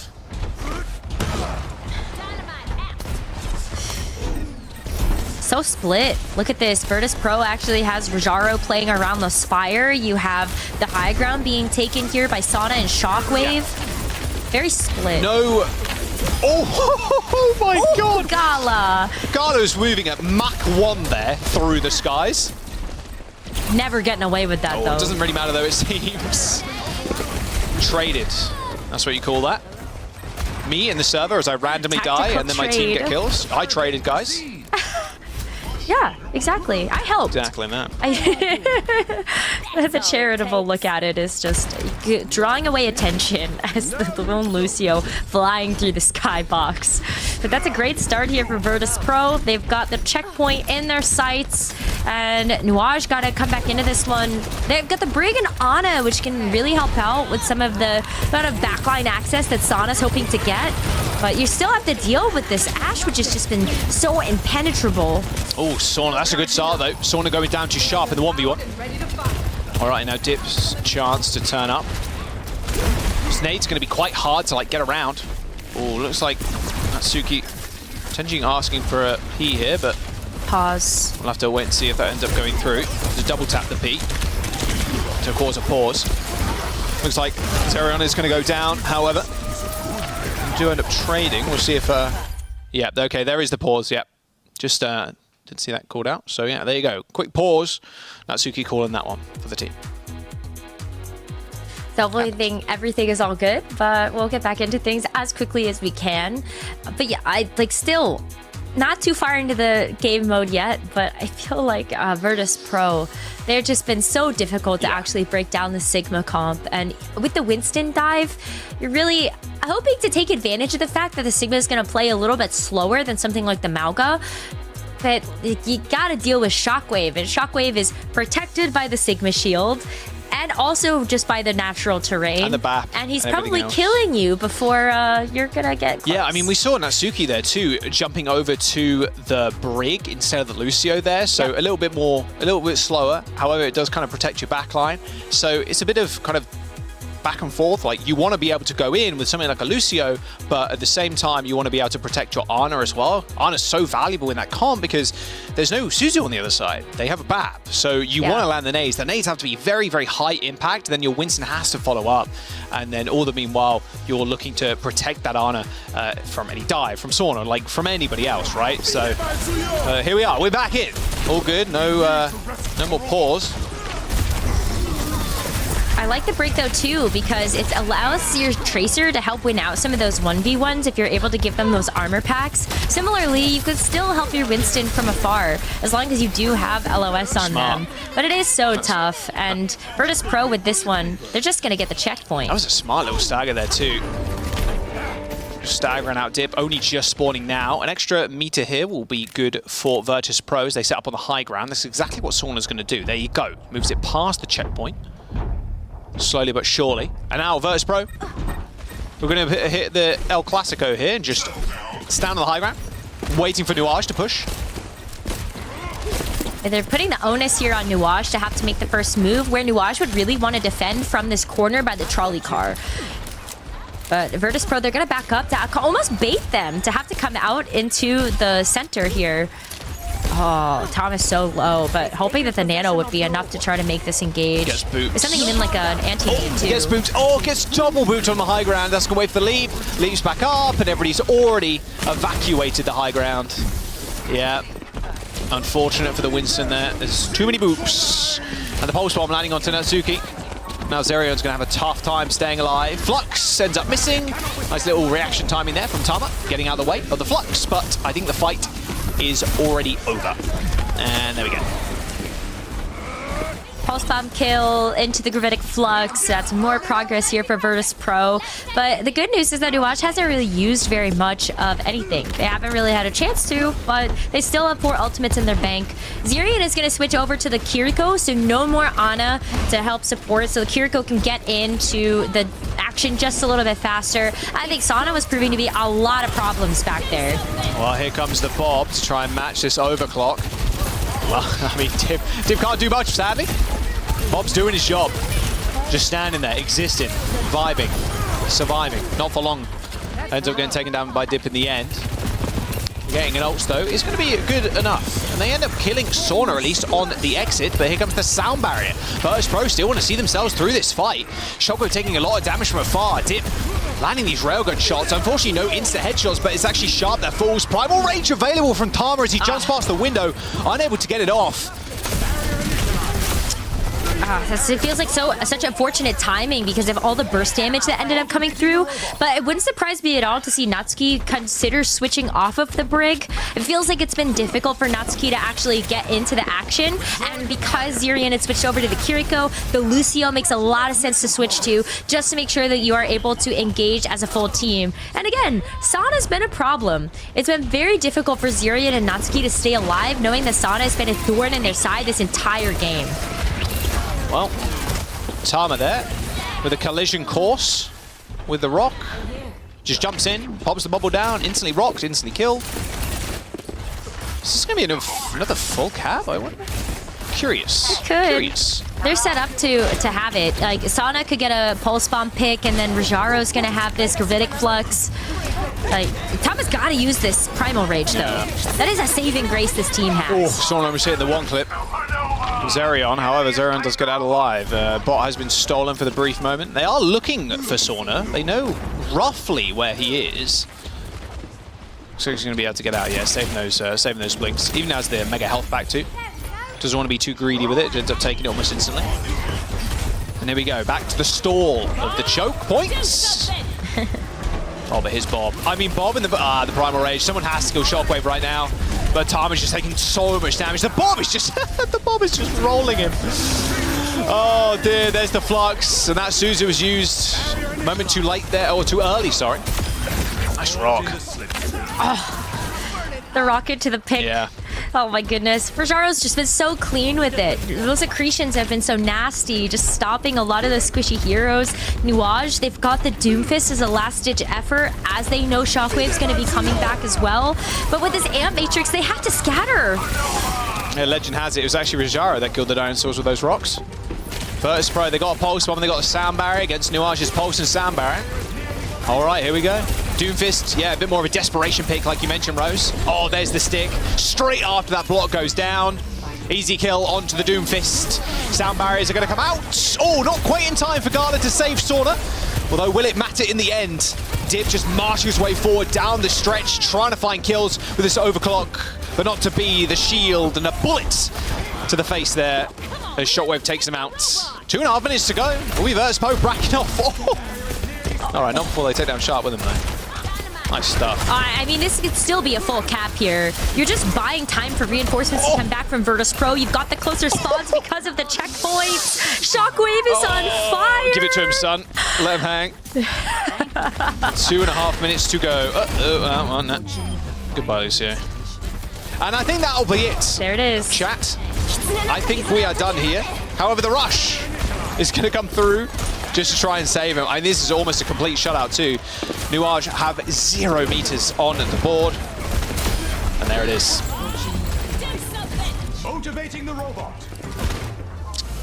That's it. Motivation for the bot not needed. Virtus.Pro with a clean 3-0. GG's all around in the chat. Yeah, rather 3 Overwatch today in EU. But it's good. It's good because we expected that, right? For Virtus.Pro, this is a team we expected to have the clean 3-0, and that they did.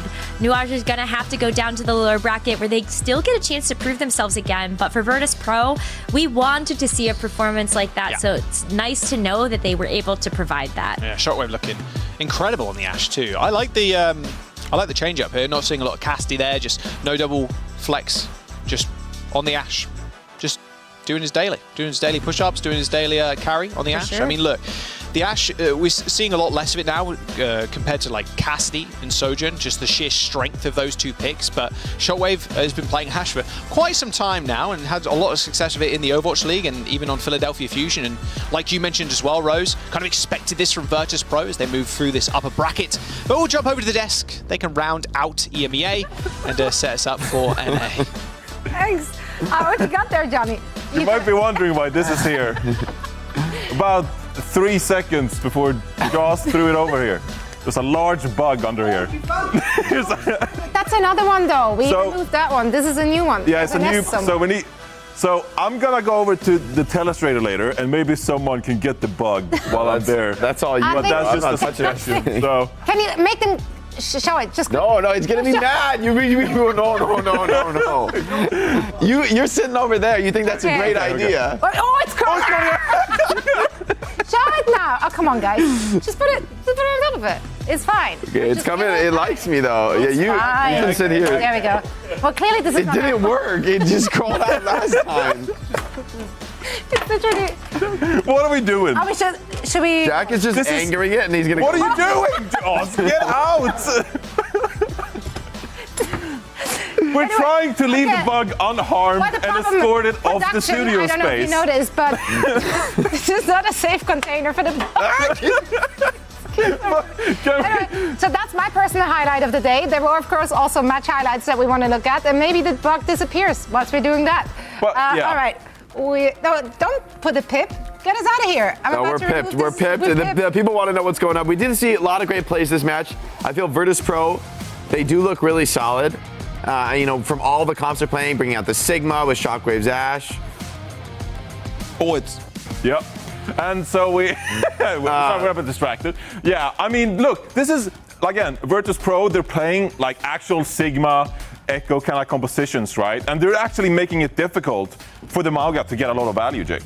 Yeah, I mean, Sharp looked great on Tracer, but it's just not enough. I think showing how difficult it is to play against Sig. I mean, we saw some of the Korean teams disable the Sigma, just overrunning him with the Venture Genji, but I think for me, you kind of need exactly those DPS. I don't know if anything else besides Venture Genji can really work that well into a Sigma. I think it's and not that easy to execute either. So for me, there's just such a difference in strength between these two teams. Virtus.Pro can just rock up with whatever they feel the most confident on.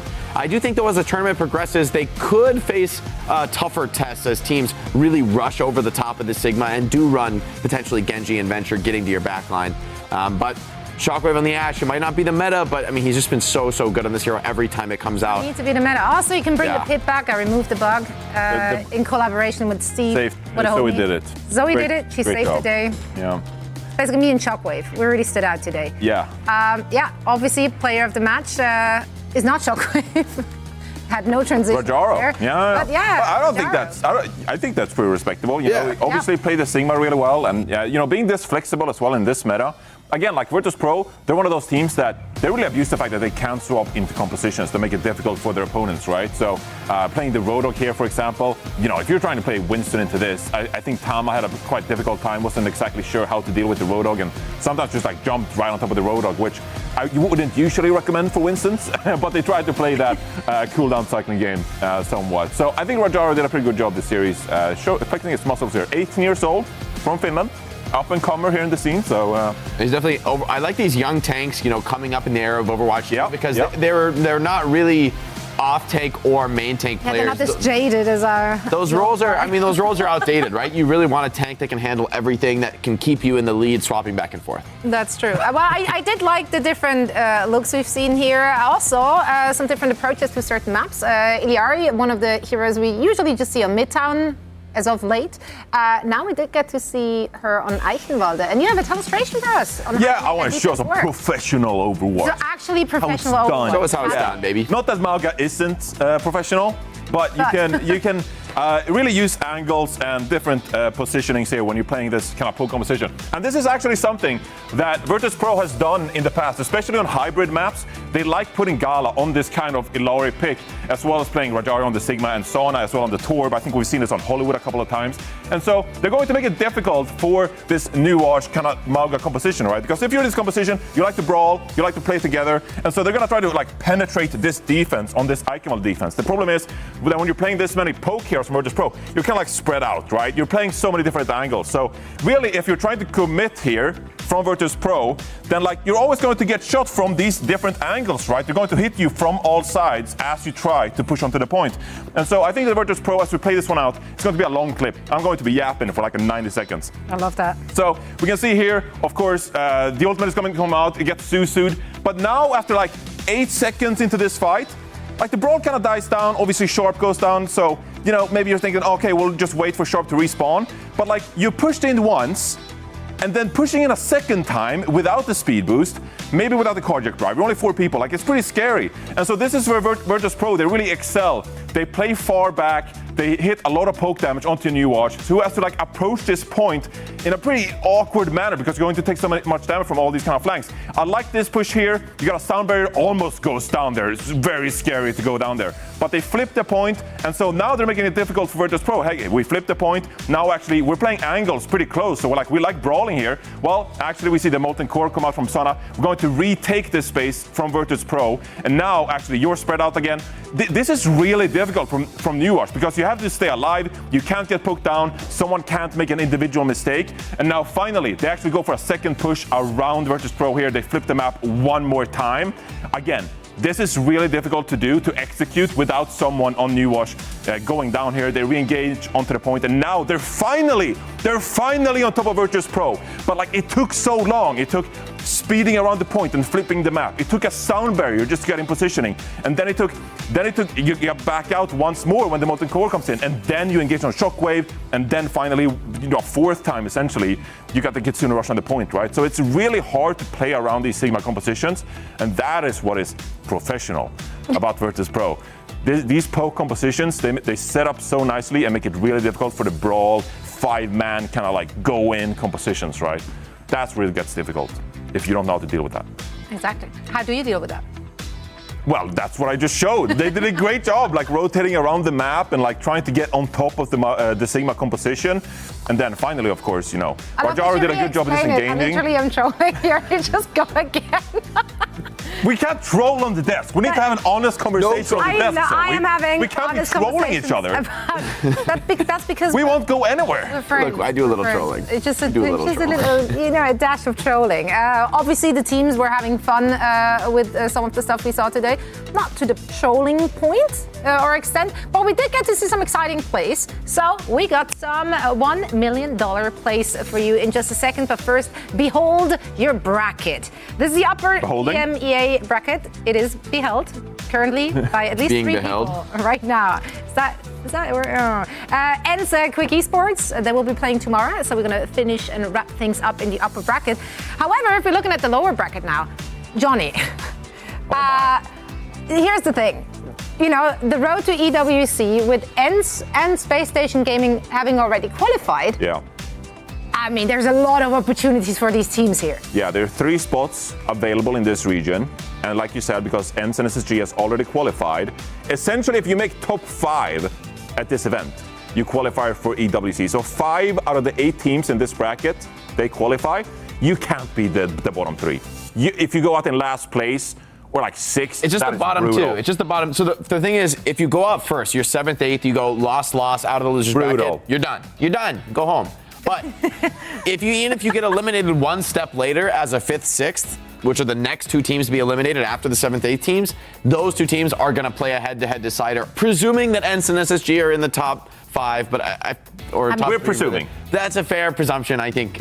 Yeah, we behold, we presume. We're doing a lot of things here on the desk. One of them is, of course, rating our players' plays. So let's take a look at those $1 million plays I've already promised you from day 1 of the EMEA region, kicking things off with a goodie over here with a road bash. Wow. Honestly, a rally. Oh, it's with a hook. This is like modern Overwatch. I feel like not enough breaks do this. Just hold the shield. The whole rally is so strong. The shield is so tanky. Yeah.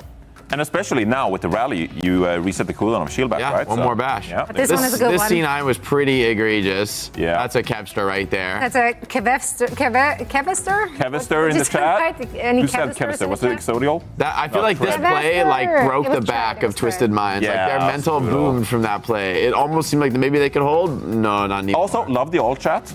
Yeah, good usage of all chat. Seriously. Goes a long way, honestly. And another. This one's pretty egregious. I mean, I know you guys want to rush in, but they have 2 ticks. You can't just not touch point, my friends. They're brawling, Zoe. They do be brawling. They do be brawling. Like Jaws would say. Do be brawling, and not touching the cap. Yeah, you gotta touch the cap. I was elected to brawl, not to cap. We love some good boob into the boob. Get out of here, Johnny. What? I'm just laughing. He's just a happy boy having a really good time. Yeah. And rightfully so. Jake was doing an Arnold impression. I don't cap. No caps here in chat. No caps. Only not a 1. That's right. That's right. Cap. We're booping and saving bugs. Sure. Why not? You saved the bug. I did indeed. Yeah, he's outside now, living his best life. And so do we, because the day is not over, even though in Burbank. That's where it's at, man. That's where it's at. Highly recommend. Let's go, 10 out of 10 baby. on TripAdvisor. Shout out to Valley. What I can recommend, though, is sticking around. We are heading into a quick break, and when we're coming back, we actually cover the NA region. Some more action coming your way on day number 1 here at the EWCOW2 qualifiers in Burbank. Like a pro. Live!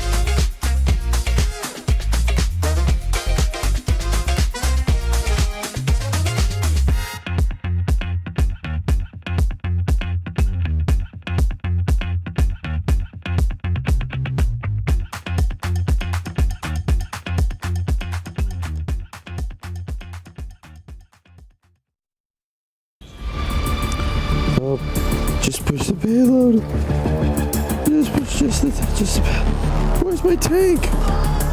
We didn't have it. It's dead. Oh my. Oh, thank God. It was just a Gilbert's nightmare. Nightmare.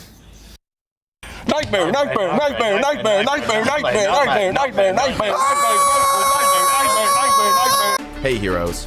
Season 2 of the multi-divisional Overwatch FACEIT League is back. Join with your team or look for teammates on FACEIT. Compete in weekly matches against players at your skill level at a time that works for everyone. Win your matches and rise through the divisions, competing for your share of the prize pool, earning bigger rewards as you climb. The more teams involved, the larger the prize pool, the better the division balancing, and more fun for everyone. Rise to the top with your team and start your path to becoming a pro Overwatch player. Or just play for fun. FACEIT League. Register your interest for Season 2 now at fce.gg/FACEIT League. Welcome back to day number 1 of the EWC OW2 Qualifiers FACEIT League playoffs. Zoe here, joined by Jake as well as Johnny. And we're getting ready for all the action in the NA region. That was an opener though, guys. Hi, heroes. Are you okay? Hi, heroes. I'm not talking about that one. Oh, the nightmares. Oh, do you dream about Junkrat often? Actual fuel. You know, I can't say that I do. I can't say that Junkrat features prominently. I used to dream about Overwatch when I played professionally. Did you actually? I do. I've had Overwatch streams. They're more like stress streams about matches. Yeah, let's it's like talk about you know. Let's unpack. It's a thing. Yeah. If you scrim Overwatch 10 hours a day, you're gonna start dreaming about Overwatch. You know what I always dream about? Overwatch? Brackets and stuff, actually. Brackets? Graphics. Bracketology. I'm dreaming about brackets. Double or single limb? Always single limb, because otherwise it'd be a really short dream. I'm also dreaming about prize pool breakdowns. That's very dominant, and we have so much. Now it's also 21 games. Earlier today it was just 19 games. I too am dreaming about adding. $60 million. I mean, adding games. I don't even dare to dream about that It says much money. player bounties right there. I'm like, is someone gonna get sneakers? Because Punk wants some sneakers. I think you get thousands, tens of thousands of dollars of USD. You could buy. You could also get a sneaker, a pair of sneakers. You can definitely also get a pair of sneakers for that. Tell you what, I will Overwatch personally players, in fact, are competing for an overall of $1 million. There's a lot of sneakers. At least 3, depending on what kind of. At least 3? I don't know what kind of sneakers. What do you mean at least 3? You're like a bit bougie now. You changed. A bit bougie, 300 grand. Do you think I'd be buy $300,000 shoes? I wouldn't put it past you. Oh, That's all I'm saying. Does those even exist? Like, I know, I'm not sure. I'm not privy to that information. What are they made of? Sheer diamonds? Just gold? I don't know. There might be. Anyway. I had a really good transition here. Something like diamond shaped under pressure, just like the teams that qualified. That was running really with good. It was okay. It was just not quick enough to be witty. But these are, in fact, our qualified teams. So you might see some new names there as we are just changing team names as we go along throughout the day as well. And now, of course, we still have some open slots. 3 EMEA spots, 3 NA spots, and then I can't read the rest because my Oceanic region, actually really South bad. American region. I got you, Zoe. OC, yeah, we got it all covered. So top placement of those regions. But crucially, as we head into the North American region now, we talked about EMEA and how there are 3 spots available in EMEA. The thing is, ENCE and SSG have already qualified, so there are 3 additional spots in EMEA. For the other teams in North America, neither Toronto Defiant or M80, who have been the 2 best North American teams, have qualified, which means if you're not Toronto or M80, who are favorites, I'd say, you gotta vie for that 3rd and final spot. So we'll see how this bracket unfolds these next couple of weeks, but it's going to be very tough competition if you want to qualify for these first. I don't know, maybe the mental crumbled over in Dallas. I don't know, I'm just setting up storylines. Here's the bracket though for you, so let's take a look at the matches we have in store for you. We may or may not be in for some one-sided affairs here as well, gentlemen. Well, a couple. Maybe. Could be, but I think Johnny's right. There's going to be a pretty competitive midfield here. Yes, our first match is Toronto Defiant versus Citrus Nation, which Toronto's probably the biggest gap between any 2 teams in the tournament is probably just Toronto and everybody else. I think they are a shoe-in for that first place. There's always they have the chance to throw it away, but I would really be surprised, shocked if that were to happen. I think Toronto has looked great. Maybe falling a little short in Dallas, but still looking decisively like the best in North America. Also, there's something to mention here. You may see Timeless on your screens right now. Timeless? Nani? Huh? Yeah, FMCL actually was literally just acquired by Timeless. And now graphics people are, they're fast. We're on top of it. Things are unfolding everywhere. I know. In Good to front see of our Timeless in the very scene. eyes. They're never gone for long. No, they really aren't. They're timeless. Also, oh, well done. That's why we pay him medium bucks. That's what he's here for. Let's talk about the match we have in store for you. Today is our first match in the NA region. Of course, this could be a bit of an uphill battle that we get to see for Citrus Nation, as they do have to face off against Toronto Defiant. Let's dive into this, starting with Toronto Defiant here, Johnny. Quite frankly, the expectations were really high heading into our Dallas Major, and I feel like they fell more than just a little short. Yeah, a lot of people talked about Toronto Defiant as perhaps the strongest team to go up against some of these Korean teams. They had good results in practice, of course, but wasn't able to translate on stage against some Korean teams in EMEA, right? They lost to a team like ENCE, for example, with that Sigma composition. Here in North America, though, time for revenge. Maybe they practice this Mauga composition even more because the meta has largely remained the same, right? So I think this Toronto Defiant squad, I think they're hungry to prove that they're still the best North American team after maybe stumbling a little bit in Dallas, of course. But against Citrus Nation, it shouldn't be any match here, Jake. I agree, this shouldn't be competitive, but this is a team, they cut their teeth on an Orisa style with Zeb on tank. This graphic is almost assuredly a mistake. Lep is a support player. Zeb going to be playing tank. But he's looked great on the Orisa. And although that's not a Mauga comp, I think this is actually a great meta for Citrus Nation.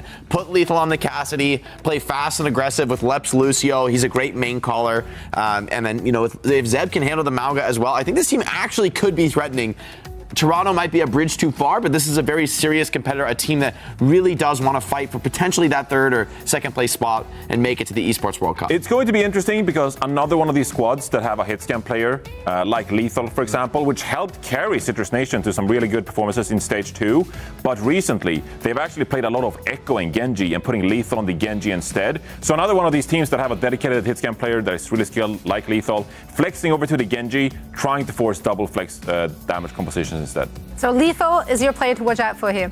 Yeah, I think the team as well, they like playing these super fast, brawl, aggressive styles. And so I think this is just a great meta for them. They're not going to be forced too much out of their comfort zone. However, Toronto's a team that always takes you out of your comfort zone. So I'd expect them to be picking dive maps, maybe forcing some poke. And on some of those off of like the pure rush composition, I think this is going to be more of a one-sided affair. But Citrus Nation, it's not about this match, it's about longer tournaments, staying alive, qualifying. And so I just want to see good things from them. I want to see some good Overwatch. I love the wink there. It's some good Overwatch, you know what I mean? Yeah, they will be punching upwards, but they're not out yet. It is a double elimination bracket we're playing here, best of 5 all through to the grand final. And there, they will be having to battle it out in a best of 7. But we're not quite there yet. Let's get this show rolling here in the NA region. And for all the action, we're going to bring in our casters for this one. It's no other than Mitch and Matt, who will lead us through the action.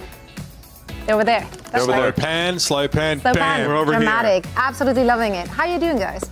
I liked the hand thing, Zoe, the kind of like, Oh, yeah, like a wave? Yeah. wave there. Oh, I'm so talented. You need some Yeah. serious joint articulation to do that correctly. Just want to point that out. Yeah, thanks. I'm all like, Yeah, that feel looks seen. difficult. I feel seen. not easy. Yeah, see, Jake, yeah, nice. A bit more practice. Oh, yeah, a little decent fluidity. I'll give you that. Good to be here, of course. Look, this Citrus Nation squad were a team that were potentially in contention to be in Dallas. They made this run through that lower bracket in Stage 2, Matt, where they eventually got brought down by the then students of the game team, of course, now known as NRG Shock. The other side, though, and something that we've glossed over a bit, is that for the Toronto Defiant, getting kicked out of Dallas by the second EMEA seed, that's nothing short of a disappointment for this franchise. I think without a doubt it is, right? This is a team that was built to not really, to win in NA, right? But really to win globally. Like that was kind of the idea behind this roster. And to see them fall that short in our first opportunity, not a great sign, right? So I think if you're Toronto, you kind of, get back to the drawing board, so to speak. You see the viewer predictions. Yeah, we don't have the bar set up to go all the way to one end, you know what I mean? Yeah. There's got to be one Citrus Nation homie out there. Come on. But you expect Toronto to be able to make it to EWC from NA. And then I think, you have to see a better performance, right? I think, and then you start really asking questions about this team in like the second half of the OWCS season. Absolutely. I think they were pretty forthcoming, the team, about they felt like they had sort of disappointed themselves with their performance at the major here. And again, as Johnny kind of pointed out, they're not locked yet for the Esports World Cup. Obviously, good chance that they make it through here with obviously a strong performance. They are close. Circuit points looking pretty darn good, but only one other slot in NA to work with. Hugo's extremely excited. He's actually on that side. I was going to say, which side are you pointing to? He just ran. He just ran up behind me. Can you get him in the chat to vote for Citrus Nation at least? Surely you have some power there, Matt. Yeah, he heard about all that disrespect from Citrus Nation. He's trying to get out there and talk to the people, or somebody has left a package outside of the door. That would probably be the more accurate reason. I know, for because why we used to live in the same building, and every time I walk past your door to use the elevator, he'd just freak out every single time. Well, whenever you walk, the ground shakes a little bit. You can't tell whether it's an earthquake or whether your boys coming. It's you just carrying all those guns up there. I mean, those are. Is that an an extra small? Hey, what do you mean? I've got room, bro. Say? I got room. What are you talking about, man? This shirt's mad spacious, bro. I'm on that. You must be getting those custom made. Oh my god damn it! Let's talk map pool. I held out. I need them tight around the arms and a little bit airy in the mid. I'm on that Slim Jim life, bro. I don't know what you're talking about. Here's your map pool, of course, and again, so many of the maps that we did witness over in Dallas at the major, with a couple of additions, right? Samoa is an option. At that event, our control maps were first, and they were pre-selected, so teams didn't really have that sort of level of choice. The rest of the map pool, though, looking pretty similar. And we really saw teams try and game the map pool as much as possible to gain an advantage. But in a matchup like this, Matt, the last time we saw Citrus Nation on broadcast, they were playing like Orisa Mirrors. So some time has elapsed since then. They're going to go with Oasis, though, to start the series. Yeah, and I don't think there's any type of like map pool where you can kind of force some type of advantage if you're Citrus Nation, right? I think Toronto, if anything, Toronto is probably better off in a game that is a little bit more fluid and kind of not really just kind of Mago wars, so to speak. They're probably more okay with Sigma and Winston and all these different other types of compositions you can play, where I think, typically you would see a team try and force some type of map selection that would, force them maybe into like a Maga or Rush. Yeah, look, I think like controllers we kind of discussed a little bit more narrow in terms of having room to make those choices. We did see like Ilios was a map that a number of teams said if they didn't want to play dive, they were looking to avoid. So a lot of our sort of European sort of players said, hey, we kind of don't want to go there. If it's pre-selected, we're just going to suck it up and sort of play on. But generally, a lot of teams try and go away from that. Oasis, though, we saw a number of different compositions. We even saw Roadhog played on that map in Dallas right now. That's a little bit of a niche case. We've seen him there before. We've seen teams try the Wrecking Ball on there. The Torbjorn gets picked up, as well as teams really fancy playing that lower ground, playing a concave around that setup and sort of answering a lot of that flank pressure. But again, Matt, as has been the discussion of the day, we do expect to see some more of those Malga comps creep in. Encouragingly, though, we are seeing, especially in Europe, a little bit of variation around that. Yeah, and I mean, you see Toronto's kind of record here in NA. I think, look, I mean, that's to be expected, right? Like, look at this roster. M80 was kind of like your number 2 in NA, but their roster just kind of... They perform better than Toronto, though. Yeah. I'm going to put that out there in Dallas. But yeah, their roster has... But now M80's lost like half the roster, right? So now you're like a brand new team. So I think you kind of hit the reset button there. The TSM, we haven't seen them in a while, right? We expected them to qualify for Dallas. But they obviously did not. So, like, NA outside of Toronto could be a little bit up for grabs. I definitely feel like this is a rebuilding time. Like you said, our second team, undergoing a huge reconstruction. The Toronto team back to the drawing board. We're still looking at NRG Shock. How are they going to develop? We saw them show us what they were capable of, and actually we're a team that boasted more flexibility than many of their sort of... That's not a good stat right there. Yes, well... We don't like those. Not great. for Citrus Nation. This was a team that was starting to, give up. We were getting interested in them. I think that's the safest way to put it towards the end of that stage 2, that OWCS qualifier. So much of that sticks in our mind as we carry over here to our Esports World Cup qualifier. But look, I mean, we don't really need to worry about that too much here, because they're going up against a team like Toronto, who against teams like this, Matt, during stage 2, literally just play whatever they wanted. They role swapped, they played different compositions, they kind of did whatever they wanted to, which made it so hard for us to get a real grip on how strong this Toronto Defiant team were. And then if you remember, they lose to M80 in that upper bracket, throwing that even further into chaos. So they are a really difficult team for us to put under the thumb. And yeah, like this says, because of their placings in Dallas, no NA team has actually secured that spot to the EWC yet, which is kind of crazy. Right. Considering just how dominant this Toronto team, for example, has been domestically, you kind of think they'd have some safety there. But no, they really need to knuckle down here and make their way through these qualifiers pretty much in a squeaky clean showing. There are a couple teams that can threaten them, but now with M80 kind of, I guess, broken up, brought back together with, was it Kaluj, Spectre, Tree coming to the team, some really known players, but it takes time to gel in these rosters. So we have no idea. We'll see it today, of course, how they're going to turn up. I mean, look, I would be shocked if Toronto doesn't, make it to EWC. I think that would be like, something would have to go horrifically wrong, right? In terms of kind of their tournament run, as we take a look at the map set yet again. But there are some dark horse teams in here. Like I think even Citrus Nation, right? It may not be this match, right?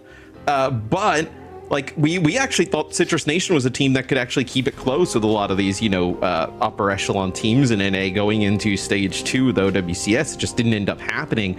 Now with a little bit more shakeup, a little bit more time, it's definitely a possibility, right? Maybe not necessarily in this series, but definitely moving forward. I think Jake put it pretty succinctly on the desk. He expects the midfield here in this top 8 to look particularly interesting. But that map record for Toronto Defiant speaks for itself. 30-1. And with Citrus Nation unable to take a win against any of our other top 8 teams, they are going to be up against it. It's time to prove themselves here in the upper bracket. They'll get a second chance. Well, they'd hate to have to use it already out of the gates with Toronto Defiant. It will be that Malga Cassidy with a Farah mixed in. Yeah, and I fully expect to see, Malga pretty consistently here throughout NA. It's actually lethal who takes out Merit here right off the rip. So the Cassidy there for Toronto pushes way too far up, ends up getting taken out there off the start. The Reinhardt versus the Malga is a little bit interesting. I also think you feel a little bit better about playing the Reinhardt if you're going to play that Baptiste with it as well. You kind of need the immortality field to let that Reinhardt have a little bit more sturdiness to stand up. Slightly more static composition, right? But you need to make sure the Reinhardt is put in position to succeed, and that is not what you're looking for. It's a late immortality field, and Renaissance falls as he's forced to peel back into the left side room. Merit waiting for him. Good shots, but Lep able to skitter away. That mag grenade comes a little bit too late in the day, but very quickly, Toronto can flip back. Yes, some nice shots there from Merit. That's exactly what we were talking about a little bit before, where you kind of need that immortality field to keep that Ryan alive, and it just comes a little bit late there as Sugar Free takes out 2 there on the Farah. I don't think, look at the pressure, Renaissance is going to come over there. Yeah, I mean, the Malga just pumps out so much damage. It's insane. The shield is not going to last. And obviously, there's not long-range damage capabilities of the Reinhardt, so there's no way to respond with that damage up front. You need to just kind of have that Reinhardt just barrel in, get in the Malga's face, and use that immortality field to try and keep him up. I think it's going to be very difficult. Merit! Oh, he's unhinged! Renaissance gets taken down, the Reinhardt falls. Merit had all the protection he needed. I think there was a prophylactic use of the protection Suzu there for Merit to keep him standing, even though the pressure was coming down. Matt, the Citrus Nation team, like you said, they want to brawl. They need to brawl, actually, but they cannot get Renaissance into the fight. Yeah, and I don't know how you do, realistically, right? We talk about, the Malga puts out a ton of damage. Obviously, Cassidy as well. Now Farah with kind of just splash. You're going to have an Amp Matrix here for Citrus Nation, so maybe you're able to make some use of this, get lethal in position to get a pick, but you see right there, someone just charges right on in. Position. Renaissance has to try and charge back to the rest of his team, but they're already cut to pieces. Then he comes in with a barrage over the top. And there's no way to even make use of the Rhine shield in a fight like that. The charge past the Rhine, ignoring him, diving onto the rest of Citrus Nation, who are reeling. And what do you do if you're the Reinhardt there, right? You charge backwards towards the Mauga, and then they just fire a barrage behind you. Like, if you turn, you're just turning your back, just getting destroyed. There's just really no way you can kind of respond. There's got to be something else here for Citrus Nation, but they're out of time. They can't change their composition. Beats the only now answer. Whenever. Pulse Bomb missing, Renaissance low, finally hits the charge. I almost thought he'd try and go off the edge there with the Mauga. Eventually someone gets brought down though. The charge damage was good. He got sent over the edge. Takanu brought down though. Rupal's able to find a kunai connection, and Merit is uncontested in the middle part of the map. Nobody can stand up to the Lawmaker. And the Toronto Defiant take the map away.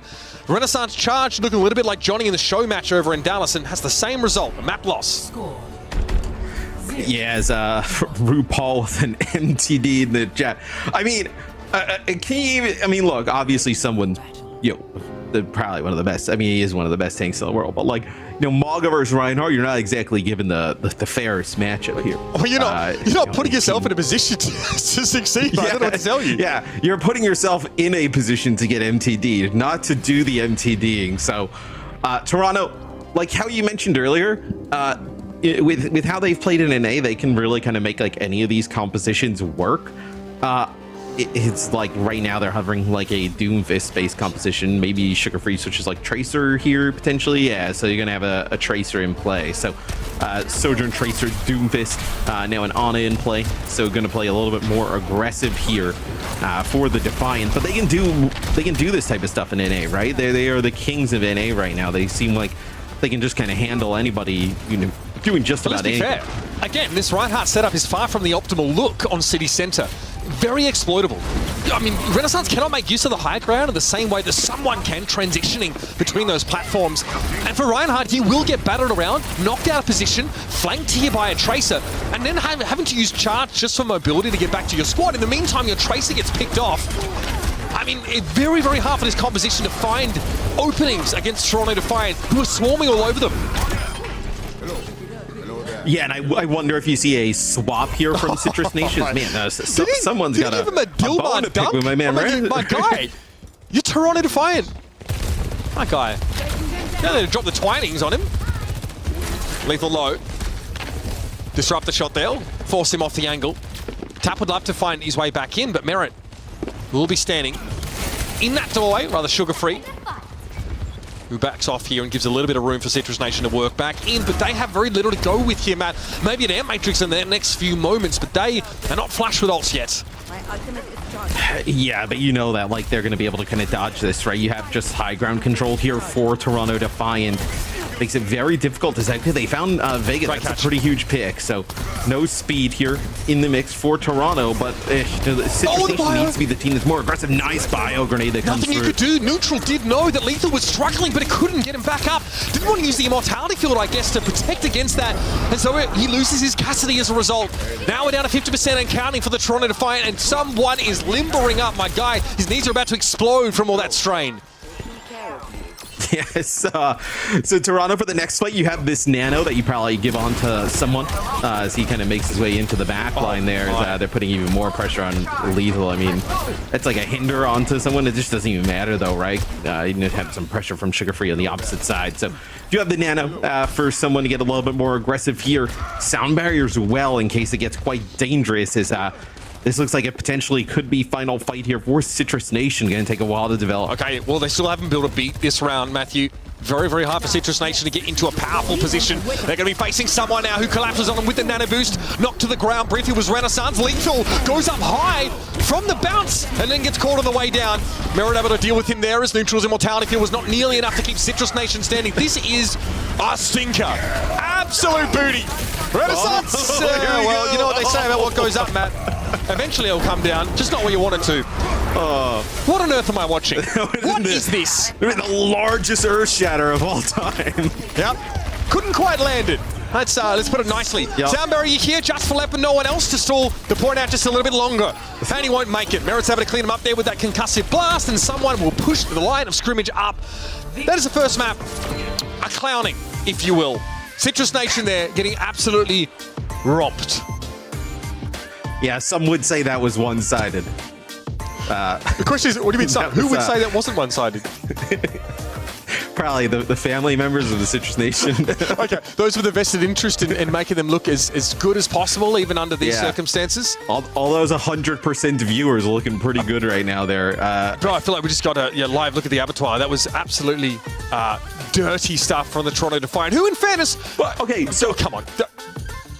No. I don't get paid enough to listen to this, You don't even know what I'm about to say. You don't even know what I'm about to say. You don't even know what I'm about to say. How many teams do you think in NA could challenge Toronto? Oh, look, right now... Realistically. 1.5. 1.5 teams. Yeah, I think M80 could if they've managed to gel really quickly, and maybe the NRG Shock Squad. Do you ultimately... so we'll take a look at some of the highlights here. They're all Toronto Defiant. Do you ultimately, when you're practicing just against these teams, do you end up getting better if you're Toronto or falling closer into that pack?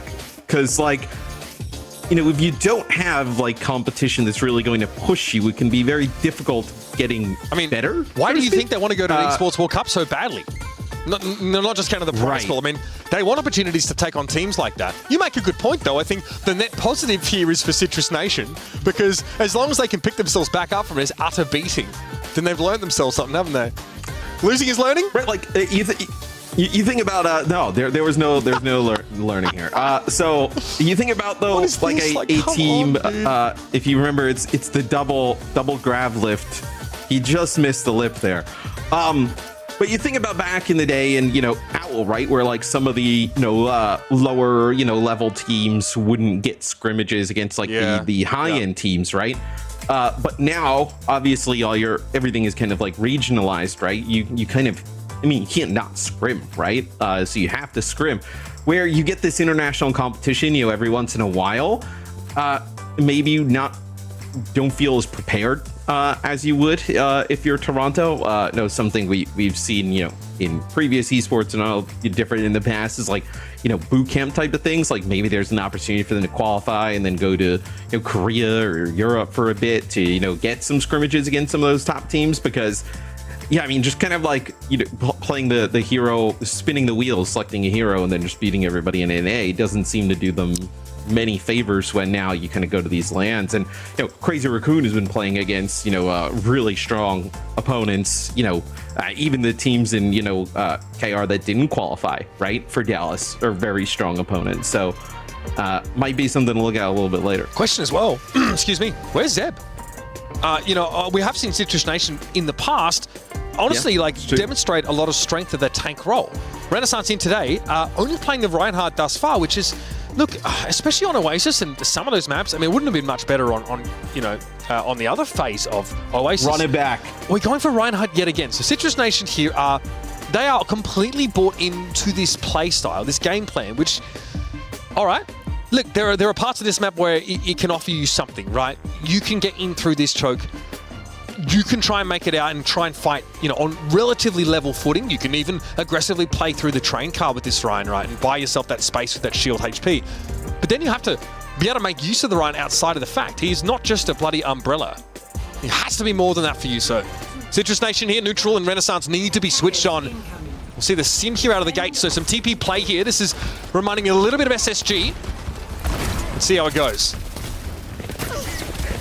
Yeah, I mean, look, it's just, even if you were just kind of, you know, gonna try and, like, you know, one-trick it, right, it just becomes very difficult, especially, you know, against a team like the Defiant. So they do find someone really early on. TP gets them into position, so Citrus Nation has an opportunity to take. Yeah, I mean, this is quite a reasonable strategy here. Matt Merrick getting clipped by a fire strike as well. Okay, nicely done. It's very simple. A sim TP across the way, start contesting point and catch out someone. Might have been off the back of a mag grenade to hinder the Doomfist. Whichever way you slice it, the Citrus Nation squad are on the road. So it's not like we haven't seen teams succeed with this type of comp, right? You know, think of like, you know, Hadi and SSG, right? Where it's just the issue with Reinhardt is like the amount of damage taking to get into position, right? But the sim just kind of alleviates a lot of that.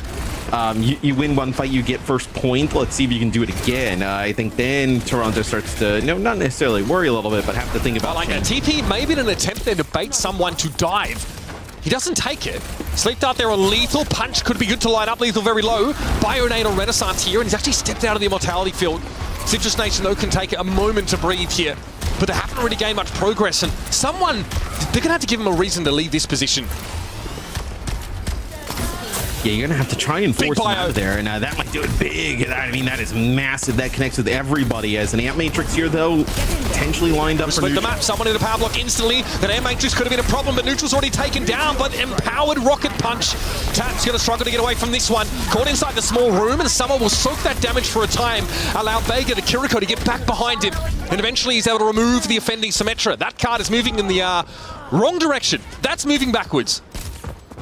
Yeah, and that was a nano boost used onto someone there, so that's how he was able to just kind of like blow up the targets and also live a little bit longer in the back line.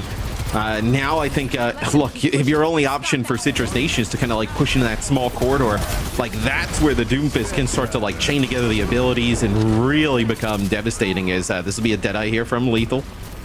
Just going to give them a little bit more space. Going to force someone around the corner. Nothing more zoning than that Deadeye right there. Neutral having to immo himself is a problem. Sugar Free, it's a free recall, and then a pick off as Neutral got clipped by a rail anyway as soon as he got into the air. That's rough stuff. Merit eventually is going to fall here, but with Lep out of the picture now, Citrus Nation don't have the beat to rely on in this brawl, which is really where they needed it. Lethal could be an issue. Sugar Free sidesteps the Sim turrets and now chases the offender herself. Rupal helping to bring them down, who's a nasty shot in the back line. Toronto again, a solid hold. Still plenty of time though for the attackers to work with. They're not moving off this Ryan, not with a Shatter in tow. No, and I mean, that's what I was going to say, is that for Citrus Nation, like, this is pretty good, right? I mean, you get a decent amount of push progress there with the payload, getting it around the corner. How did he do this? How did he do that? Oh my god, it's a fire player bio! And the follow-up was brilliant! Lethal taken out instantly as Rupal is there with the shots. And in comes someone to finish the job. Holy! That's not pretty. Oh, I mean, that is... No, you're going to get a stagger here, just a little bit there. On Adrenaline. I mean, that's just a fantastic position from RuPaul. You can't even really kind of consider that if you're Citrus Nation kind of coming around the corner. So, yeah, really nice play there from Toronto Defiant. I did like where Citrus Nation was, though. And now I don't. Bloody blind shield there, man. In this one. Nothing that could be done by Renaissance to protect Lep there. Merit hit 2 consecutive railgun shots on the Lucio. Filthy. Yeah, is that, you know, now all the kind of like positives for Citrus Nation, right? They had gotten the payload a good amount forward. As that is actually, I think, a pulse bomb that was connected on a Renaissance, and then actually Tap ended up being the one who ends up falling from it. Or maybe just kind of Tap got connected. Renaissance makes the right move, not moving there. I think Tap has to get away, but obviously Sim doesn't have any mobility cooldowns to rely upon outside of the TP, so... And you don't want to use beat out of here. I mean, trying to use beat out of spawn is just brutal. Okay, they get the beat. Citrus Nation get all 5 players alive through the TP, and Oda where the cart is, but here comes someone. He's hit with that nano right now and putting a lot of pressure down on Renaissance, who hits the shatter. It's 3 players. Merit and Rupal in the back, and the Fire Strike doesn't quite hit the former. So the Sojourn still stands now for Toronto, and he'll be back with a vengeance in moments. Someone, of course, with a Meteor Strike available here. They're taking their time, Toronto, as they return to reassume the cart. Deadeye for Lethal, playing from behind the wall. Someone just throws up the Dukes and blocks the damage out. Suzu now thrown onto the Doomfist. Lethal looking for the Kiriko, but Vega now going to stay scarce back behind that car. And an Air Matrix even to try and set this Cassidy up for success. But all the King's horses and all the King's bloody men can't get Citrus Nation across the line.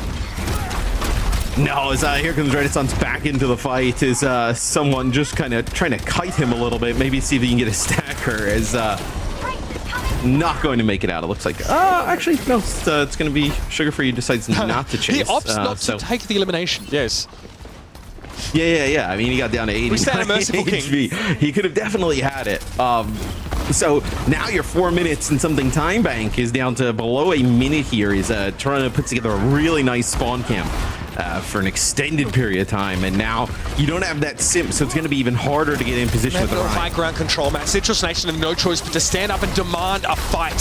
Someone's going to give it to him for the most part, and yep, that Immortality field just doesn't hit the mark. Biotic Grenade throwing there on Renaissance, and RuPaul has been picture perfect with those all round so far. Eventually someone brought to heal, but that's not nearly enough of a dent made by Citrus Nation. To give the Toronto Defiant pause. They're comfortable, they're settled in here. 20 seconds left in the round, and Citrus Nation are out of options. Yeah, overclock Kitsune rush here for the Defiant is see disruptor shot thrown in the doorway here. Just gonna burn a little bit. Are they even gonna make it back to the cart? It's gonna be very difficult. It's gonna really be on tap to get a touch. I tell you what, Vega hits one of those kunais and it's all over for the Tracer. Immortality killed. This is awful early. Yeah. Almost preemptively, Neutral has to throw that down to have any chance of Citrus Nation hanging in the fight. And Tap tried. Sugar Free brought him down though as he tried to contest and stall the round out. The cart stops midway through the second phase of Midtown as Toronto show their defensive chops. Yeah, I mean, with just Tap in position to get a touch once he's gone, I mean, that is really it there for Citrus Nation. End up using some of the ultimates to try and, extend that fight, but there was absolutely zero way with the, mobility that they had on everybody else that they were going to make it back towards that payload. So don't exactly get that second checkpoint to get it very close there for Citrus Nation. Right away there, point A take though, pretty good, right? The TP in with that Rhine in position, they get a kill on someone early, and then there was no response from Toronto. So pretty good point A take there for Citrus Nation, then it kind of all falls apart. So we're mixing it up here, Matt, on defense. Citrus Nation opting for the Sigma instead. It's very powerful to play him up on that staircase, work that high ground, and be quite disruptive. Hypersphere is also good at dissuading any advance through the train card itself. We have a Venture Sigma setup here. Yeah, it's quite interesting. We've seen the Venture played a lot with Mauga in a dive type They're of very setup, good at linking up with Mauga, of course. After that stomp comes in, there's layers of CC. But here it's a bit of a different story. You think Citrus Nation want to play the poke composition? Yeah, it'll be a little bit risky playing the Venture kind of alone. I wonder if Toronto, they see this Sigma and they decide to just make a change. Yes, instantly. Yeah, so we're going to go right back. Nothing worse than getting hit with that accretion, I think, while you're trying to set up his Doom. And okay, we are going to try and ignore the Sigma, go overhead and hit the soft underbelly of this Citrus Nation composition with Winston. Yeah, as it looks like just trying to get right around this fire truck here. Just kind of put pressure, maybe split up the side of Citrus Nation, then kind of collapse on one of the targets. So Lethal has to be careful as the camp also takes Renaissance drop down here. High ground voluntarily conceded by Citrus Nation now as Renaissance wants to try and threaten someone a little bit, but the damage is pretty extreme and Lethal's already been taken down, and Merritt, he's in pole position. He's in the best place to punish now, and Renaissance had to be looking 6 different ways. 35 other opponents, so work that out. Citrus Nation. Well, you also see, you see where Merritt jumps down there and kills Neutral. Right before that, we're looking from someone's POV. He puts like a bubble like by the point, but that bubble also just kind of like blocks everything that the Baptiste can do from the side. Just kind of throws the immortality field out, not really able to do much of anything. So now we're back to the Reinhardt here for Citrus Nation as someone will switch over to Ram. So nice kill there from Lethal. Gets up to the high ground. Maybe that gets a little bit of control there for Citrus Nation, but dear. now I feel like you can't track that. Now I feel like you have the better kind of like rush brawly tank here with Ramatra in the mix. Is someone's going to get hit with a bio here, just trying to keep him alive as Sugar Free just goes uncontested. Renaissance demanding a gentleman's duel here. Someone actually honestly counter-picking the tank a lot of the time from Citrus Nation here, not messing about at all. Toronto Defiant looking a little bit more serious than maybe last time we saw them in qualifier games. Yeah, they're trying to just take care of business and get out of here today, right? As you're gonna double support ult here, the ability to kind of nano the Ramatra.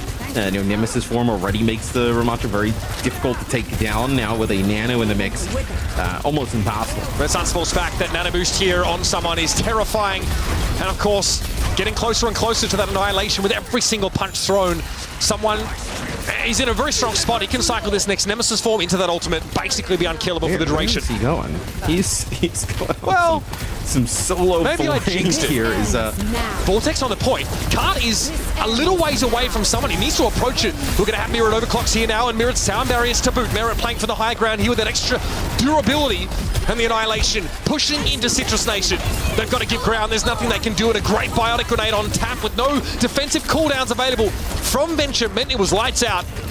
We have that checkpoint coming up in just a couple moments, and this will be it. Toronto Defiant make it easy. And someone asking instead for a Ramatra mirror, a little bit too late for Renaissance to respond.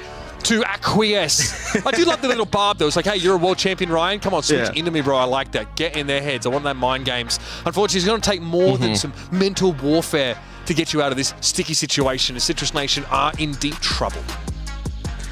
Yeah, and someone coming from that like weird angle that we were looking at, kind of laughing at, he actually drops a shield like right in the middle of the ant matrix that neutral had dropped down, and then just pops his annihilation, gets right in the mix. I mean, nothing you can do there. Just domination so far here by the Defiant. Yeah, so looking back, right, we see the Reinhardt composition coming out here from Citrus Nation, and it works. They use a Sim TP to cross the gap to contest point A from a position of strength. Then they start to run out of gas here because obviously that Doomfist comp is super mobile and you've got to cross a wide expanse on the second phase of the map. You need to contest with high ground that's, given to the defenders by default. You're dealing with Merit, one of the nastiest sojourns in the world, and the constant harrying pressure of Sugar Free with these fat bios of Rupal. That is just too much to deal with. And I also feel like for Toronto, like obviously this is what we're watching here in this that was so nasty.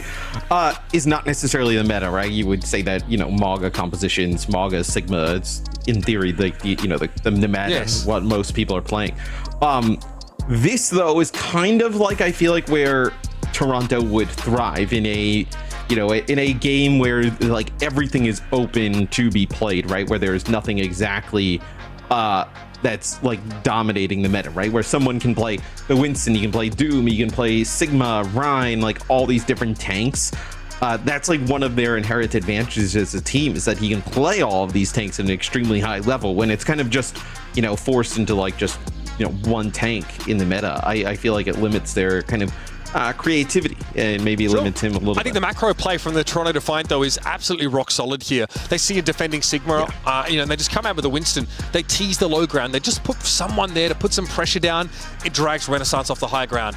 All of a sudden, these two teams are playing different games right now. I mean, they're not playing the same game. They're not the same, chat. I don't know what to tell you. And with good reason. 100% of you had voted Toronto Defiant to be the eventual victors of this match, and so far that's looking like a pretty darn solid prediction. Kind of them 1.001 odds prediction, if you know what I'm saying here. But again, for Toronto, they don't look like they, I guess, did during the earlier qualifiers, so the OWCS. We saw a lot of horsing around, right? Like they goofed off a whole ton. We are looking at someone counter-picking a player that he probably is in the play to play, in the pound for pound, a better tank player than, but he says, no, I want to try and eke out every advantage possible. I will switch Ram into Reinhardt. I will play the Doomfist here to really pressure and make use of some of these high ground spots on defense. So it's good to see him not taking any prisoners. I do think that Dallas was a rude awakening for this team, and they're not willing to leave that that appearance at the World Cup to chance. No, especially like season 11 next week. We'll see how things kind of go in terms of like patching in the meta and whatnot, right? Why leave it to chance? That is going to be a wild turnaround, by the way. That patch. Yeah, you do something crazy. So like, give yourself the best opportunity, right? No, I think that this kind of match was like pretty much always a little bit of a foregone conclusion. Like even the desk was kind of, speaking almost in the past tense of like, okay, well, we'll see what happens after this match. Like that, this one. They were speaking of Citrus Nation as if they'd already deceased. I think that is a safe way of putting it. We're talking about the lower bracket for Citrus Nation at the moment here. One that promises to be pretty competitive, especially over those first couple of rounds. We're heading into our next map in just a moment, folks. It will be a potential decider in this series unless Citrus Nation can make something happen here on Colosseo. To be asked, the flexibility of someone and just the raw ability of this Toronto Defiant team is something not to be denied. Something that didn't quite come to fruition on the world stage in Dallas. If they've got a chance to do it once more in Riyadh, if they can make their way through as we expect them to. Yeah, I mean, look, Toronto needs to make it to EWC, and then I think now the story would be like, where do we rank this team globally? Because like you mentioned, they fall to second, the second seed from EU, EMEA in Dallas. Then obviously the Korean teams played tremendous throughout all of Dallas, right? Like, where does this team fit in globally? And can they become the best team in the world, right? That's kind of the why this team was put together. I think winning championships in NA is awesome. They probably love it, but really it's about that top-notch, like, global competition. That's where they want to be the best. Sugar Free here, already on the wrap, Matt. Into the back line now, some pressure on neutral, but nobody really exposing themselves to the Soldier 76. Soldier, by the way, kind of wild. For long enough for him to really put, the fear had gotten him, so does Lenny. The holy humanity. Well, Helix Rocket cuts both ways, apparently. A lot of running there for not a lot of results. That's right. As Helix Rocket, yeah, that damage can be dangerous. So Toronto gets a little bit of lead, so the legs will go away there. Just pack it back. That's our only soldier sighting. Oh, wait for Boston Dynamics to roll out the new model of those legs, mate. They're no good. All right, here's the Malga look alongside the Farah. For Sugar Free says, you know what, I don't like touching the ground. I'm going to stay up here. I'm going to put that pressure down. Look very, very good on Oasis now. There will be constant pressure coming down. A tough target for Lethal to hit at length as well. And it'll be Sugar Free popping in and out around these little corners, these little windows up the top right here. And we're looking for Toronto to follow up on it. Merit in a great position to follow up on rocket damage with a rail. And it's just about getting someone past this Sigma shield, right? And, once Malga just kind of like breaks through that barrier, so to speak, then he can start to go to work. Right now, I think that they're actually just playing for the Kitsune Rush. So they're letting Vega just charge this up, then probably use the rush in this corridor to get a big advantage. Huge stomp onto Lethal. My goodness. Immortality field again for neutral, just not quick enough to save him. Someone running roughshod over Citrus Nation. And Matt, that is the kind of fire you play with when you want to play Sigma, a static composition into this Malga setup. Yeah, if somebody was explaining to others, like, why is, Malga good against Sigma? Obviously, a Kitsune Rush in the mix there, but that would be a nice clip to grab as someone just goes in with a stomp. I mean, Lethal on the Cassidy. It's really nothing you can even do in that type of situation. They try and throw the Immortality field out, but the focus fire is so good from Toronto. So this is going to be Merit here with an overclock up on the high ground. It's going to be an Ant Matrix in the corner, just trying to deter the pressure, but that is a sick shot. Just a lack of regard for what the Ant Matrix represents there, Matt, from Merit. He says, I don't care, I can find these shots. A neutral, the Baptiste gets taken down. A switch briefly to Moira here and then back maybe for mobility, but it's going to be the Baptiste legs come out of spawn because frankly there's not that far to go to get into the fight once more. Toronto Defiant push right up into the spawn of Citrus Nation. They're about to take this checkpoint and they're going to do so comfortably. Yeah, as Tap just trying to stay on the point, prevent that checkpoint from coming on in, but Tap will fall. So now what? You're going to have to use this sound barrier here in the same type of situation we said we kind of obviously disliked previously, where it's like just to get out of the spawn.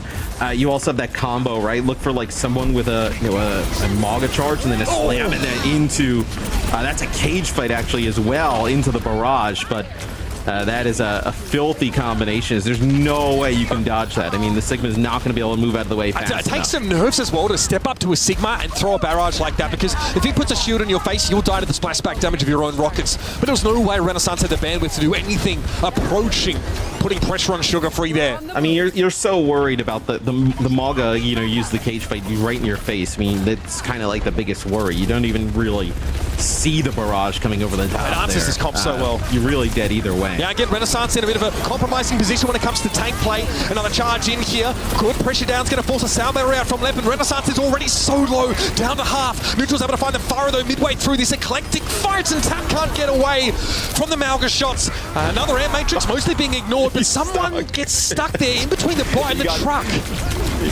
Yeah, in between the bot and the truck is like the barrier that the push bot moves. Kind of made it very difficult for Malga to fit through that little alleyway. So tries to kind of run away, use the charge turn sideways, to bro. Disengage and turn sideways. Yeah, not able to do so.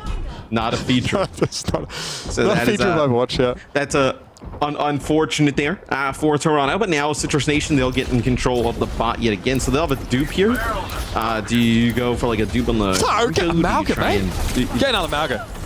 Yeah, I mean, you get the Malga possibly, yeah. Tappy wants to pressure that off angle from Vega. Doesn't want any stray kunais derailing plans here for Citrus Nation. The Deadeye being part of it clearly. Good Air Matrix throw. The Immortality field, the timing was decent, but Lethal still gets brought down with that immobility that Deadeye imposes upon him. It's another wash. Toronto Defiant can step forward now. Citrus Nation, that was their gambit, that was their play. Get the Cassidy set up to find a kill or more.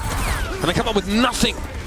They get a beating, a shellacking, a drubbing, a dressing down. Yeah, as this bot's going to come fast the other way, is trying to get a shot here from Lethal onto Sugar Free. Is you're set up again, potentially, you know, with a cage fight coming online shortly, with just some damage coming down from someone for that same type of combination to finish it off. So, okay, Lethal. Sugar Free. Yeah, nice shot there from Lethal. If you can't win, at least look good doing it, I say. Mera going to push back at him here. Sugar Free brought down, of course, by that one earlier. Sticky bombs from Tap find their mark, and now Defiant down to 3.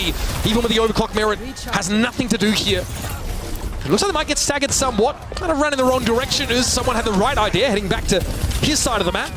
It will be Mera dragged out a little bit longer here as we're down inside 4 minutes in the map. Yeah, I mean, you get the kill on a Merit, but no, ultimately, when the next fight kicks off, he's going to be back in it, right? I know it's going to kick off right in this middle map. Is the Widow swap here. It's been solid for Lethal thus far. He's gotten a pick or two, put down some damage, make it very difficult for Sugar Free. Is that Merit now going to go with Sombra here? So even some more changes. Okay. Likely to put pressure on the Widow. I think that goes without saying here. I'll see that Virus gives you a decent bit more burst. Lethal about to find that other hard way. He pursues with a translocate. Oh my goodness! It always goes wrong, and I think there's going to be a trade there at least as left charges on in. But elsewhere, Renaissance caught inside the cage fight once more. Well, we're back to business, folks. Shoulder the pickaxe and set up outside of Citrus Nation spawn. I mean, the fact that he didn't even go for the hack on the, like, he tried to hack on the Lethal and then just ended up just using the virus and then translocating right into his face. So that was the infra I used there from Lethal too. So not going to have that Widow ultimate here towards the end, but you're going to have a great idea of knowing where the Defiant are coming from. So this is a fluff over the top here. No! Did he get hacked out of that? Unclear. Suzu keeps everybody up. Yeah. That is ridiculous. Sugar Free brought down by Lethal, though. The Widow damage finally getting its mark in this fight once more. Tap tries to gain some altitude here as Lethal's playing from an odd spot. This low ground. Oh, they rush on the high ground. Yeah, I mean, they may as well stick together around this. I feel that they can put pressure down on this Sigma, whose kinetic grasp will only be able to prolong his life for so long, and that's the dupe of the Mauga. Merit elsewhere, trying to make things happen as Sombra and Vega needed one more kunai to get the job done, but Neutral gets involved. That's both supports of Toronto down. That'll be another Citrus Nation fight win. How do they convert this into some meterage? Well, I mean, it was a little bit surprising. Okay, they don't actually get the bot. Do they? They do know. Okay, they now know. Okay, yeah, they now know, but... Renaissance again calling for the Ryan Mirror. That would have been the wildest back half of all time. Obviously, it would have taken ages to develop. It would have taken 3 to 5 business years, Matt, but it would have been so worth it. All right, Immortality Field does absolutely nothing because EMP shuts it off just before the pile drive comes in and Sugar Free finds 3. It's all too easy for Toronto Defiant. And they're on the home stretch once more, which is, in fairness, a stretch they've been on for the entire map. Now, with 90 seconds left, though, Citrus Nation are gasping for breath. Yes, now Toronto's just moved up right into the spawn door. No ultimates, though, for the Defiant. So a positive sign here for Citrus Nation is Neutral gets 1 and also will have an Ant Matrix. So Lethal doing nice things with the Widowmaker yet again here right off the rip. It's just, I mean, you have a lot to make up here of your Citrus Nation. Lethal has actually hit some really nice shots on the Widow. It's just not Play enough. May against that Wrecking Ball. Someone does the exact opposite of giving Renaissance the Ryan Mirror. The Wrecking Ball set up here with the Farah. Pretty potent. A lot of disruption. Renaissance still calling for at least a Ramatra. Give me something to swing at, he says. And someone has not typed in chat once. No interest whatsoever, I think. Good pressure. Another Immortality Field happening. Oh, you can't be serious. Oh, that's devastating. And Matrix there goes for naught as all of Citrus Nation are scattered to the 4 wins. Bot, by the way, is pushing in the other direction at least, but eventually that'll be put to bed as someone comes back to roost. Yeah, he just wants a fight. Just Renaissance here. Renaissance just wants a fight, man. Does he? No? He's gonna get it. It's right here. Okay, gets his charge. Sugar Free down. And I'm so glad that we dragged that out just a little bit longer. I'm really glad we got to witness that. I feel like this is Darwinian. Someone's put a Petri dish in front of me and I'm just watching it in real time. I'm just watching the fungoid on there just spread. You know what I mean? Like a contagion. Well, the Toronto Defiant will spread their tendrils into the next round of this top 8, staying alive in the upper bracket in a 3-0 victory. It's great to be back, Matt. What can I say? Yeah, I mean that was a beatdown there.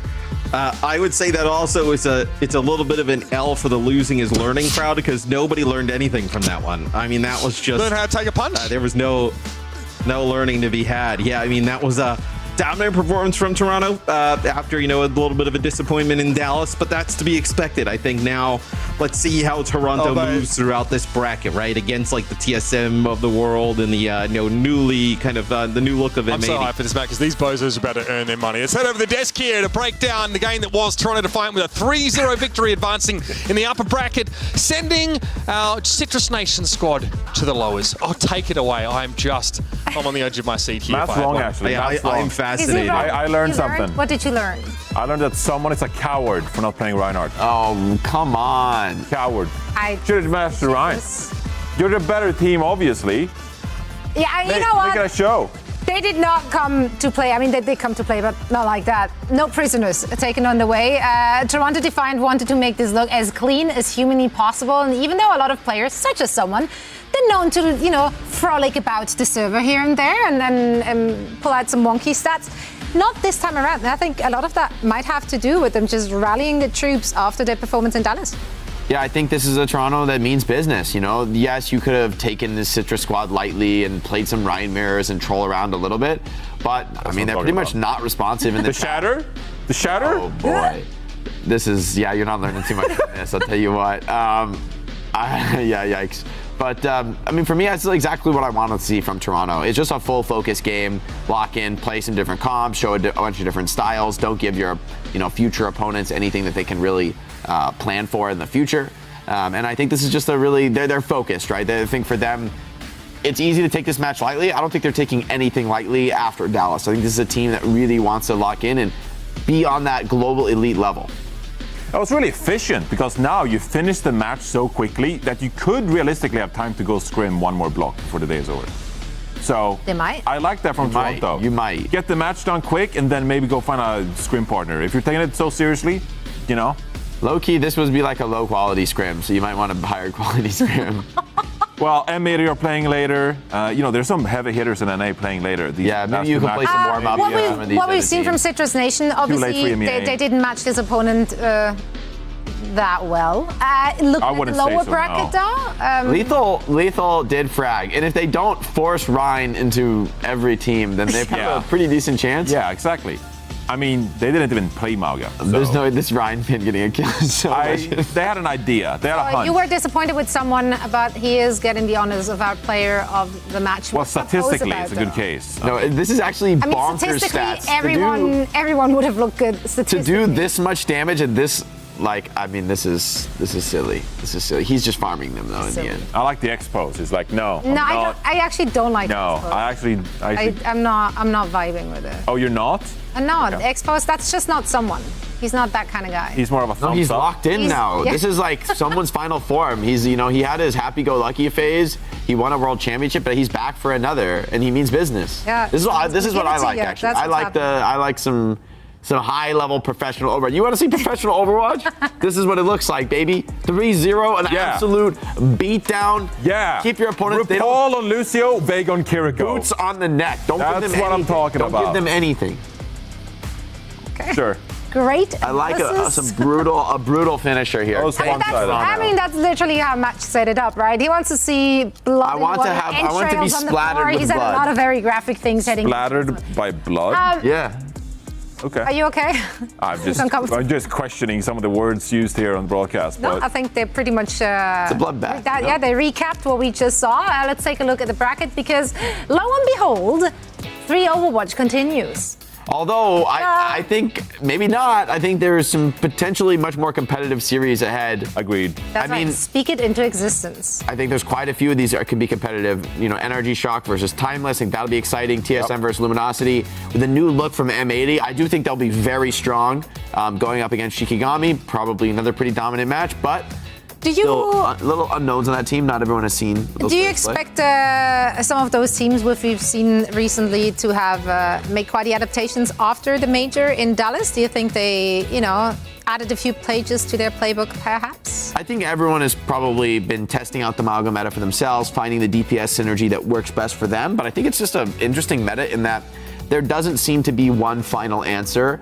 Maybe it's a lot of swaps based on the maps, based on your player's preference, but different teams have run different looks, whether it's the hit scan, Sojourn, Pharah, Echo, Genji, Venture. We've seen so many different swaps come in, and it's interesting to see the meta still develop. Smile. No, I honestly think it comes down to player capability too. Yeah. Like if you have a team that can actually play 2 flex damage players and you can lean more into Genji, Mauga kind of brawl, that's a good path for you. I think it's a really strong composition, but a lot of these teams, they just can't play that composition at a really high level, and so they end up flexing around their damage players a lot. So some teams better situated to play these comps than others. And in the next matchup, I know we're going to a break, but we have to tease it before the break. So we did see some Sigma from these teams playing each other last week. So Sigma coming up. All right, he almost got the full tease out there. TSM going up against Luminosity Gaming. Sigma on the horizon? Question mark. We'll find out after this break.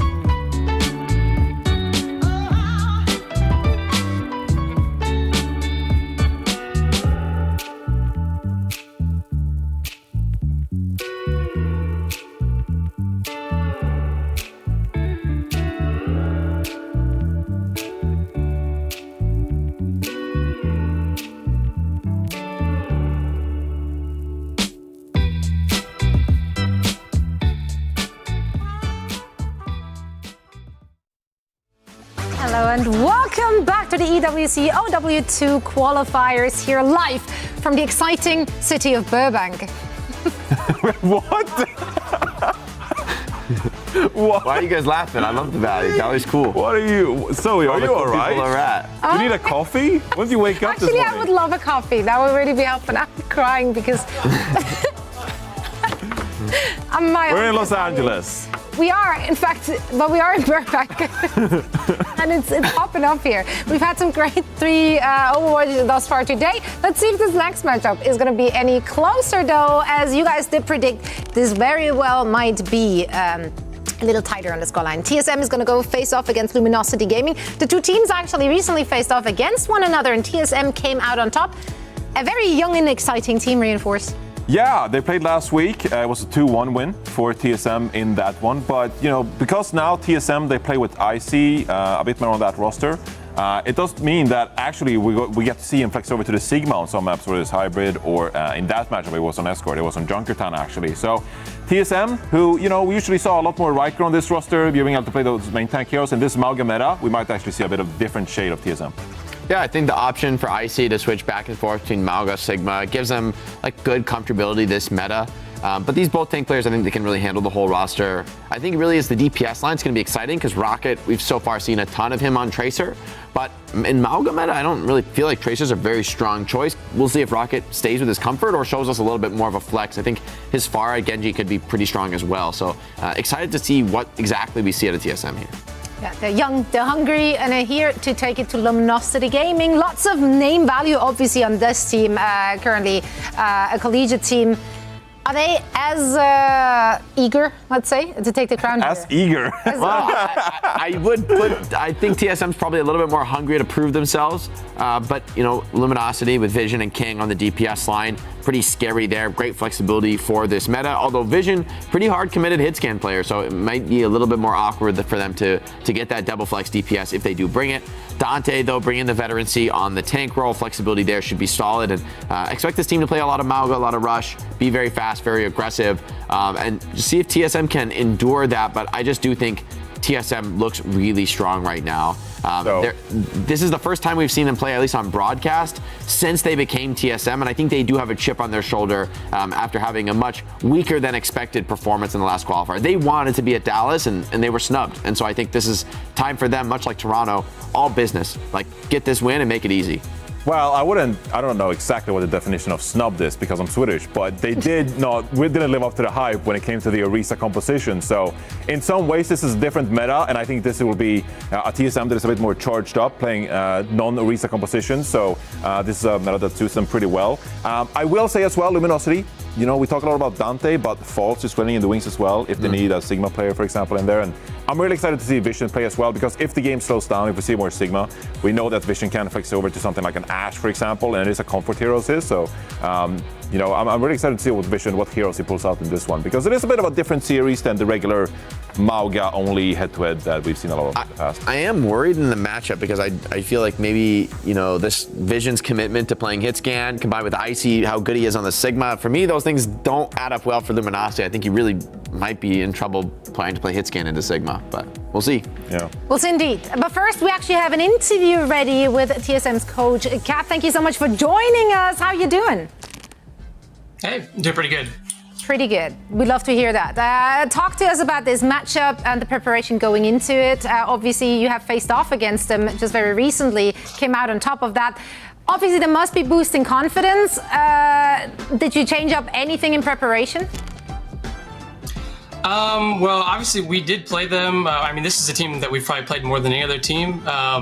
And the last match we won, I saw this stream where Commander X said it was close. I maybe don't agree as much, but we changed a little bit. But overall, most of our game plan is still the same. The meta hasn't changed that much with the patch being next week. So most of everything is still the same. What were some of the things maybe you learned after not actually qualifying for Dallas? You know, it was obviously something you were gunning for. You wanted to attend and qualify for Dallas, but you didn't make it in the end. What was kind of like the team atmosphere afterwards? What were some of the discussions you had internally, and what did you learn from that experience, maybe going into FACEIT and qualifying for Esports World Cup here?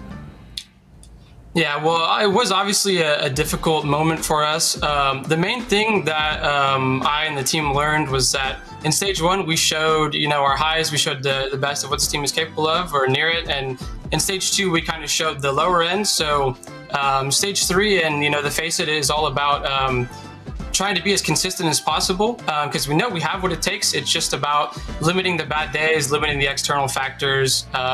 You know, if we can do that, we know we're more than capable of it.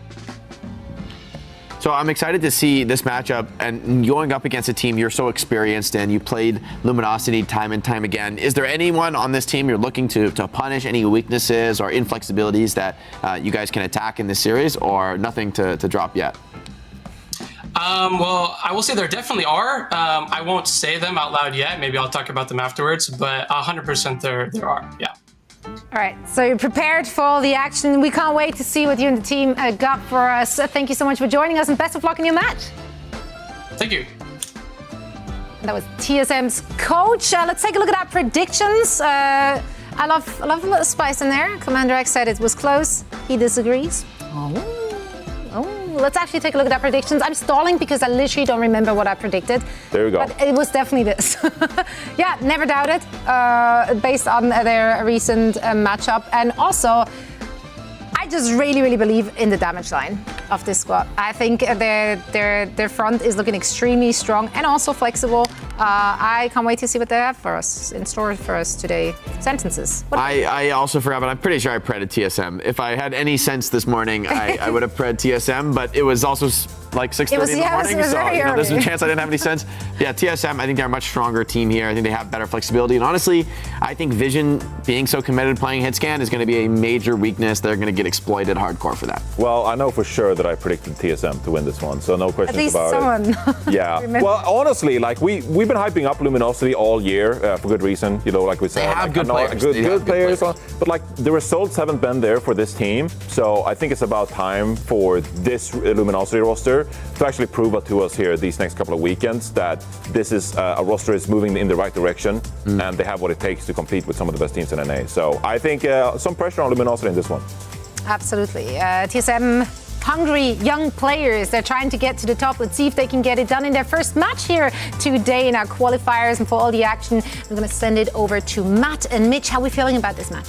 I mean, pretty good. We talked at the start of the show, we said like the midfield of this top 8's looking pretty good, at least for some compelling matches. This is probably going to be one of those. Capitology straight away was like, we have played this team more than any other. That's the kind of game you want to jump into. That's the kind of game that gets you sitting up in your seat a little bit. These two teams have had plenty of time to take each other's measure. Matthew.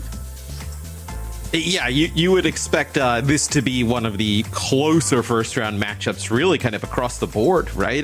Throughout EU and NA thus far. So we'll see how it kind of shakes out. I would lean with the desk where I would favor TSM in this matchup, although, their first match was allegedly close. I think the subtext there is I'm pretty sure Cap and Unta love a good little beefing. I think those two go at it a little bit here. So maybe no love lost between the coaches of these particular teams. Johnny promised us Sigma. Now we're just going to get Malga War. War for the planet of the Malgas. Yeah, we're headed back here onto Oasis, folks. City Centre means it's time for Malga. We're going to be having Farah and Cassidy mix in as well. Mirrored compositions on both sides. Good to see Dante return back to the field. They're not in a show match that gets absolutely thrown. You see Rocket here living up to his name, putting a lot of pressure down here from this causeway. Yeah, that's a use of the cardiac overdrive really early there from Dante. I wonder if, Icy had used his a little bit earlier, but it'll actually be Luminosity getting on the control of the point first here. Getting very close to a cap, and now we'll have a contest from TSM. Dante got about as much value out of the cardiac overdrive as you could ask for, and it still wasn't enough. Eventually, TSM just lean into them, and King buckles under that pressure. Tough to do much from here as well without your Farah. You are going to be in full regroup. Yeah, and it seems like here at the start, Rocket just putting down lots of damage, making it very difficult to kind of stick around for Luminosity. You can just see in terms of like the ultimate, value generated, right? Yeah, already pretty much with an ultimate King 60 on the board. You also have a Kitsune Rush here for TSM, so a few ultimates to use here. Is they're going to use the rush early on? And I mean, they're just going to run right. I mean, that's just the pure speed boost there, catching Vision out. I think Vision was expecting a barrage there from Rocket, and he's tracked it correctly. It doesn't come though; it's more of a feint. Now Luminosity in a bit of trouble here. They've had a good run sort of through this qualifier in general through the groups. You see that record, pretty stellar, but fortunately TSM have their number early here and have had it to date. There was a time, I mean, this TSM squad got grouped in our Stage 2 qualifiers for Dallas, Matt, if you remember. It was actually Luminosity in that same group, handing them the L. Things have changed, though. The guard maybe being changed as well. Chopper's going to cop the rough end of that stop there from Dante as he tries to slow TSM down. But TSM just used the beat to back away behind. It's a lot used by Luminosity here as well, though, right? That's going to be the Deadeye and the Kitsune Rush to just kind of get out of the spawn here. We'll see now if TSM, and maybe you get this cage fight rocket barrage that we saw in the last series from Toronto. Maybe you can kind of combo Good stop, catches 3 players there. Dante out of position. The rest of his team had already folded back to the opening. And it's an easy one for Rocket. Dante brought down, and that's got to be it for now.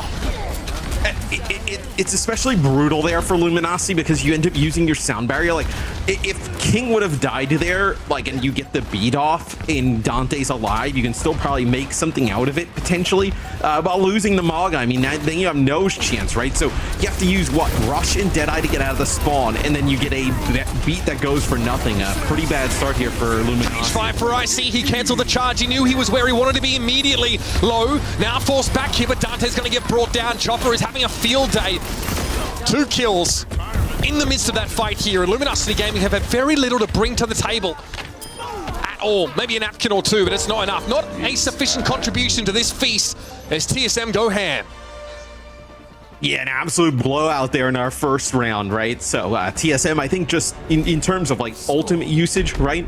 Way better than Luminosity there in that first round. You know, Luminosity, they really only kind of had like 1 cycle of ultimates, and really they kind of all went for nothing pretty much. So have to see a better showing from LG in round number 2. In these mirror comps, Matt, it is the little things. And so much of it there was TSM coming in with a very straightforward stomp. But often IC wasn't trying to punish the backline immediately. It sectioned Dante off from the rest of his team and allowed TSM to pick apart at that Mauga. And then with only 4 players left, it was Curtains or Vision getting caught out just with that lack of mobility as TSM come in with the Kitsune Rush. Very simple, straightforward plan. Yes, mirror yet again here for this next round.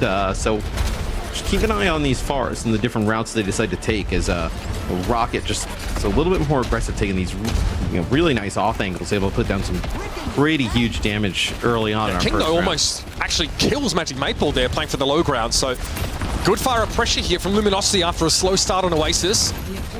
Again, want to play this angle, stay out of line of sight of Chopper as much as humanly possible.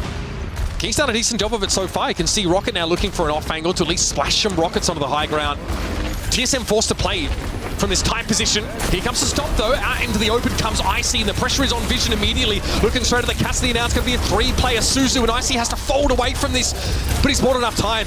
Vision gets taken down as Maple piles on in with the rest of TSM, and again, Luminosity get dashed. And I was going to say, I actually really liked Luminosity's positioning there off the start. They get high ground control. I thought that King had a better position in terms of like where you're going to play with the Pharah than, Rocket.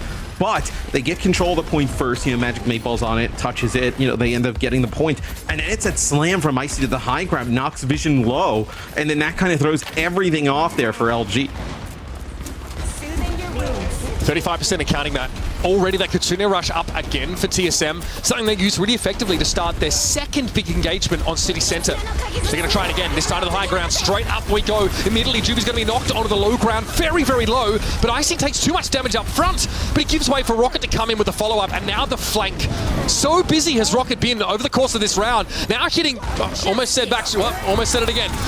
Hitting Dante from behind with those rockets. King, though, able to clean up Chopper, though. The barrages are everywhere, and Rocket's found too. Up to the high ground now with the sound barrier, you can play that much more aggressively. Vision's been hitting those shots. Excellent work here for Luminosity, but they still don't control a point. The cleanup, though, is in order. Yeah, it looks like just one more player here. It's just CJ alive as CJ will fall. So TSM does get 73% out of it. Almost kind of battles through at the end, but King with a nice barrage. Vision with some nice shots ends up giving LG the point. So now we'll see TSM really has nothing to use here. Mitch just kind of make a run at this point back, and Juby's going to have the sound barrier. So I was using the previous fight for TSM, so slight advantage here for LG going into the next very fight. cognizant of the fact. Doesn't want to expose himself to any more of this damage from Chopper. Long range poke here, name of the game for now, and you'll notice that Icy's got himself embedded there on the top left corner, but I think he's been spotted. Luminosity trying to collapse on the Malky here. Unclear if that's really the safest play to make. Somehow Icy gets out, and now onto the field are Luminosity drawn into the way of this Deadeye. But Chopper can't play out in the open the way he'd like. Get some damage, but here's the cage fight. Cassidy able to play from the outside of it, but Rocket was shackled within it. Here comes Dante, ignoring that mag grenade, charging forward, giving Luminosity now their 50%.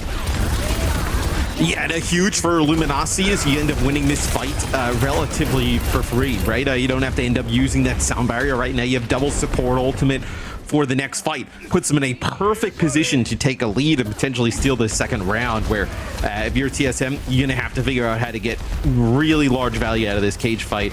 I know maybe you kind of use the Kitsune Rush, draw out either, whether it be the rush or the beat on the other side, and then get value out of the cage fight barrage combo. I feel like you're going to try and catch the Cassidy if you can. Vision, though, will aim to be slippery. Here's the stop to the high ground once more. Cage fight deployed. All of TSM looking to pile into it from the backside, but nobody in Luminosity was caught. They were able to just give up the ground on the stairway, drop away. Now it's going to be double Kitsune Rush thrown out, and Icy wants to simply reposition them with this. Deadeye, dangerous with the stomp as well. It's an easy kill for Vision. Magic 8 Ball there, stunned for a time, and Fan the Hammer will be enough to account for Rocket. Luminosity are here to brawl, and now they're even on percentage after TSM flipped it back. Oh, and even bigger there is that is actually Magic 8 Ball using the sound barrier during that, and gets taken out by the Deadeye, so no beat here. So Juby has held on to this for what seems like an eternity here for LG, so that sound barrier could have been huge for TSM, but a huge Deadeye there from Touch Vision. chance here for TSM, but like you said, no sound barrier to play with now. Luminosity have all the cards. Rocket will peer him from the side. Here's that beat now as Luminosity know it's time to pile on in. It's going to be King getting brought down mid-barrage there by a mag grenade, but still the numbers favor Luminosity in that 4 versus 3. Hard to catch the Tracer as Rocket definitely sidesteps a mag grenade that would have been the end of it.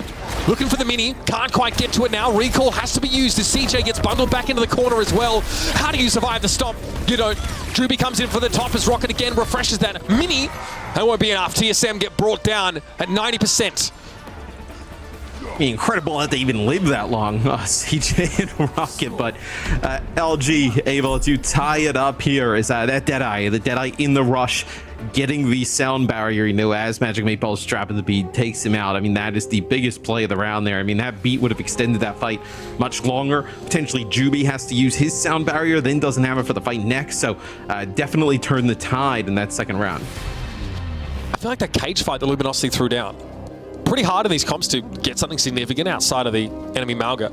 Catching Rocket, and he was caught on the other side of the pillar, just could not escape. I think the intended target might have been Chopper, but I think Luminosity were happy with what they could get. Then there was that spawn cam fight where they snowballed their lead. Now we're even, heading into University.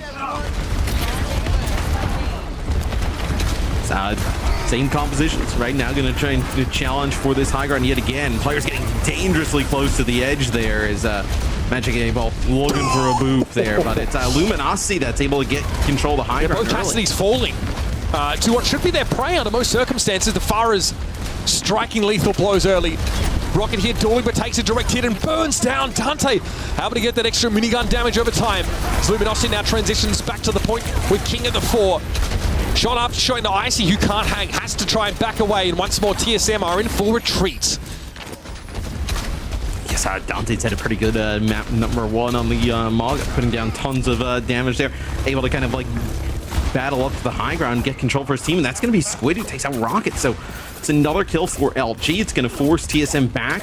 Far, huge source of the damage. Going to have to just kind of wait, sit and wait for Rocket to get back in the action, and now we go again. CJ close to that ultimate. Can we get a good charge stomp here from Icy? That's just to close the gap a little bit here. Decent poke damage on Dante as all of Luminosity looking worse for wear now. They're getting hammered on the way back to the point. Kitsune Rush now thrown down. I think TSM small blood in the water, but they're not ready for the barrage crackback. There's Vision and King combined to find a Cassidy and the Malga respectively. It's so crucial. And Luminosity now, they've got a feel for this tempo, Matt. They're looking good. Yeah, absolutely. I mean, that's the rush, like you mentioned, that comes out there for TSM to sound barrier in response from LG, and then a nice rocket barrage. Is now TSM, they do have their sound barrier to use in this next fight. Is we talked about that last round. Magic 8 Ball is caught out by Vision trying to drop that beat. Let's see if we can get good value from this. Counter charge by Icy just to reposition, so no cap in the end there from TSM. They are really hoping to set up to get full value out of their sound barrier. They're going to use it now. Cage fight surely got to be thrown in. Suzu, Dante under pressure here as the barrage comes in from above, but it's going to be Vision with 2. Massive Deadeye here for Luminosity, and this is only going to lengthen their lead. CJ brought down after the fact that at 75 and against the sound barrier, Luminosity are on the home stretch. Yeah, the sound barrier comes down when the cage fight comes in. It was actually Vision end up using the Deadeye there, ends up with a few kills as Chopper's going to go over to the Genji here. trying to, obviously get a touch, get there fast, but also now put a little bit more pressure on Vision. Last resort for Luminosity, or rather TSM, to come back in. LG sitting pretty now at 96 and counting. Caged by FACEIT. This one has got to hit a little different. Looking hopefully for the Pharah, catches nothing with the Malga. Looks like Juby was inside there as well. The rest of LG dive on in, make use of the Suzu now. It's going to be Dante and Vision falling. TSM, with just the one ultimate in fairness, able to come out on top, stay alive. Yes, LG decides, I mean, they really didn't have anything to use, right, outside of maybe the barrage, but they decide to hold on to it here, maybe try and set something else up. So this allows TSM to kind of get back into the game just a little bit, as you'll have this Kitsune Rush. You can kind of just layer this over the point.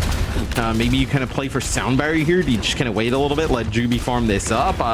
Probably what they're going to look at doing is let Juby get this Sound Barrier, then try and make Here's the Rush. King set up. Thought about the barrage, surely, but actually repositions with a concussive blast. Kitsune Rush here from TSM. It's a problem. Yeah, LG concede this fight. This is about as weak as TSM are going to get in terms of their ultimate charge, as the next fight after this one, Magic Mate Bowl will have that beat. This next fight's going to be huge. Like, you're going to have Blade Barrage here for TSM. Luminosity is going to have this Sound Barrier. Like, if you don't win this one, like, you're getting into a scenario where now we're going to go like 99-99. Maybe just kind of like one last junk fight. So this is a huge fight here. It's all about a free pick, Matt. This beat might not be enough for Juby.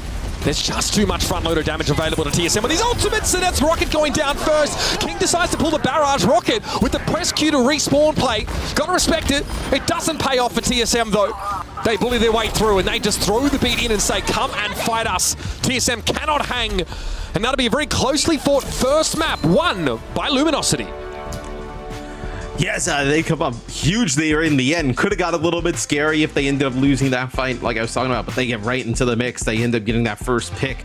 It seemed like time and time again there towards that, the later half of the first map, it was always Luminosity finding that first blood in these fights. I mean, again, Luminosity being able to win a fight against that Sound Barrier, not having one of their own, it gets them to 99% in that third round, Matt. And they say, hey, we can take a couple of fights off. We can go to Cancun, put our feet up and wait to have a beat and just force a very scrappy, very one-dimensional engagement where we have a overwhelming health advantage and they convert it beautifully. But this did not start looking like a good map at all for TSM, for LG rather.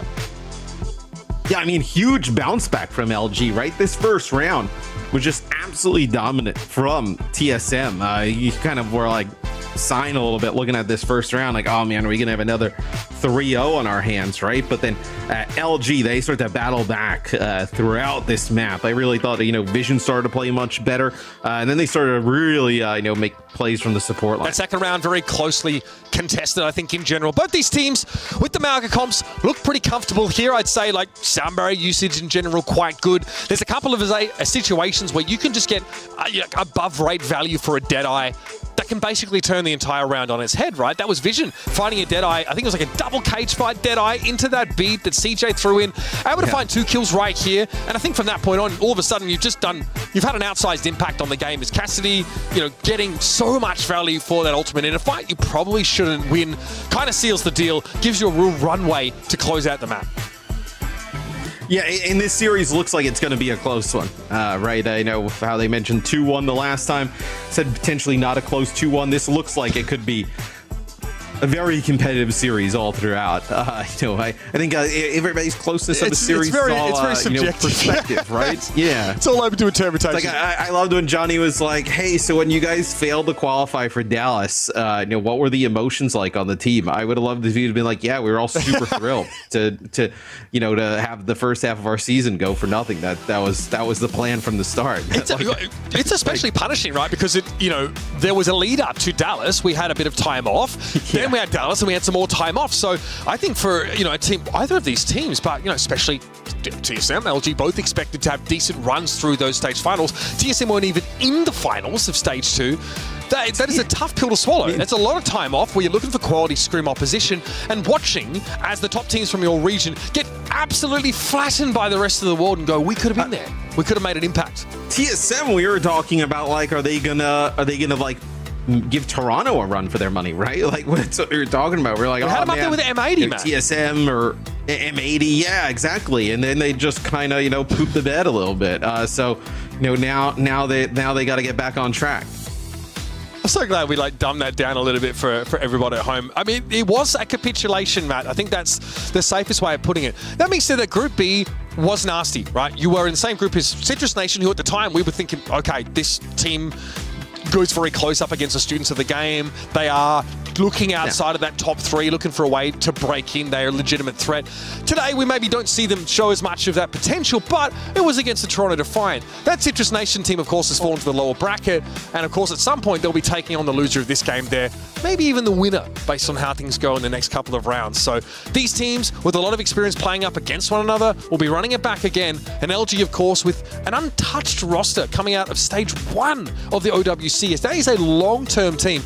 I will say like that this TSM squad also stayed together for the most part, for quite some time too. It means a lot. It makes a difference. Yeah, and with the way things were shaking out in stage 2, the OWCS, like LG kind of is in the same boat really as TSM, where like they thought that they should have qualified, right, or had a chance, right? Students of the game. I think it was a little bit of like a dark horse, like, hey, if this doesn't work out, with TSM at the time, Timeless, like maybe it's students of the game, but they need to have a few things go their way, right? And those things end up going their way. But both of these teams, feel like they probably missed out on Dallas. Definitely, like we talked about in the last series, I feel like NA is so open right now. I would say outside of potentially Toronto, I think we'll see what the new M80 looks like here shortly. I'm excited to see Tree and Kaluge get back in the mix, Spectra, right? So kind of nasty with it. Yeah, I mean, look, I don't think it's you don't lose Hawk, Pelican, and Happy and become better, right? But I think it'll be a really interesting squad, right? That still kind of has the potential to be number 2 in NA, but that'll be a series a little bit later in the day. As we're still on board here with TSM LG, as looks like LG on defense. Yeah, this will just be that Farah Cassidy yet again. Yeah, same comps as the first map here, Matthew. Both these teams really throwing all of their weight behind the Malga composition. Farah here, quite powerful, even defensively, right? This clock tower very important for her play. Again, a state of line aside of those Cassidys as much as possible, and King has done well here defensively to pick up Icy, who gets run over by the entirety of Luminosity.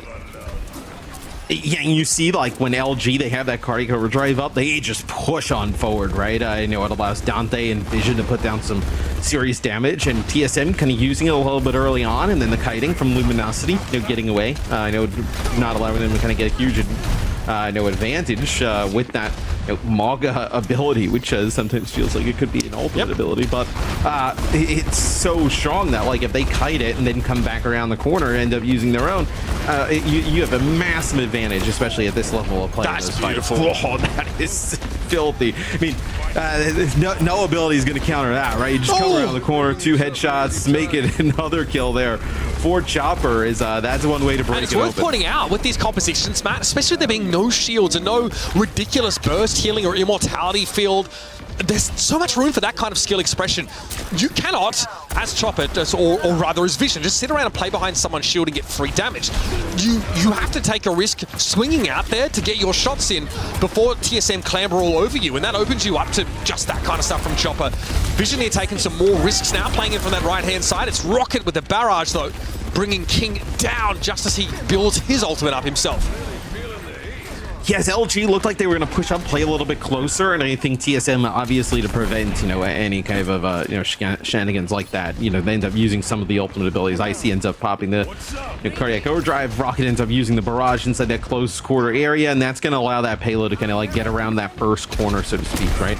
Especially with like these Maga comps, so like you don't want to just be like kind of stuck at that door, just kind of like battling it out all the time. As Rocket's going to find another one, so TSM really starting to proactivity now for TSM as they have a good position to start fights from, and Chopper probably doesn't know what hit him there. He's fortunate to be alive. He got knocked in every direction, yeah.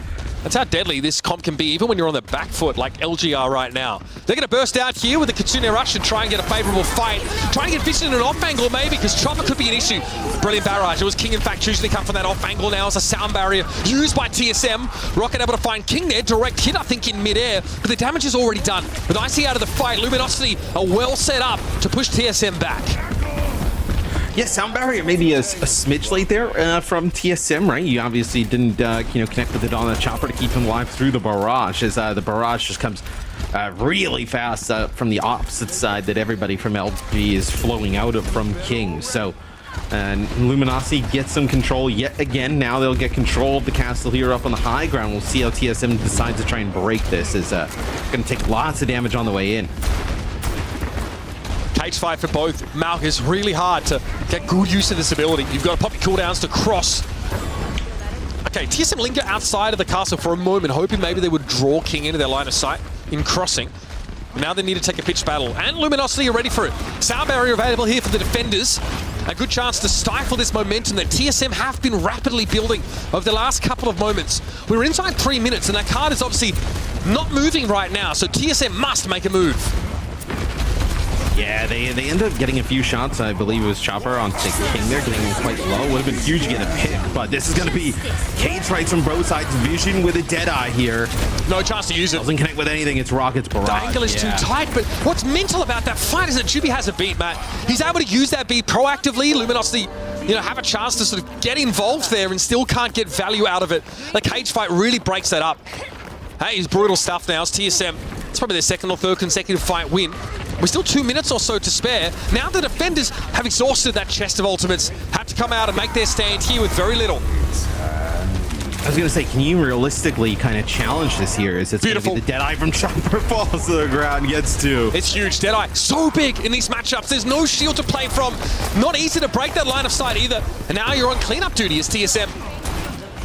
Some middling stall from the defenders here, but in general, TSM have been very confident moving up into the castle, taking that fight on the high ground, throwing the cage fight down, and then getting an easy ult advantage fight win. Yeah, that's a rather tough area to kind of navigate with the Malka, right? Because like you mentioned, you have to kind of use your cooldowns and abilities to kind of cross that gap, get underneath the castle, right? Then you kind of, you're trying to just chase the other team.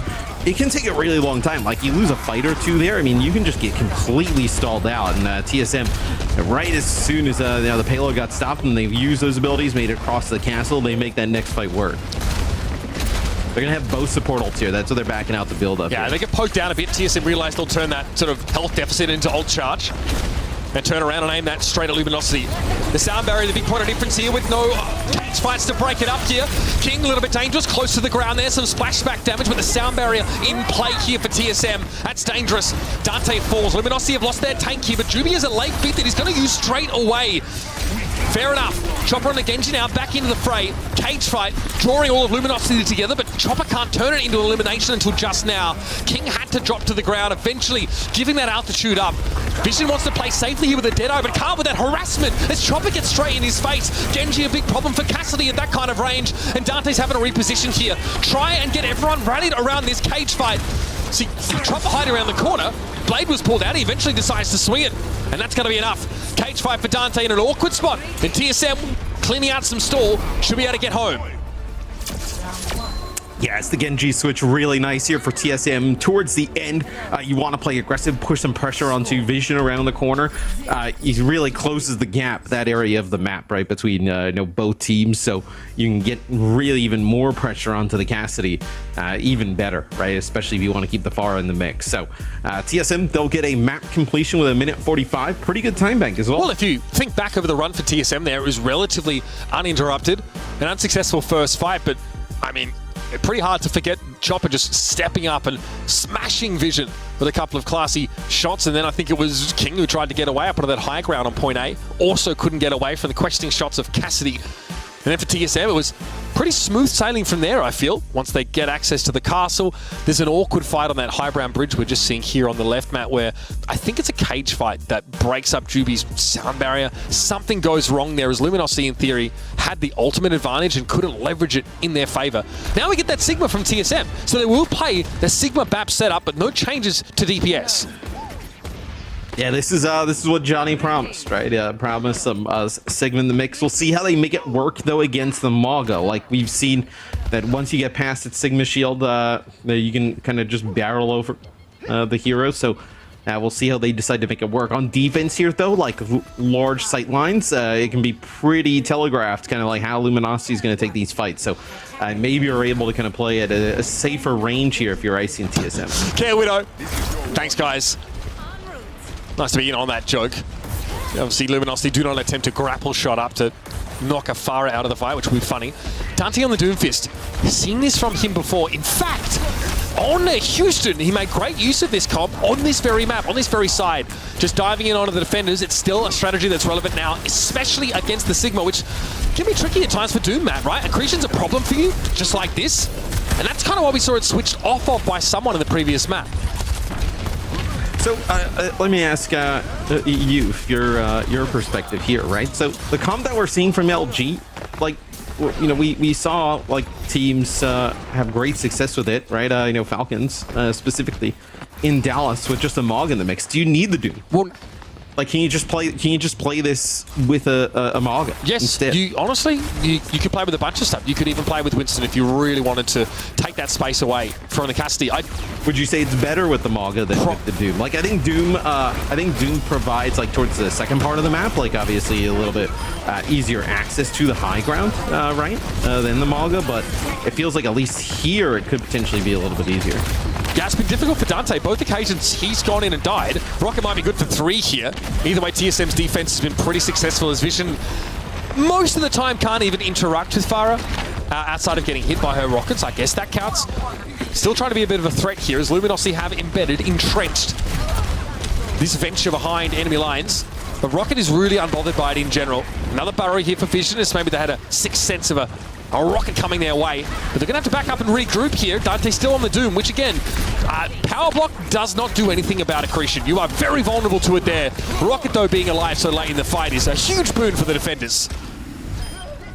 Yes, you just get a full reset here, I believe, for Luminosity, as TSM, they end up using Amp Matrix there throughout that. So it's really just about it, right? So now you're gonna, and you have this sound barrier, you probably end up holding on to it, you know, for the blade that comes through from King.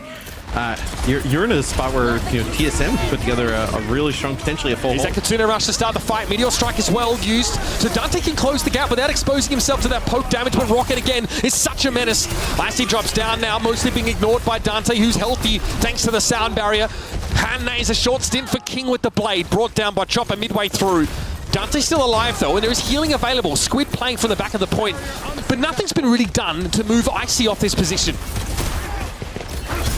And I don't know if you caught that actually when the Venture came out of the burrow. There was the gravitic flux just waiting. So you know exactly where that Venture is going to pop up, able to just, you know, get rid of Vision, as this has been all TSM on defense. So they have not been able to kind of dislodge that Sigma, get out of the way, as now it's going to be TSM pushing up, just building towards the Zam. It's really hard to see, Matt, where the Doom is working or what kind of niche it's supposed to operate in here against the Sigma.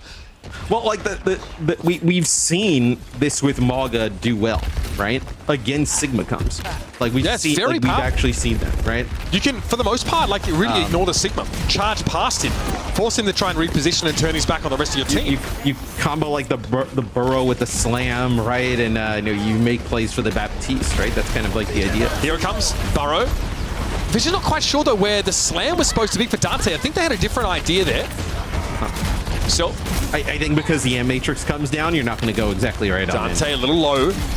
A lot of poke damage coming the Mauga's way, and there's going to be another Gravitic Flux available here in a moment for Icy. He pops it straight away. He does not want to hold on to it. Dante going to be happy enough to catch the Mauga inside this, and this is Space Sport for Chopper's Deadeye.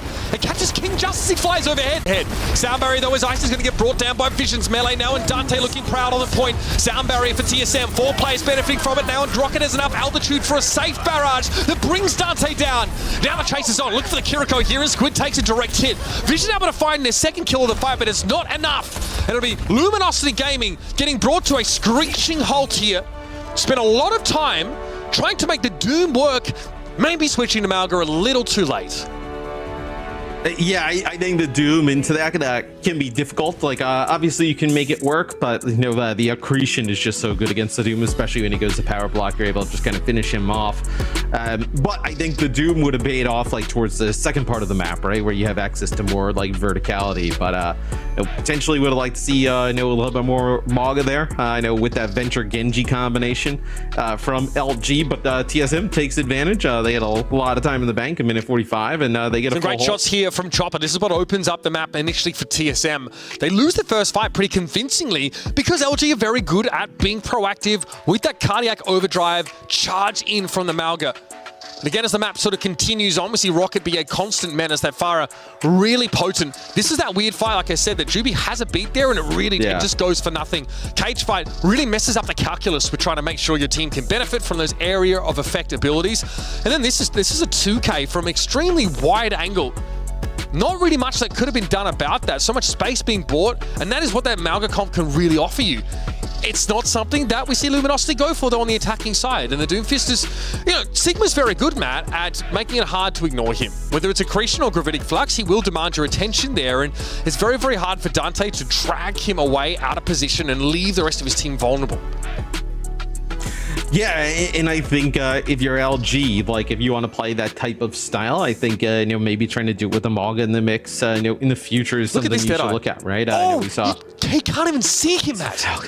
Yeah, I mean, look, we've seen that work against Sigma-based compositions. Maybe it would have been really hard in the second part of the map, right, with the Sigma holding the high ground, a little bit more verticality, but at least at the start there, you probably could have gotten checkpoint A. You know what you could do? Crazy thought. You could play something good on first point and then switch to the Doomfist for the second point.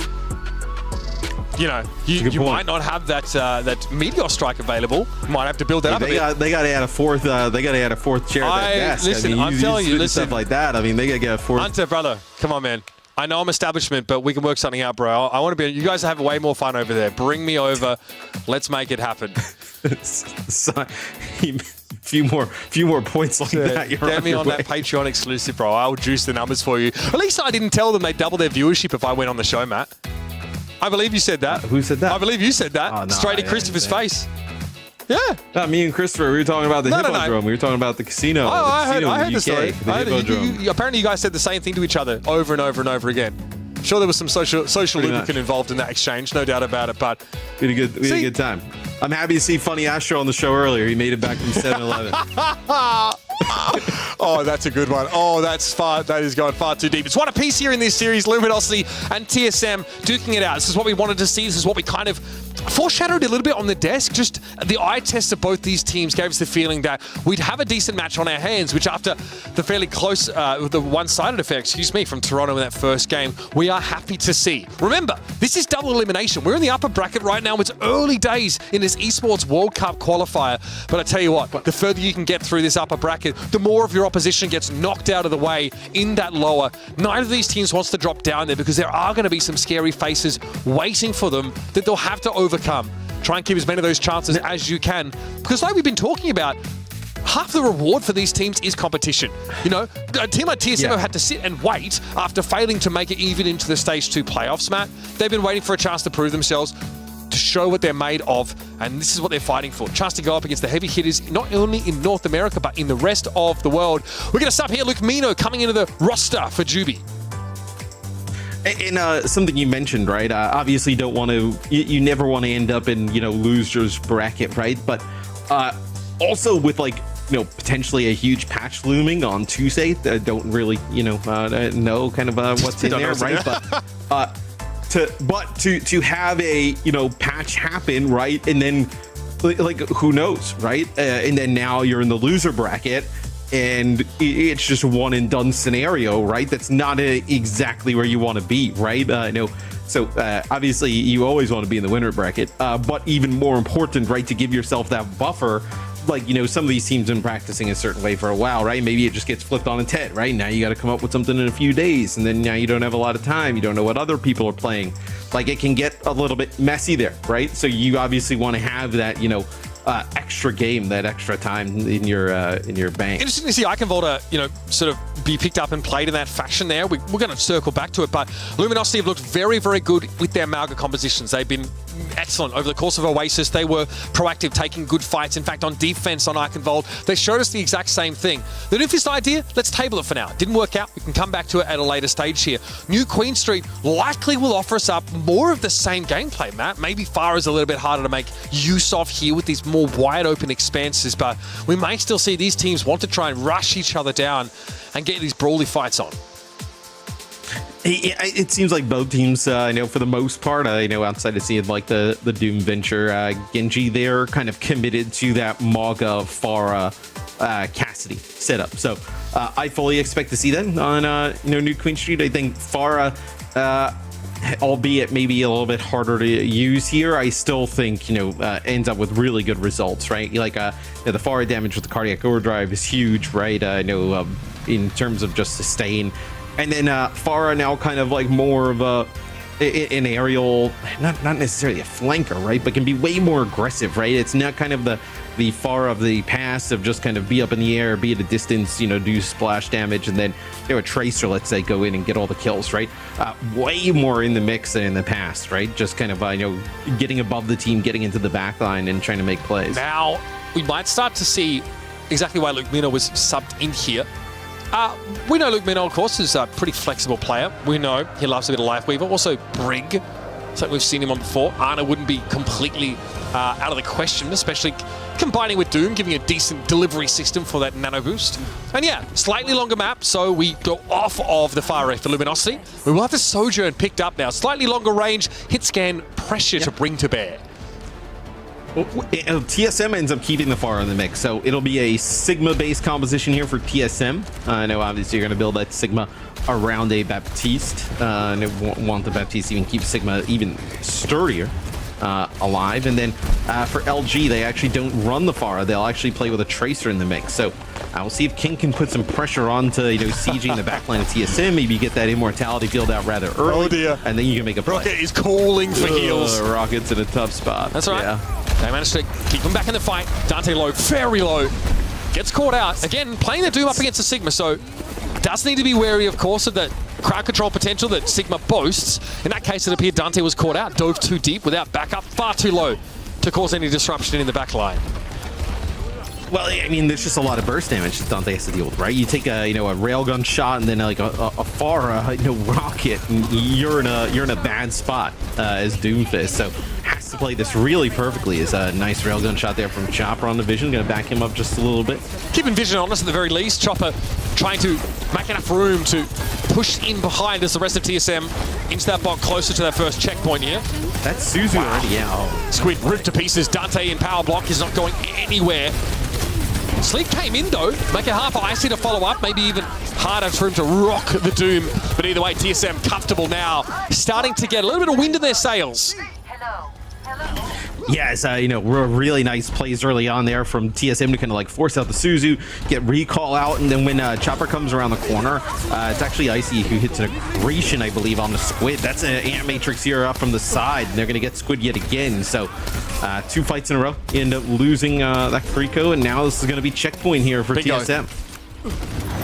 Barrage here for Rockets. And of course, Magic Maple sound barrier. Something that Luminosity just don't boast. So if TSM do get pushed into, they need something a bit more of a defensive texture. They can throw that ultimate in comfortably enough, but it looks like D is the last thing on TSM's mind. I can relate.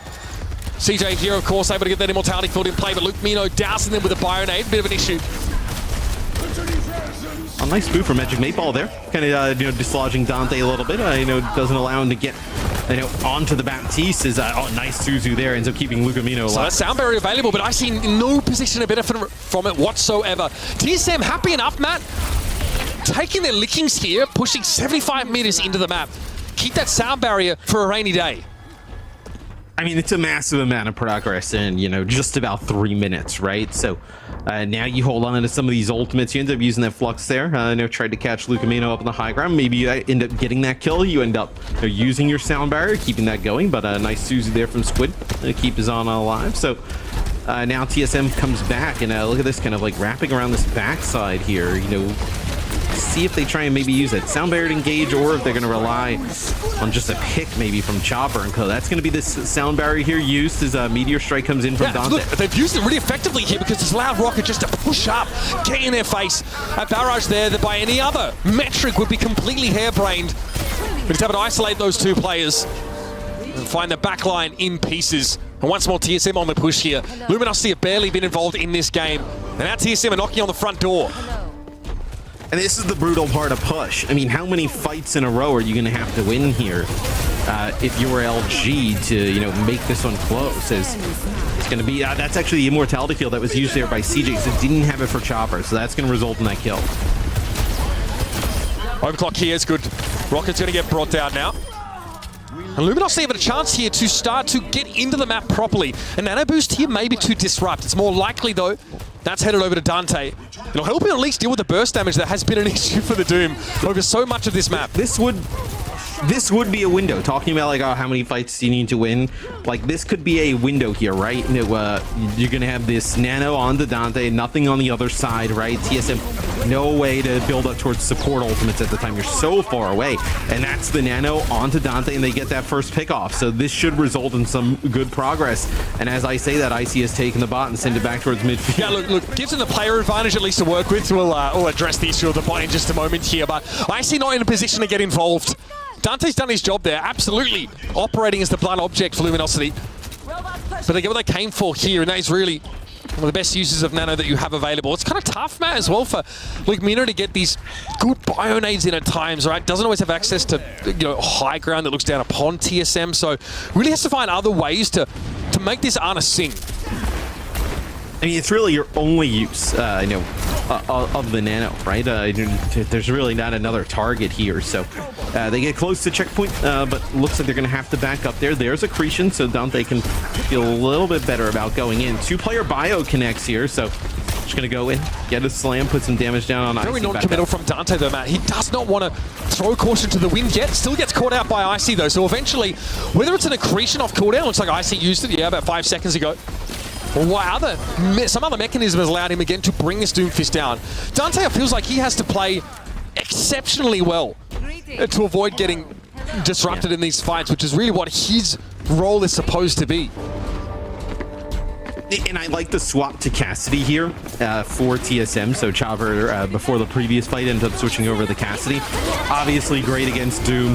You see they're actually able to deal with Dante rather quickly. This will be sound barrier as well for TSM as they're pushing right in towards the end. And then also the Cassidy just so sturdy, right? I know with that immortality field, able to just survive, live the large HP pool. So makes it a little bit safer here. Is it's going to be an Amp Matrix used for TSM as they're trying to complete the map. A Meteor Strike rather there from Dante as the Amp Matrix was threatening basically insta-death for him there. He misses the punch crucially.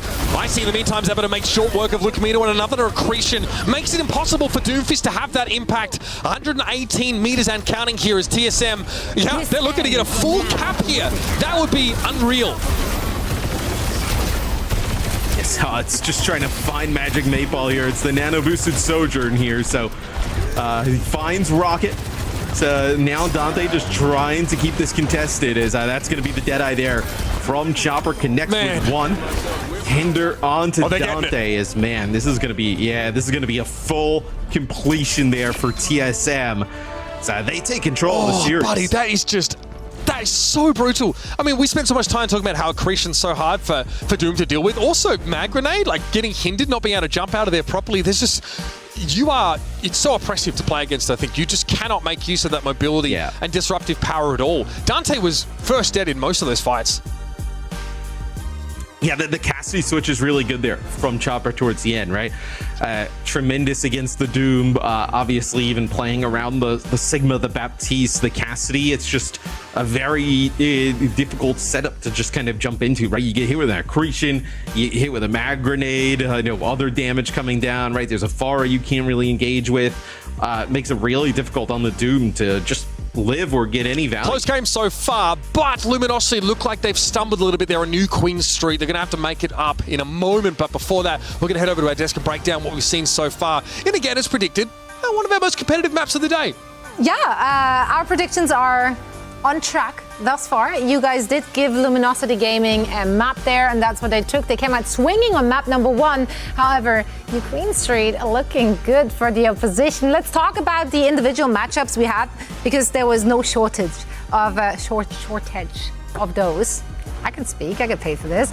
Jake, you had your eyes on the hit scans. How did they stack up? Did any one of them have the upper hand? I think Vision and Chopper for me are both exciting players to watch, both strong individual performers on hitscan, and so we see them delivering highlight reels. I mean, he's moving at double time speed. It's incredible. But seriously, they're both really, really strong players, and so they both have their pop-off potential.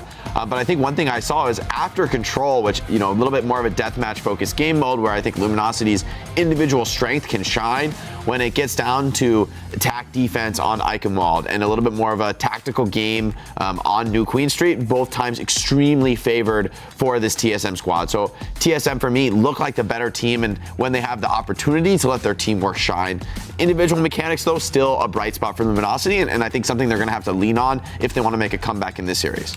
Yeah, I feel like Luminosity came out on Oasis and they looked pretty decent the way they were utilizing King's Farah, for example, and setting up for success, combining the cardiac overdrive with the barrage sometimes, for example, setting up Vision to get good value from Deadeyes, but then it kind of just fell apart, especially on that Eichenwalde attack. They just couldn't deal with Rocket's Farah on the defense. It was just too strong. So even though you had some successful pushes with the dive coming through, you got some picks, Rocket on the Farah just lingered, and the longer fights went on, Rocket was just able to find value on the Farah. So that push map though, it wasn't pretty.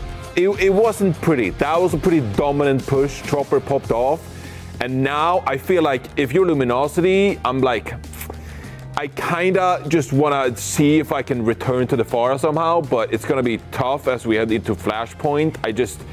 You can't be playing the Doom anymore. Like, I'm over this. I'm over this. I'm good. Doom is a bait, but I mean, come on, that Chopper highlight on New Queen Street, that was vicious. That was disgusting. Yeah. He just deleted 3 players on the server. He's playing like that, man. I see why NQS was not a close map. I mean, sometimes a player is just, that's like a different level of heat. Something He was no on the one can shooting be range, consistent essentially. on. Yeah, that was rough. It was. It was really tough. Doom is a tough matchup. We obviously, in the current meta, we talk a lot about which tanks are being played. Also, of course, the front lines are the ones which make or break a game. What about the back lines? Did any of those two stand out to either of you? I definitely think TSM right now, like especially we saw on New Queen Street, the BAP Lucio backline behind Sigma, they were just so stable, so consistent. They did drop low a number of times, but able to live and clutch the fights out, and it's making the difference, honestly. The consistency, stability in the backline. Going to be called into question here, though. Yeah, well, let's see if TSM can close this one out. It is match point for them, or can Luminosity Gaming bring it back? Let's find out. Send it back over to Matt and Mitch. Well, Matt, there's only so many ways you can bounce back from getting full cleared on a push map, and that would be nothing short of a dominant showing here on this Flashpoint map of New Junk City. Yeah, I mean, I would like to see them return to playing this Malka, like in that, Malka mirror, right? They end up winning map number 1. Now here, Luminosity hovering over kind of what we wanted them to do on Eichenwald, right? Play that Maga with the Genji and the Venture. You'll see TSM match it. So we rarely saw like a match of this composition in Dallas. Like we would see, one team have like a Cassidy, right, and whatnot. But this will be an interesting mirror between these two teams now. As I say that, Rocket just drills King right off the rip. So no healing, I guess, there for the Genji. Look at this, Rocket on absolutely bored at the start of that fight. Rocket now in the thick of things, and that's exactly where Venture wants to find themselves. This is TSM picking up where they left off on the previous map. A dominant start to that fight. Rocket definitely punctuating the point there. Yeah, I mean, you gotta just, Venture, as soon as they get into the mix, start connecting those abilities, just especially in combination with the Maga, like they just become so difficult to deal with. So see now, Vision just kind of lurking here, potentially trying to use this as they try and dive in, as that'll be a eruption from the burrow. I see trying to back away, he runs into that tank. Unsure if that was really intended there, as many of TSM's players had already folded back. No chance for an escape there for Icy, and now his flashpoint is there for the taking. Luminosity have moved on in with Vision at the 4. Sound barrier being built very quickly here by Magic 8 Ball, but TSM had to give that up there. Losing the Mauga first, it's a disaster. And that, whoa, talk about going from bad to worse. Chop it like a land shark out there, getting flattened by Vision. I mean, that's why you see this combo so strong, right? When you have that Mauga in place with the Venture, like whether it be the Burrow or the Drill Dash, right? You combo that with the Stomp on any of the squishy targets, right? Whether it be like a support, whether it be, you know, any of the other DPS, it is a very close to like insta-kill territory. I mean, super strong. That allows Luminosity to end up building up towards their support ultimates here as well. So Luminosity battling back. We're gonna have pretty much everything except for you know, Dante far bit ahead in terms of cage. Cage fight important here when we're starting to think about how sound barrier affects this next fight. Let's see how it plays out though. Katina Rush going to be coming out from both teams first. A good stop for Dante as he's in the mix, and there it is. Cage fight thrown down. Beautiful stuff. It's so easy for Vision. Everybody clumped together. King can hardly get any of the action. That Venture ult is brutal, and yep, Magic 8 Ball never touched down without Lusu ultimate. Yeah, second time this series, happened in our first map of the day. He acknowledges it as well, so that's a sick combo, right? We saw that a lot, you know, the cage fight plus the Dragon Blade. I know that time Vision throwing the Venture ultimate in as well as LG, you held on to this sound barrier here. You're kind of looking to counter pretty much TSM doing the same thing. He tries to charge up, but gets caught in the cage fight instead. Rocket with the ultimate now to the low ground. Good pressure, and there it is. The Drill Rush gets him in there and finds an easy melee on Squid. And I think Rocket's going to be more than happy to give himself up for that one. Here's a barrier back for Luminosity now. Sound barrier for just 3 plays. They're really investing now in trying to get King within striking distance of this backline. But it's CJ falling first. Luminosity looked to stabilize at a time, but then really struggling after Rocket made those 2 big kills happen, dropping down with that ult. Yeah, now what? Another 3 players here back for LG. Not a full fight by any stretch of the imagination. As TSM, you're going to have everybody here in the mix, so this should be a relatively. I mean, you're not going to have everybody else go out and try and fight that. So Vision just goes in, ends up giving up his life. As now after full reset for LG, I wonder if like you would have held on to that sound barrier, right? Like you know, it connects to 3 players. It's like a 3-on-3. Maybe you feel like you have an opportunity to win it if you do it, but the Mago is still in the mix for the opposing team, right? So Icy was still alive. Very difficult to get him out. Both of the these way. teams very closely are watching those Venture Burrow cooldowns, Matt.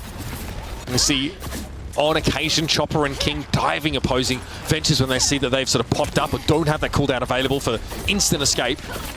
We'll see Luminosity setting up here. It's going to be around a Kitsune Rush if possible. They need to, again, that was okay. Rocket able to dive on in there from the off angle, finds Juby, trades themselves out though. No Lucio, but still a support ultimate to work with here for Luminosity. Chopper, talk about living up to one's name. Doing his very best here to work Icy down, but the healing is very good because CJ was inside that rush. The TSM at 99% here have let Luminosity slip through. They'll double back to a 10, but they'll be at a 1-player disadvantage. Magic 8 Ball surely no chance to use beat here. Oh! Blade?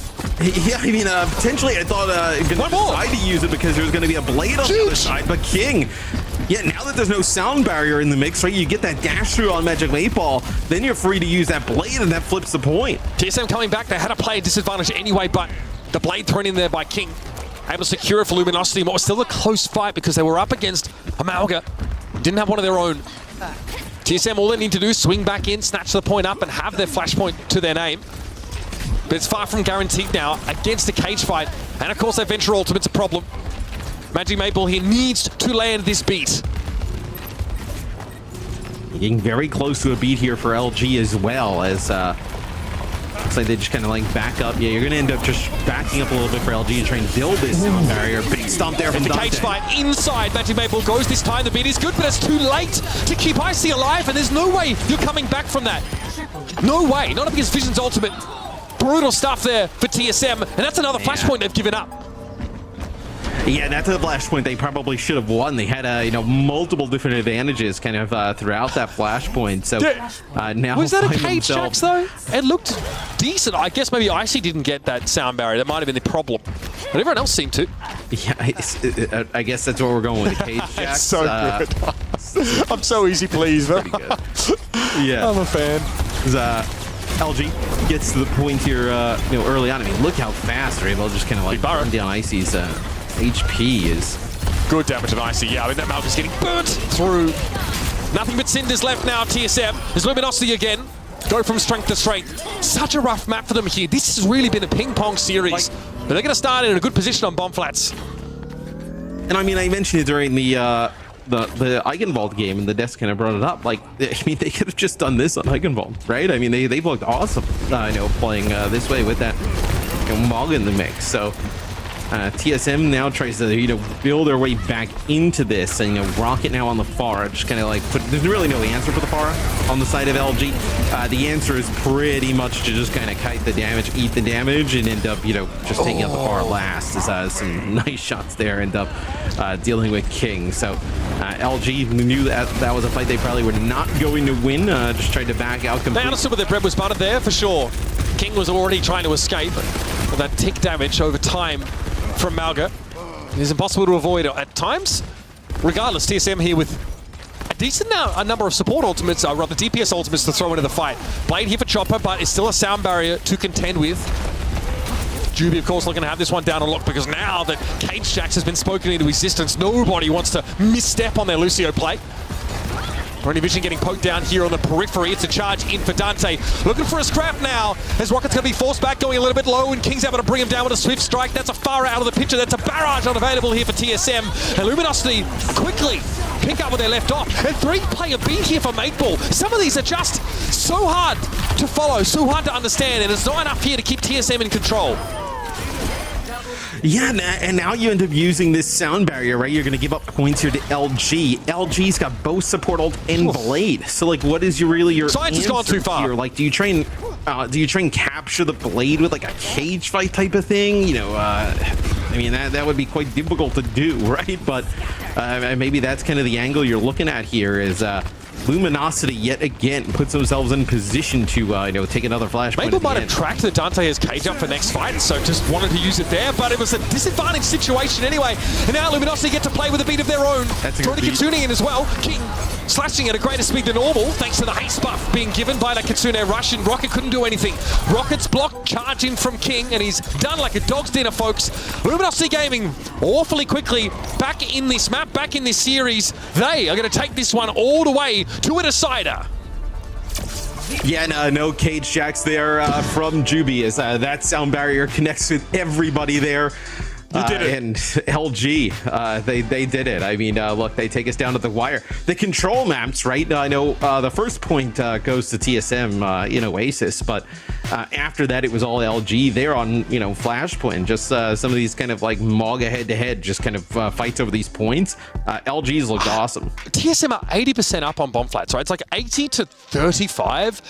3v5, they pop sound barrier. They say we're gonna fight here now. Yeah, like it's oh man, I mean they're the ones you're gonna wish you had back. I know there's an idea there, of course, but hard to see how you were able to sort of convert that into a fight win from that position.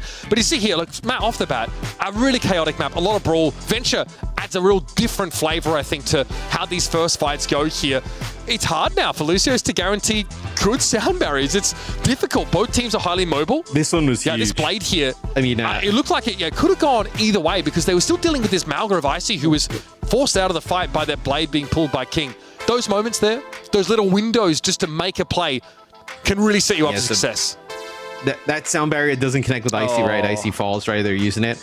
And in that previous one that I was talking about, where I thought it was, pretty massive, right? It's like a 3-on-3 near the point. In Magic Mateball, they had to have an idea that he had sound barrier, or well, quite frankly, he's the only support there at the time. As soon as they get him, then King feels like he can use the Blade and push on in. And that ends up flipping back that point, right? Which obviously LG ends up taking. So these two teams, I know some believed it was a close game there, 2-1. Some believed it wasn't that close. Turns out it was pretty close as we're going to these game teams 5. are about as evenly matched as you could ask for, but we see some series like this sometimes where we have consecutive maps with exceedingly one-sided results for one team or the other. It's quite clear to see here that as soon as this LG team can get this Mauga comp under their belt, they can run out with it. They look very, very good. This is, and you mentioned it, this is shades of what we saw in Oasis, right? They look so comfortable on that. It makes us wonder why they've tried to get cute, to switch off of it so much there. Who would this be a worse loss for? Like, who needs this win more? right? Obviously, you win here, you go up against Toronto, right? You'd end up, falling to play, I believe, Citrus Nation, right? So maybe you're not exactly worried in that next round, but certainly feels like TSM need to get some serious results under their belt here because they were picked up, relatively early, generally speaking, by a fairly large org, and also we're really hyped up. We hyped them up a ton in stage 2 of the OWCS. We really thought they'd be able to make a big run. These are players that this core has been together for so long, right? They were this Wisp squad. They really showed us what they were capable of in contenders. They played in pro-ams. We saw them take on, at the time, Overwatch League teams and really, give them a run for their money. So they've been around for quite some time. They've got veterancy on the squad. They really have cool heads on their side. But again, TSM, last time around, were able to take the series like we discussed here. I feel like they've got to advance in this upper bracket. I feel like they want another crack here at, of course, that Toronto Defiant squad. Yeah, I think I would say probably TSM as well. I think for Luminosity, if you lose, you can probably pin it down to hey, the 2 maps that we tried to play some Doomfist, we ended up losing. Let's just not do that again, and you feel pretty good, right? That you can kind of battle back through the loser bracket. I think TSM losing though, this is a team you just beat 2-1, albeit close. Now you lose. Now you're in the loser bracket. I believe you got 1 loser bracket game this weekend. Yeah, and then you'd be on the new patch, kind of going through the rest of the losers. It's a little bit of a coin flip. I think it would be a much worse loss for TSM at the moment. You can play this out, right? I think the first round of the lower bracket, very doable for either of these teams, right? We are going to see, some weaker squads find their way down there. Yeah, False coming into... Oh, this is interesting. We know False. We've seen a ton of Sigma. Back in the day, False, big Zarya player. Winston from False as well. But none of those heroes are ones that, Dante isn't associated with pretty closely. I feel like his Winston definitely came a long way during his time playing at the top level. But False has also, been a competitor at the very highest levels of Overwatch. Also with some synergy here with some of these players on the rest of this roster here. So making a swap here of tank, because Route 66, if you're trying to play Brawl, you're going to struggle, map. This is a quintessential anti-Brawl map. The series has had a little bit of everything, right? The win map one on, playing like a mirror, then move away from it. Now we get hey, you've been on the bench the entire series, go in there game 5. Love that classic, the pinch hitter. Had a little bit of everything. So yeah, I mean, on Root, do you want to have False play a Sigma here at range, right? Play a little bit further back. Do you want to play on top of the big girls? Although Dallas, if you watch that event, you can definitely play Maga here as well, right? So we'll be curious to see what LG decides to do here towards the end. They'll be on defense first, so we'll get a better look from them. So looks like the Sigma. Observers, I know what you're doing. Really I know what you're doing, observers. I know what you're doing. I'm not going to mention it. Those that know. Those that don't, are better off. Don't Jack fakes the whole pigeon thing to try and get interactions. You don't have to do that. You're not scared of that. You know what I'm also not scared of? Hearing what TSM have to say. We're going to head to their comms here and see how they're formulating an approach for this decider map. Yeah. And then what? I'm on Surge, I guess. Or Cast. Doesn't matter. Yeah, or Cast. If we're on Sig, you're on Surge Cast, I think. I don't see what they're on yet. Yeah. I see Sig. Check out Lucio break. Surge. Genji. Genji. I'm sorry. I'm stopping. Okay. I'm going Tracer. Yeah, we're keeping Monkey. Yeah, I'm going Trey. Okay. Just push card together. Yep. Run Lucio swing, man. They're close. Yeah, we have really good cover. I'll stop them high in a sec, okay? Yeah, they have charge. No charge. I'm pushing card with you. Is he on left? Stop jump. Yeah, Kieran right. Okay. Yeah. Surge 1, Surge. Don't bring away. Can we just live? Yeah. I think we can clear that Curious 5 too. She's really close when I'm back. Yeah. I'm back in one. I'm back. When you jump, I slide top left. 3, 2, 1, touching code. He's fairly far. I'm soft jumping top in a sec, ready? I'm checked there. Yeah. She's out. Urgent, man. They're really trying to shoot me right now. Oh, we're getting covered. We're getting covered. Yeah. You're no TP. You jump me. I'm okay. Getting free cart. All under, we're all under. With you, RG. Switch right, carry DPS strikers. Switch top, just line. Up. Peeking right. Carry. Carry one. Okay, I've still flanking behind us. Click rush. 315. I think we can just click rush with it. No bubble. Chill. Everyone chill. Under. We're rushing You're gonna rotate right side with rush. They have window. Wait. We don't have I'm in 5. Yeah, when we get carry, I'll come right. I'm gonna jump up and we'll use, okay? I don't have it. Two prisoners. 3, 2, 1. Jumping him You guys go. I'm making split. I'm in it. Okay, go past. They're really looking. Carry Kneecap point. Yeah, I'm on card. You can primal backline. Give me a sec. I'm On the map. Icy's on the path. Yeah. I'm chasing back with you. I'll chase. Carry blade. Nice. Cap. Hey, they're gonna have blood ults now. They have blood. You only use 4 ults. That is filthy. That is absolutely disgusting. In a composition like this, so mobile, usually so disparately spread across the map, finding a 3-player pulse bomb from Rocket is, it's amazing, honestly. And look, you heard TSM, frenetic comms, Matt, to try and solve the Rubik's Cube that was this Sigma high ground setup. Yeah, that pulse bomb definitely kind of eases the comms. Yeah, that's called taking a hammer to the Rubik's Cube and putting it back together again after. Yes, here's going to be the blade here. From King, nothing on the other side, gets Magic 8 Ball, then backs up. So just good for the one there. Takes out that Lucio. It'll be a little bit harder here now for TSM to kind of like break up towards this high ground, right? I know the Sigma can actually just kind of like play on the cart here, potentially. Just a little bit more open area for them to traverse. So a bit harder without like something like a Genji to be able to take that high ground. Can see why False gets subbed in here. Sigma and potentially, Winston on the attacking side, very much in his wheelhouse here. And really made, a very tough position to break there for TSM on the attacking side. Here's the overclock as Chopper wants to push forward. Bubble thrown up here to make it harder for that poke damage to gain purchase. It looks like a Flux had caught the Sojourn, but King was easily able to pick them off. Very proactive on the Genji so far this round and done a good job of playing his life as well. False has to back away. The bubble from Winston is so frustrating for Sigma, but he has to break through it slowly. Yeah, but I like the way that TSM is kind of playing this, right? Like, they're just taking space little by little. Like, it doesn't seem like a lot. Now you see multiple players low. They're going to start to get this payload around this corner. Oh my god. That is a lot of damage that Icy ends up taking there, I think, through that Amp Matrix. But, building closely around and around that corner, right? Jumping up, putting pressure on the Sigma, forcing them back.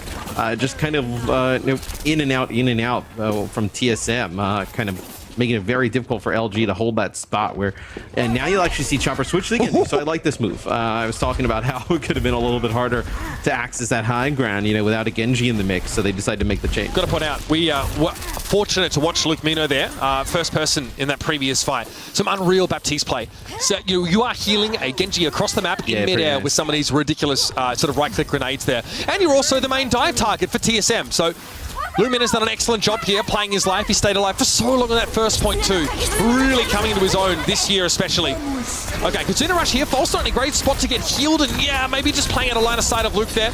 The Immortality field, getting its full use, but it wasn't enough. TSM, reckless aggression propels them forward. The couple support ultimates layer doesn't hurt either.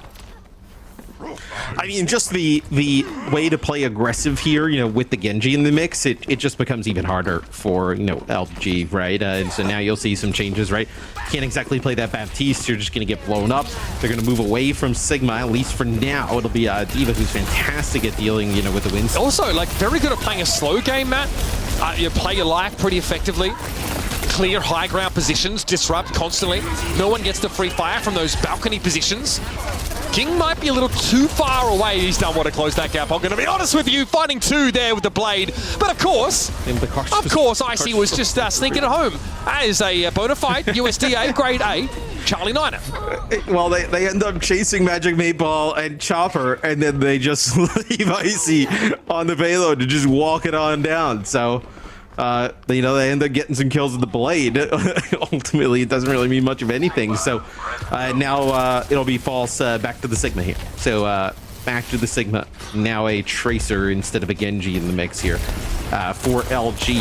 Advantage here, though, for TSM, though. Mitch, they'll end up actually having their Blade here. That's actually CJ who gets picked off. They'll actually go with a Sigma Mirror for now. So don't want to play the dive here towards the end. They want to play at least the dive tank. They want to play a Sigma with some of these dive DPS. Well, the contents of CJ's head exposed to a nice breeze there. Vision just finds a very nice railgun shot across the map. I'd imagine a change off of the Genji after this play. I mean, it doesn't really make all too much sense. Hey, this is Sigma in the rush style. Don't see this all that often. Very aggressively, Icy pushed up there, took space behind that Immortality field, but now that it's gone, thanks to Vision, they have to back up again. Rocket is low, but operating on that flank here. We'll see King trying to keep track of him there, who walks straight into Magic Maple, and now it's time for Chopper to get into the back line. Again, the pressure from these flanking DPS to TSM has been the point of difference over this map. It was in the first point, it was through the second phase, and now, again, it's going to get them within striking distance of the end of the map. Yeah, when TSM has had success, it's really been just forcing a really fast pace of play, as it'll be King who gets on the point. This will be a Kitsune rush here from Squid, as False will come out on Matrix here, Luke Bino go for the beat, only catching on to 3 plays, though Vision and King doesn't connect on to the DPS. Not benefiting from it, that's right. CJ though, and Matrix is down, and Vision and King just playing safe for now. Back in spawn, that Pulse Bomb though, gonna do a lot of work.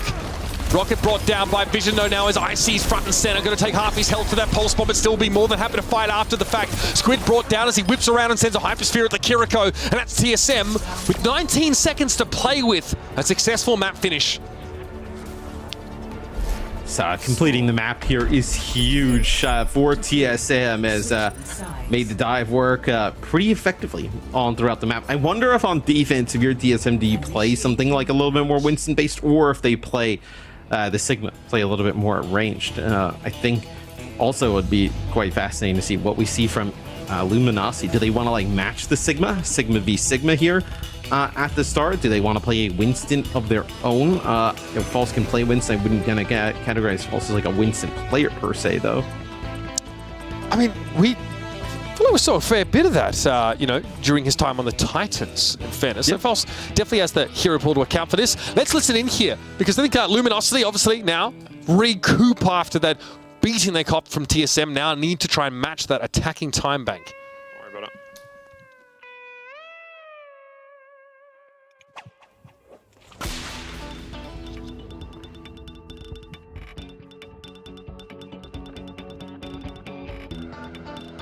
They're Malga holding close. What do we want to go? We can mirror Malga Genji. We can mirror. If you want. I think we can win with Sig. Or we can try winning with Sig. Attack? You don't think so? Attack. I think we feel like we can like far like It's just gonna be AIDS if they just play fast. And they're holding close. They have Malga in the train. I want to try one play with like Pharah Castig.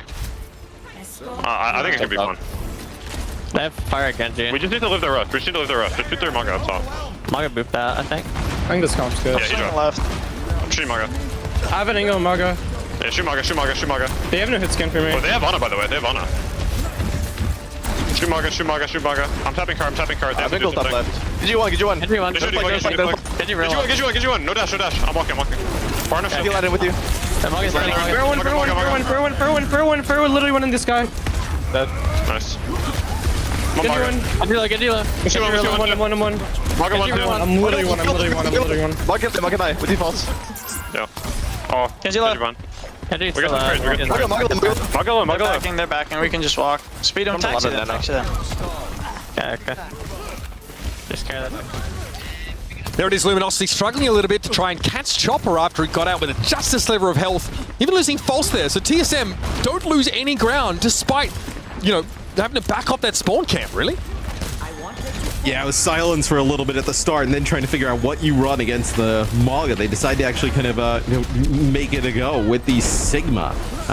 So I know that's going to be Vision taking out Rocket. That's huge. The Nano actually on a Chopper here is he's trying to go in, but they actually deal with Ice. The Immortality field was perfect from Squid there. Luminosity able to deal with the Stomp, and everybody played in and around the drone. And then Luminosity can come back in. The Sigma can turn and face the rest of TSM, knowing that the Malga's eventually going to get brought down. So great response here. And this is what you will have to do routinely in these Sigma comps, man. You are going to get charged down by that Malga. You have to have a plan ready. Yeah, as they'll move away from the Ana after the Nano and play with the Kiriko here. Looks like just some damage here at range. Looks like potentially a boss war there, but then not. We get Hunter getting overridden. Love that. King's like, let me play the game. Luminosity here.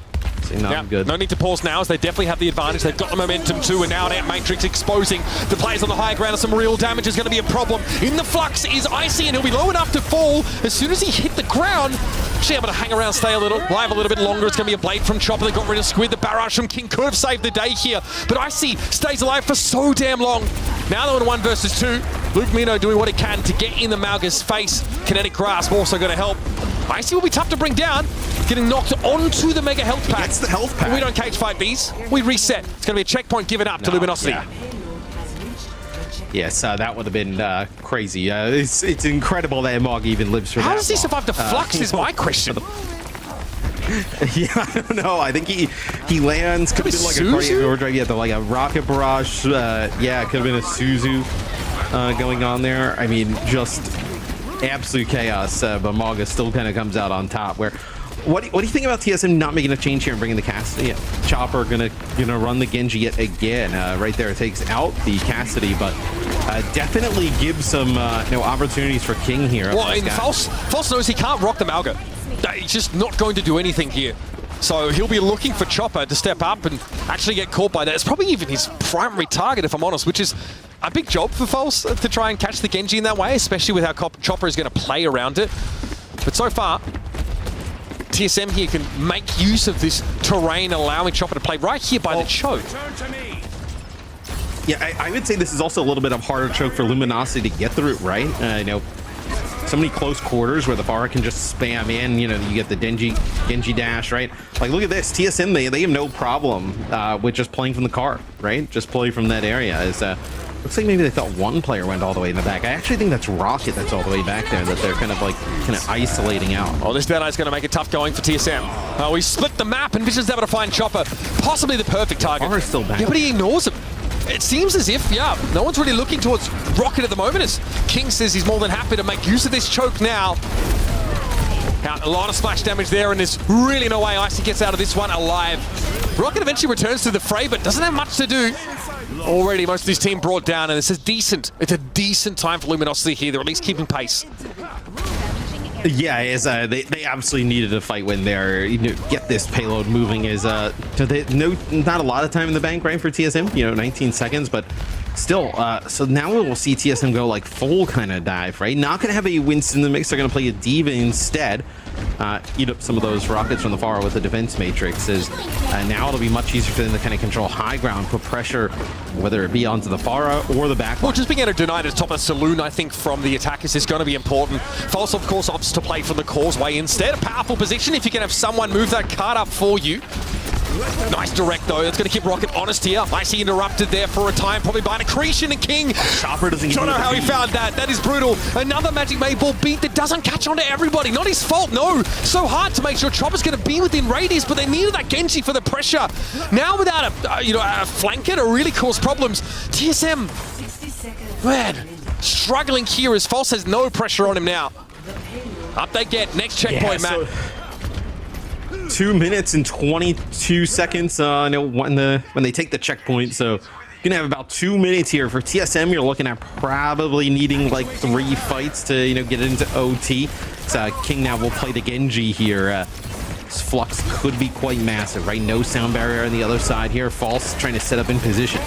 False here a little bit out of the action, trying to get into the fight as soon as possible. It's Magic 8 Ball getting caught by that mag grenade, holding on to this gravitic flux.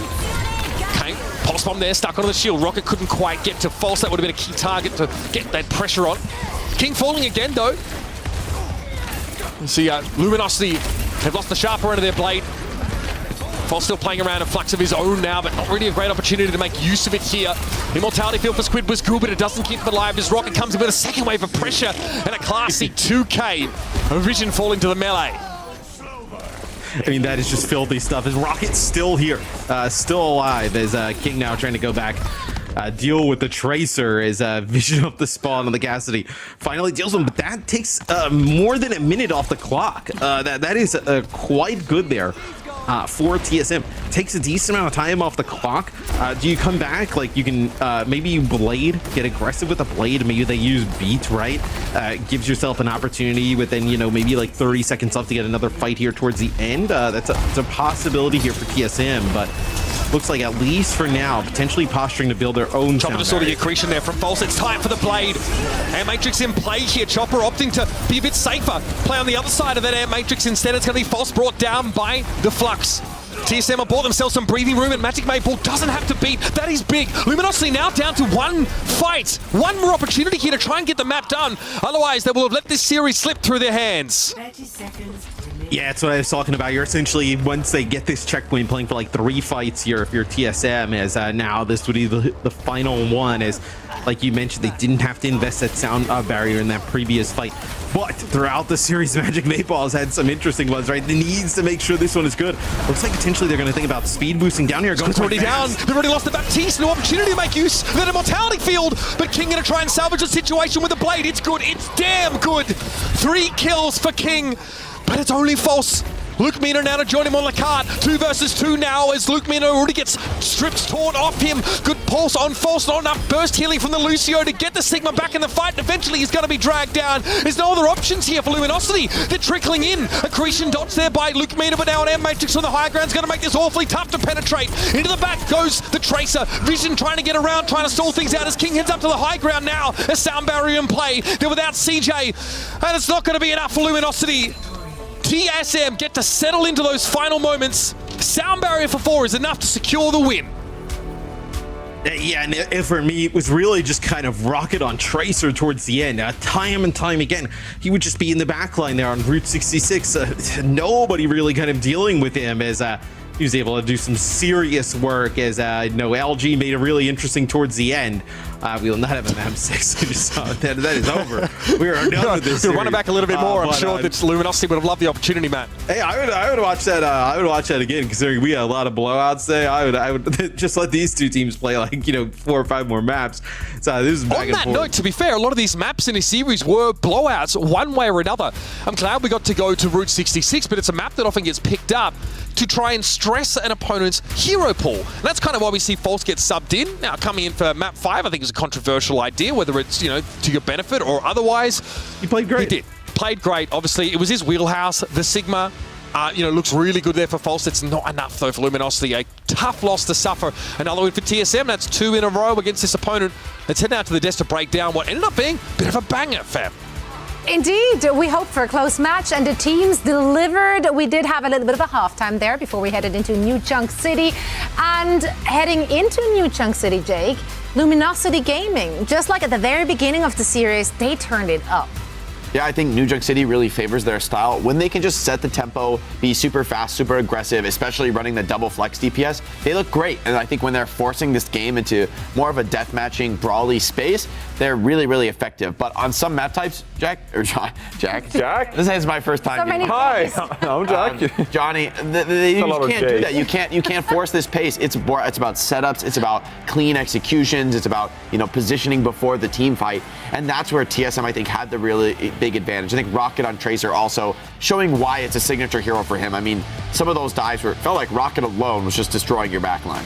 Yeah, this is why North America is so much fun, right? Because all these teams are so incredibly competitive, and it really was back and forth. I mean, King, for example, had some standout moments, both on Pharah and the Genji, and this feels like a pretty good meta overall for King. But like you said, the star power on TSM as well. We talked about in the past where Rocket was the breakout star of stage 1, especially on Tracer, had phenomenal impact, and now Chopper turned out in this series as well. That was a triple pulse. It was so fun listening into the team as well. Yeah. And it was they were setting up for a minute and a half trying to execute this dive because you had to do it really meticulously. And then they finally dove in, and towards the end of the fight, you got a triple pulse bomb. Really enjoyable to hear. But yeah, I feel like TSM just had better execution on these maps, like you said, Jake, but also the stand-up performances from players like Chopper, for example. Really impressive that ultimately turned this series, which was really close. Those individual stand-up moments, they really mattered. Yeah, the Sojourn on New Queen Street, that was pretty monstrous. But Rocket is going to be our player of the match. I mean, well-deserved, showing incredible flexibility. The Pharah was really on point. A lot of big air shots coming out from Rocket. And honestly, in that Mauga mirror, I feel like your Pharah really is a critical piece. So easy to get burned down and just deleted by Mauga or Hitscan, and yet you still have to get in there. You still have to play fearlessly with these barrages and just make the call. So this is like a pretty exciting hero to see him on. I think it's a super fun hero in the meta, seeing Pharah in after her. So much better after the changes. Yeah. For me, this hero is genuinely a ton of fun to play, a lot of fun to watch as well. Just such a more dynamic hero, much less high ground spamming, much more, dive on top of the enemy, and it's you or them. Yeah. It's also very much within Rocket's wheelhouse. So it's been really, really fun to see how his hero pool translates into that. General great pop of performance there by Rocket. So he is, in fact, our player of the match. TSM taking the dub. It was a close match, though. A very exciting one to watch. And I do believe we have an interview ready now with the man himself. It's Rocket joining us. So first things first, congratulations on the W. Thanks, guys. I appreciate it. Of course. Let's talk about how you got it done. This was a rematch. Just very recently, you faced off against Luminosity Gaming already, also coming out on top. How is it that you guys have the upper hand against this team? Well, I mean, I think we had a lot of prep going in, considering we played them so recently. And they're a team we scrim a lot. And honestly, like you saw it in New Queen Street and Eichenwald, right? Like when we were really dialed in, it really wasn't that close, but. It's first match. We haven't played a true official with stakes in a while, so we're kind of just easing back into it. But once we dialed in, it seemed like close in like the big picture, but in the small picture, not really. Yeah, so I'm curious about that. About we know you guys had a tough loss in the last qualifier. You were really hoping to make it to Dallas. What does that mean, putting the stakes on this tournament now, Esports World Cup? Where do you see that in terms of your team's trajectory and what your hopes, your aspirations are for this tournament? I think our aspirations are, I think we're going into this tourney actually with the mindset of not necessarily, we're not really concerned about qualifying, right? Because when you put that pressure on yourself, you fold. We're really focused on actually beating Toronto tomorrow.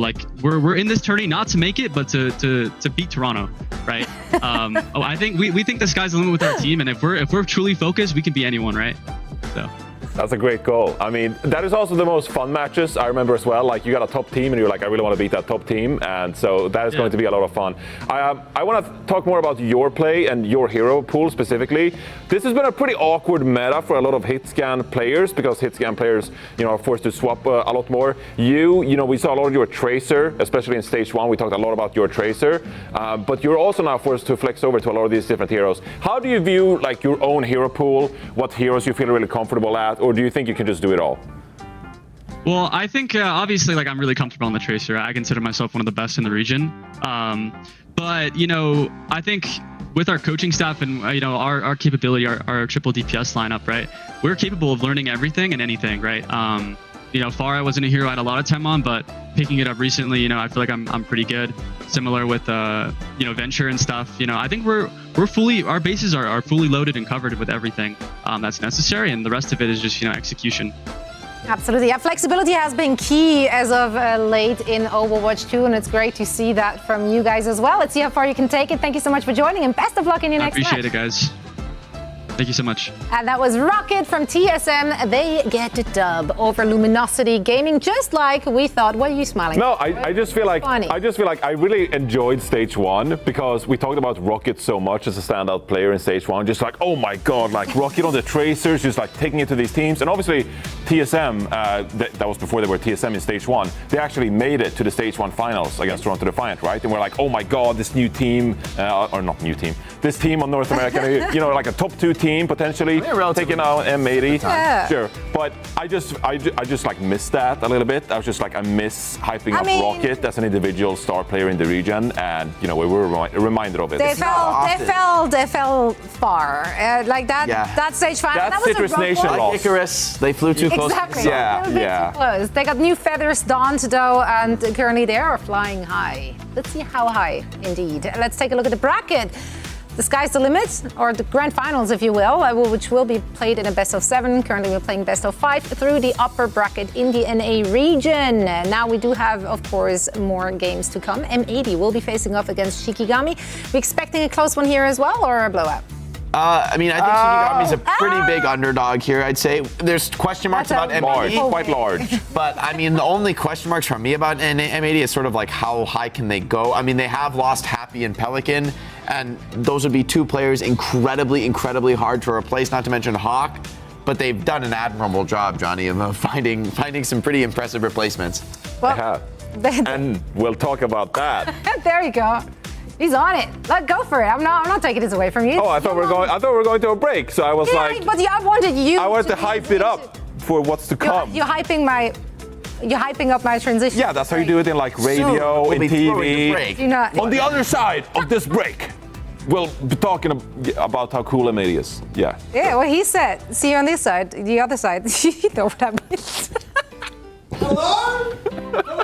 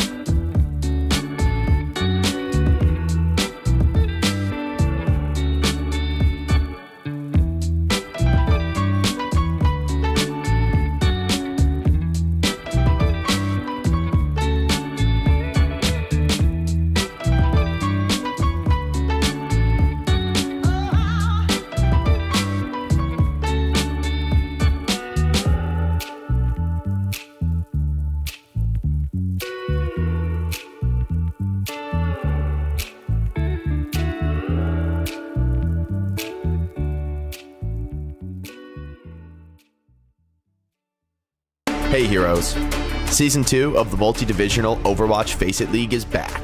Join with your team or look for teammates on FACEIT. Compete in weekly matches against players at your skill level at a time that works for everyone. Win your matches and rise through the divisions, competing for your share of the prize pool, earning bigger rewards as you climb. The more teams involved, the larger the prize pool, the better the division balancing, and more fun for everyone. Rise to the top with your team and start your path to becoming a pro Overwatch player. Or just play for fun. FACEIT League. Register your interest for Season 2 now at fce.gg/FACEIT League. Hello, one and all, and welcome back to the EWC OW2 qualifiers here in beautiful sunny Burbank. I am Zoe, joined by Jake, by Johnny. We're here getting ready for the last match of the day. You can't throw me off. I'm a professional. I just loved how casual you were. You were like hands in your pockets. You were like, that time of the day I've been away for welcome to Burbank. Just cooling. I'm just so cool. I'm one of the kids now. Yeah, that's right. We're here to watch some good Overwatch. Oh, some Overwatch. We had some Overwatch and some good Overwatch. Yeah, it's been a day. And it is not over yet because M80 will be facing off against Shikigami next, and we're here to talk about it all. M80 should be considered the favorite heading into this, for obvious reasons. A bit more name value, I would say, on that roster. Also, they did have to make some changes, as you alluded to, heading into it. But the one player you want to freaking hang up here, Tree. I didn't say it. That's his nickname? I said foot, and I stopped right there because I'm so excited about Tree. Yep. I mean, they changed the majority of their roster. Yeah. You know, they replaced their tank, bringing on Cluj, of course, and like Jake mentioned, Happy and Pelican no longer with the team. But Tree is the one individual to look out for. And I'm not going to, I'm kind of already hyping up Tree too much, but Tree's been waiting for a long time to become eligible to compete in these Overwatch tournaments, of course, the Tier 1 tournaments, of course, here. So the Esports World Cup. So I'm really looking forward to see how Tree is going to perform. He is the young star of the North American region, so flexible, famously a projectile player, can flex a lot onto those zeros, but now fitting more into a hit scan player. Yeah. So kind of like proper in that regard, where, you know, a hit scan player that is really flexible and can, you know, play the Genji and all these different projectile heroes if required. So I'm looking out for Tree. This big moment here, Jake. Yeah, I think Shikigami, definitely a big underdog, but I think Doomed and Amazing could put up a fight here on the DPS lineup, especially playing double flex.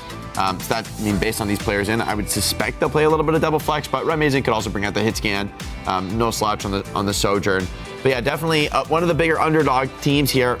You know, still battling, trying to vie for one of those qualifying spots to the Esports World Cup. This would be a huge stamp to put on the tournament if Shikigami could win against an M80 that certainly hasn't had much time together, right? They've got incredible individual players, but can Shikigami overwhelm them with just a bit of more of an execution, finesse, team practice? I'm not sure. I think it'll be tough for them, but that's their hope. That's their at least it's, you know, they're facing an M80 roster that has made a lot of shuffles, and Shikigami actually on pretty good form, having taken down a team like Energy Shock last week, for example, and also playing really close with Luminosity, right? So those are two really formidable teams they're competitive with and even got a win, right?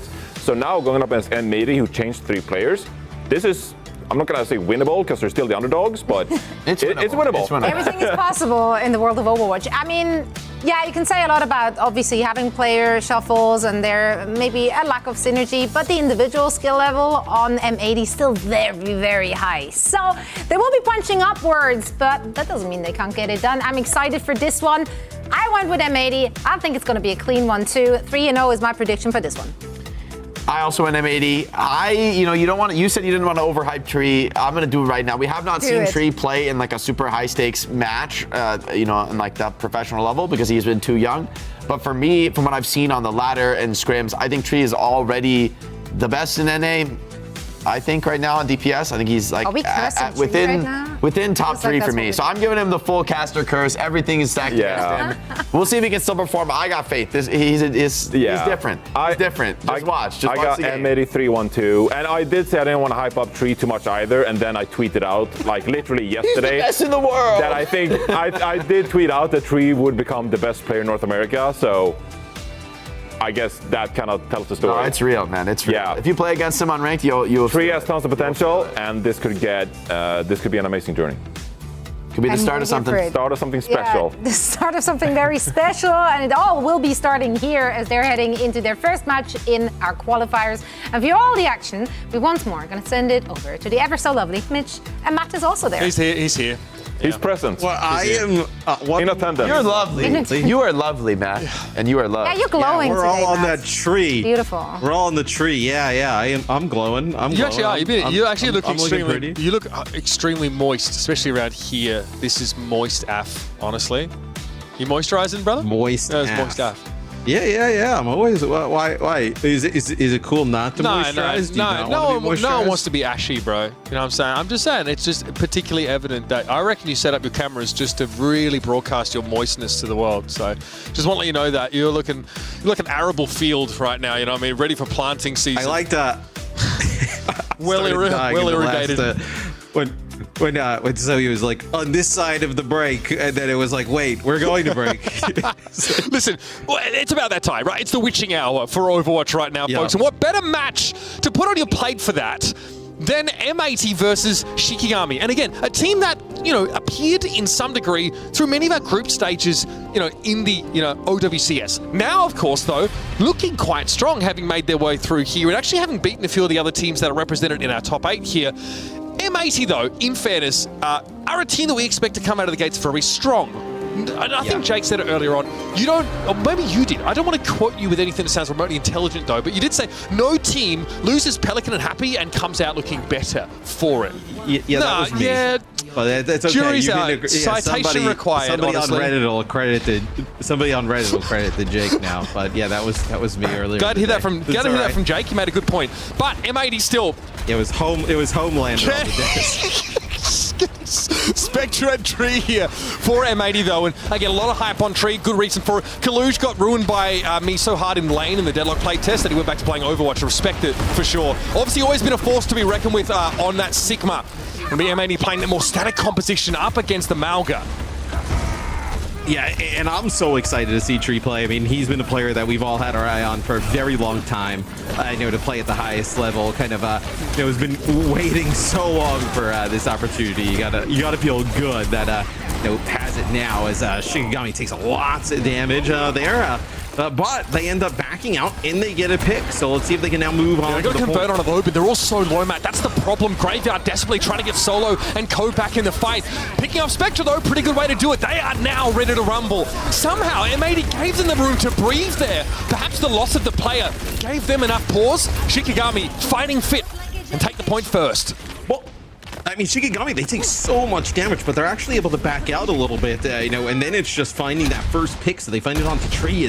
Now we'll see an Ashe in play, so a little bit of an interesting kind of composition here. So Ashe with the Pharah, Sigma as well for M80, something we have not seen throughout the day this far.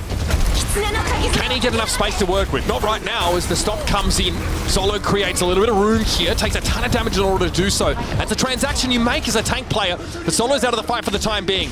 Gravitic Flux, Doom's trying to wrap around here, getting rid of the immortality field of Ultraviolet at the very least, but isn't in the fight for now. Sound Barrier here to work with. Solo going to be knocked down by the accretion there, and here's a barrage. The last vestiges of the Sound Barrier though keep Tree alive, and he picks Doomed off in mid-air. Some flashy plays from the young gun.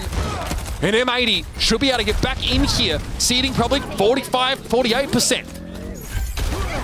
Yeah, and coming out with the Ashe, it's obviously better at a little bit longer distance. You know, you get some of the ticking damage. I know with the Dynamite, it looked like it was actually cleansed off straight away. I know as Shikigami kind of pushed on in. Now it might be a little bit easier to just put some more pressure on the Pharah. Without that Pharah damage, you know, being returned on the other side, you feel a little bit better about your combo. Well, they get to play the high ground as Ashe, Matt. So Tree gets the transition into a part of the map that really favors his hero.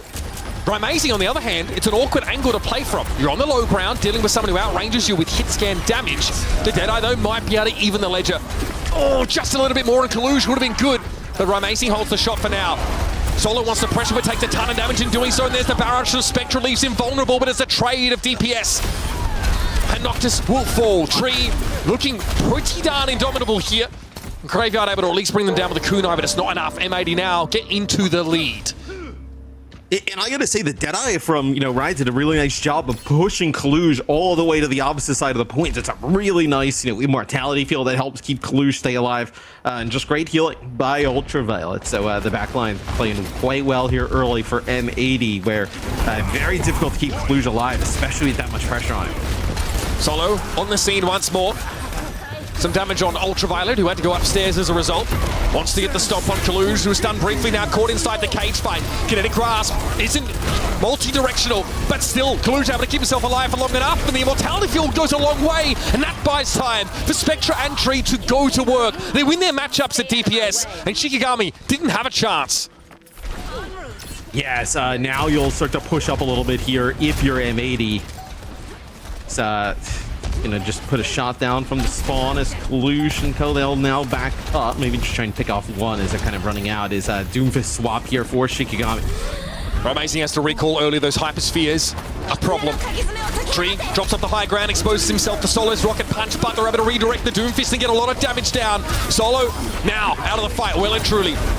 Flux was more than enough to deal with the Doomfist, and once more we go to Spectra fighting in the skies against Doomed. It was Ultraviolet getting taken down here, but Spectra able to combine with Tree's damage, and then the beautiful follow-up rocket on Noctis will remove the Lucio. There's nothing to be done here in this first round as M80 bounced back from a slow start. So, you know, it might be a little bit harder to, you know, make work against some of the really aggressive, you know, Mauga kind of compositions and teams, you know, maybe at the top of NA. That time, though, they played the Sigma quite well. You know, adding the Ashe into the mix just kind of be even more, you know, just the ticking damage going down, right, on the players, you know, pushing on in, right? The ticking damage, the Pharah damage, you know, maybe just kind of extract all the healing resources from the opposing team and just, you know, you're going to live a little bit longer, you know, with that immortality field in the mix. So a little bit of a variation from M80, something a little bit different we haven't seen so far. I liked it a lot, that switch up. Tree, look, from the high ground, yeah, very, very strong, but even before that point, right, when they had switched and they were, you know, on the outside looking in, we're still able to get a ton of value, even when up right in the face of Solo. It's not easy to do. You can feel very vulnerable, even with Coach Gun in situations like that. Malka getting run back once more by Shikigami. Now the switch to the Genji instead of the Cassidy. Yeah, so this is going to put a little bit more pressure onto Tree, right? You know, where Cassidy does really well against, like, the flankers, Ashe, not really as much, right? You got the Coach Gun, and that's about it. Just getting out of harm's way. You see the Dynamite going down, though, ticking, you know, the tank, ticking Rai as well, and that'll be the damage from Spectre, just finishing these players off as they get pushed into that corridor. And that has looked quite nice so far here for the heal M80. pressure from the Dynamite, Matt, especially when you're opposing Lucio's probably on speed a lot of the time, is non-insignificant. Also, like, it can be a little bit annoying for Kiriko to top up a team that takes like a large amount of burst for the Dynamite getting blown up. So, yeah, Ashe, a real problem. And let's not even talk about Bob when he gets involved. That's a whole different story. So we see the Ramatra actually picked into the Sigma here, which is honestly less common. Very interruptible during that Nemesis form. So we'll have to find a way to close the gap on Kaluj to be relevant. Yeah, as Dynamite sent towards the high ground there, just going to deterring players from running into Spectre. This would be the Kitsune rush that comes on in. They get the Ramatra in the mix, but this is very telegraphed, right? You can just back out here if you're M80. Nothing wrong with giving up the point. You already have almost 40%. So now you come back. You're going to have an Amp Matrix here to fight this they next recently fight. started the cap again. M80 more than happy to just put the pressure on again. They do need to be quick about a fight. They're in a good position to take one. With the Amp Matrix behind Kaluj and the Kinetic Grasp letting him onto the point. Everyone exposed to the Dynamite, playing that close room here. It's a little dicey for Shikigami, and eventually they will start to topple. First it's Noctis. Spectre's able to find that shot, and now dueling with Doomed. One rocket would have done the job, and UV's going to be there with the finish. A very unnecessary flux there for Kaluj, but we saw in chat, Super Kaluj is feeling very enthusiastic about this game so far, so let him have it. Yes, they're solo left on the point alone, so pushing in, you know, Kaluj able to get one in the flux and then take out another one, you know, kind of floating through the air there is, and what, I mean, you're gonna have a sound barrier here, right? But I mean, with the way that M80 is played, you know, Liar doing a nice job just kind of, you know, escorting them around. They can just disengage this yet again, but this is gonna be the Bob early. See what kind of follow-up there is looks like it's gonna be the Barrage. Connects the Solo, tried to make it around the corner. Was in Nemesis form trying to block and just ends up getting clipped there towards the end. Almost made it out with his life. Ultraviolet had the immortality field there for Spectra, who obviously is going to be vulnerable during that ultimate. 90% and counting here. It's been a quiet one for Shikigami on this second round. Switching into the Ramatra against the Sigma, they've found very little success so far.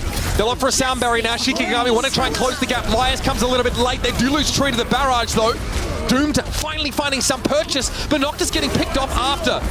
Liars beat does enough to keep 4 players of M80 in the fight. Now without an immortality field, Shikigami are on their last legs. Spectra peering in from that off angle. All those rockets going in Solo's direction, and there's nobody really to use that annihilation on. Solo just needs to stay alive, and with Doom getting picked off now, you're running out of options. Your firepower severely depleted for Shikigami, and now you get dragged down one after another. It's amazing falling. Liar, such a problem over this round so far. Another kill, and yes, annihilation gets used here, but how long can you stay alive for? Not nearly long enough. Solo living up to his name there on the point. And that'll be overtime ticking down. No chance for a touch there for Doomed, and Oasis goes the way of M80. Yeah, the Liar ends up picking 3 up there towards the end as a little bit of a different comp there from M80 that they make work. With built around like they started off with a Cassidy, I believe, Trio, and then immediately switched to the Ashe. So Ashe with a Pharah plus the Sigma. And then Baptiste and Lucia for most of the time, a comp that we haven't seen too much of, from Dallas, up until now. So pretty interesting stuff. I want to point out that there was a Genji switched into that comp, right? It's one that maybe seeks to put that extra pressure on the Ashe if possible because there's no threat. Mag grenade, making it hard to get out after you dive on in. But Tree, look at these highlights. They are so hard. This is basically a fan cam for Tree right now, and why not? We don't see a lot of Ashe on this map because she's hard to make work, but if you have sufficient mechanical skill, yeah, you can get away with it. I'm glad we got that in there for Kaluj, of course. Gravitic Flux there. Fight definitely already over by that point, but Kaluj's Sigma doesn't seem to have missed a beat. Here, utter aggression, of course, as Spectra steps up with a barrage, and it's going to be, immortality fielded perfectly. And then there's no chance for Solo there to get a good annihilation. It's hard to see that Ramatra sort of struggles so much into that Sigma, but it's a difficult matchup at the best of times. Well, I mean, I'd almost say the more worrying thing is, playing the Maga compositions for Shikigami into the Sigma and not being able to win. Like, that's kind of like you win those matchups, the barometer. Right? You should win those matchups. Yeah, where if you're not winning those, then it's like, okay, well, trying to play, you can play like Reinhardt. We've seen, a team play successfully, not really many teams, just SG play successfully into like a Sigma to try and get past it, but you got to do a lot of different things to make it work.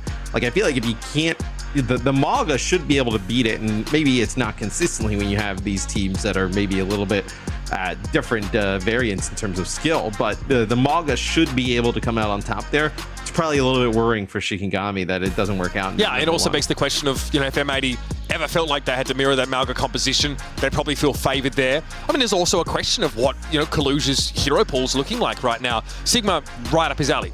Great Sigma player, kind of always has been. It was always a high point for him on the shock in the past, and he's used it really effectively so far. And for teams that feel confident playing against those Malga setups, even, again, with that Sigma, which can be a little bit challenging, yeah, the fact that they're getting so much value out of it here sort of speaks volumes about them. Again, M80, as per usual, only dropping a game to the Toronto Defiant here up against our top 8 teams from NA. For a team that's had a huge change, I mean, like, the majority of this team has been switched up. That is a very good sign. They've really hit the ground running and, again, cemented themselves once more as that top 2 team in NA with now the potential and the runway to challenge that top spot.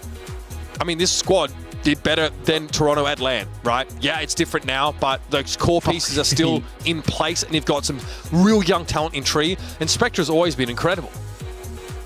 Yeah, for me, obviously it's a huge loss, right? With, Hawk, Pelican, and Happy, leaving departing the roster. But, you're really excited about Tree. I mean, if you had Tree, you're going to figure out a way to work Tree into the lineup, regardless of whether those players would have stayed. You would have figured out a way to use Tree. And then Kaluj, it's never really been like a talent issue with Kaluj. Like, we know he has like loads of talent in terms of the tank role. It feels like sometimes maybe it's just been like, whether it's like a team round or the hero pool just hasn't really kind of worked out. And Spectra's very talented as well. So you could have had a much worse outcome in terms of who you're replacing these players with.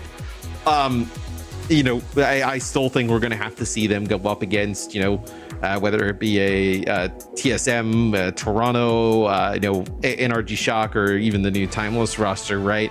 Get a better gauge of where this team's at. So M80 select Eichenwalde here for our second map of the series. It's one in which we've seen those Sigma comps do quite well defensively. I mean, very well in a previous game. That was that TSM Citrus Nation matchup. But also, yeah, we've often discussed, like, is it worth just running this Malga comp to a lot of these situations? It seems that Shikigami tend to agree. But M80, if they came out on this Sigma comp, it wouldn't shock me too much. I don't know if we get this look, but the Grapple Widow, obviously gentleman's agreements not being observed in this game. Tree might try and do something a little rude here. I'd be shocked if Doom popped up. Is it CDL? You don't follow the gentleman's agreements? I mean, you're persona non grata. You're ranked player. Yeah, but I mean, those guys GA guns like a day after the game comes out. Very sensitive lot, those guys. Sorry. You would have never seen Brig. You'd never seen Maga. I mean, everything would have been just be Soldier Cassidy comps with Ryan. It would have been. It would be, Why, it would be why do Soldier players have Cassidy so guns. much Yeah, ability exactly. to just, that's another story, actually. Anyway, we didn't see that. Tree heads second upstairs, time looking strong. for a shot, won't find it. It will be the Sigma comp with the Baptiste out of the gates for M80. Ash? No, Cassidy. Okay. So, start things off with a Cassidy mix. So this is how they kind of started on the first map, then move their way over towards an Ash. So, we'll see. Nice concuss there from Doomed into the choke. Just spread everybody out, put some damage. But they kind of allowed Kalush to just kind of walk through the choke for free. I tell you what, a couple headshots and Cassidy hits just like it always used to. My goodness. Solo down to just a sliver of health, and that's already an immortality field forced out, so you know the pressure is being felt. Kalush extends pretty deep here, but the kinetic grasp allows him to get back to safety. It does require an attacking immortality field as well, so M80 will be slowed up here. Yeah, they do end up getting like through that initial choke though, and then they lose the forest. So that's a lot of damage. And then Tree now on the flank. That's all your damage deal. Pretty sure Tree just found the hammer there on the run to bring down Amazing.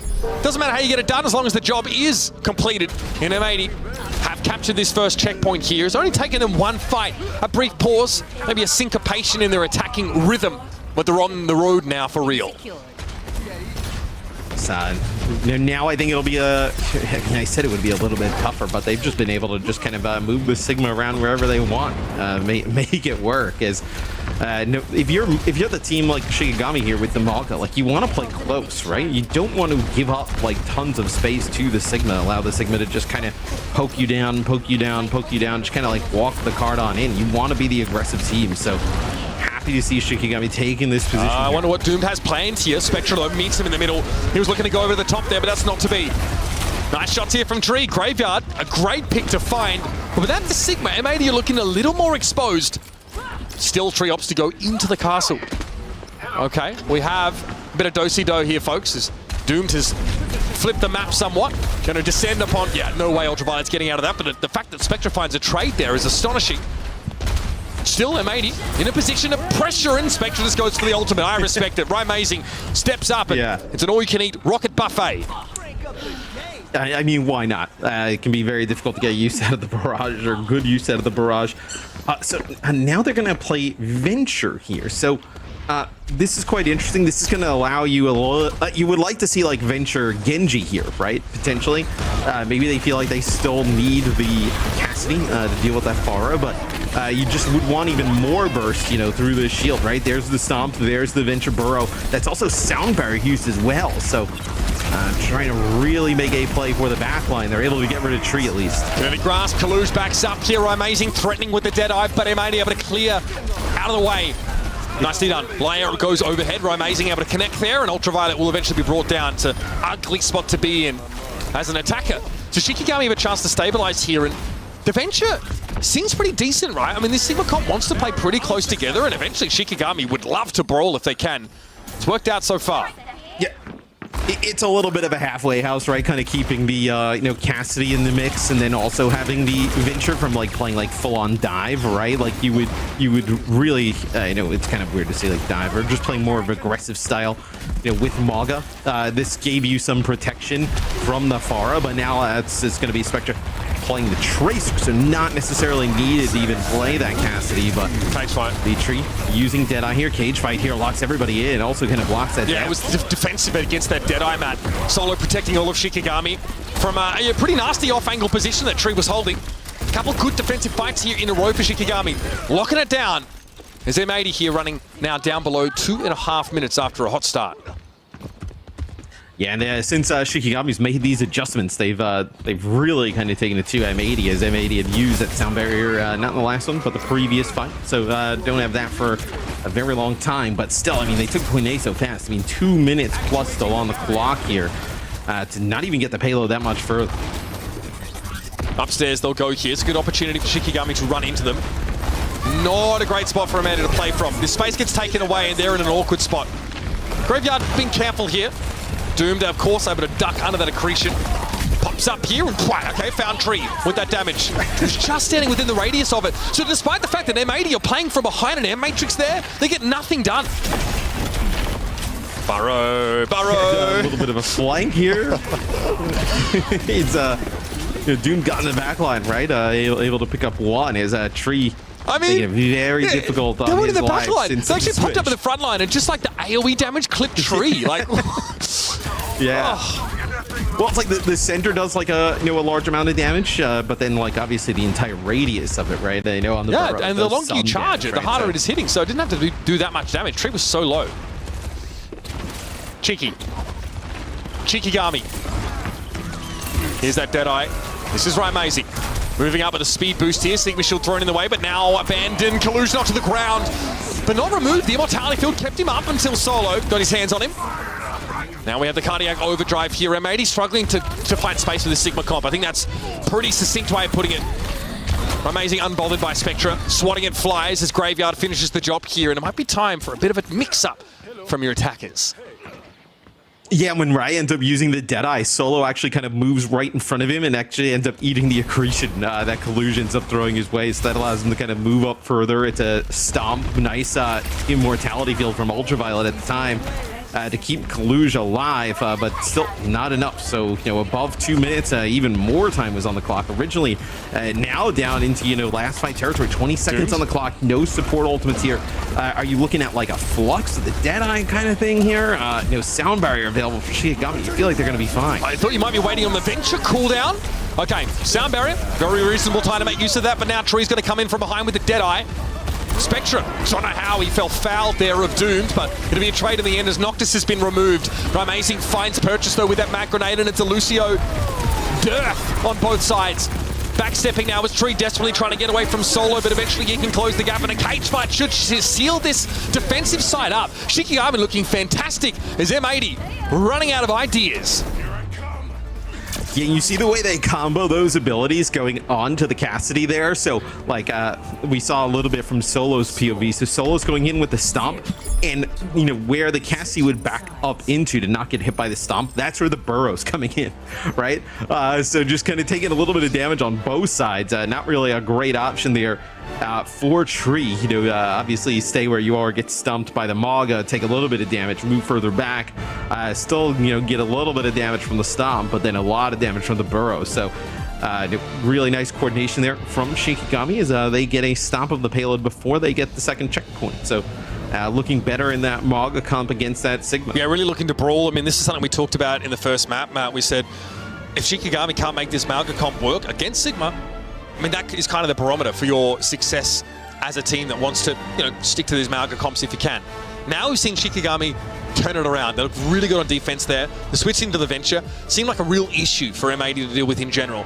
Now I guess we have a change of pace here because the Sigma comp is on the defending side. They've also brought the Ashe in. So M80 will do everything they can to keep Shikigami at arm's length. That's going to be the point of tension, I think, between these two teams here on this first point.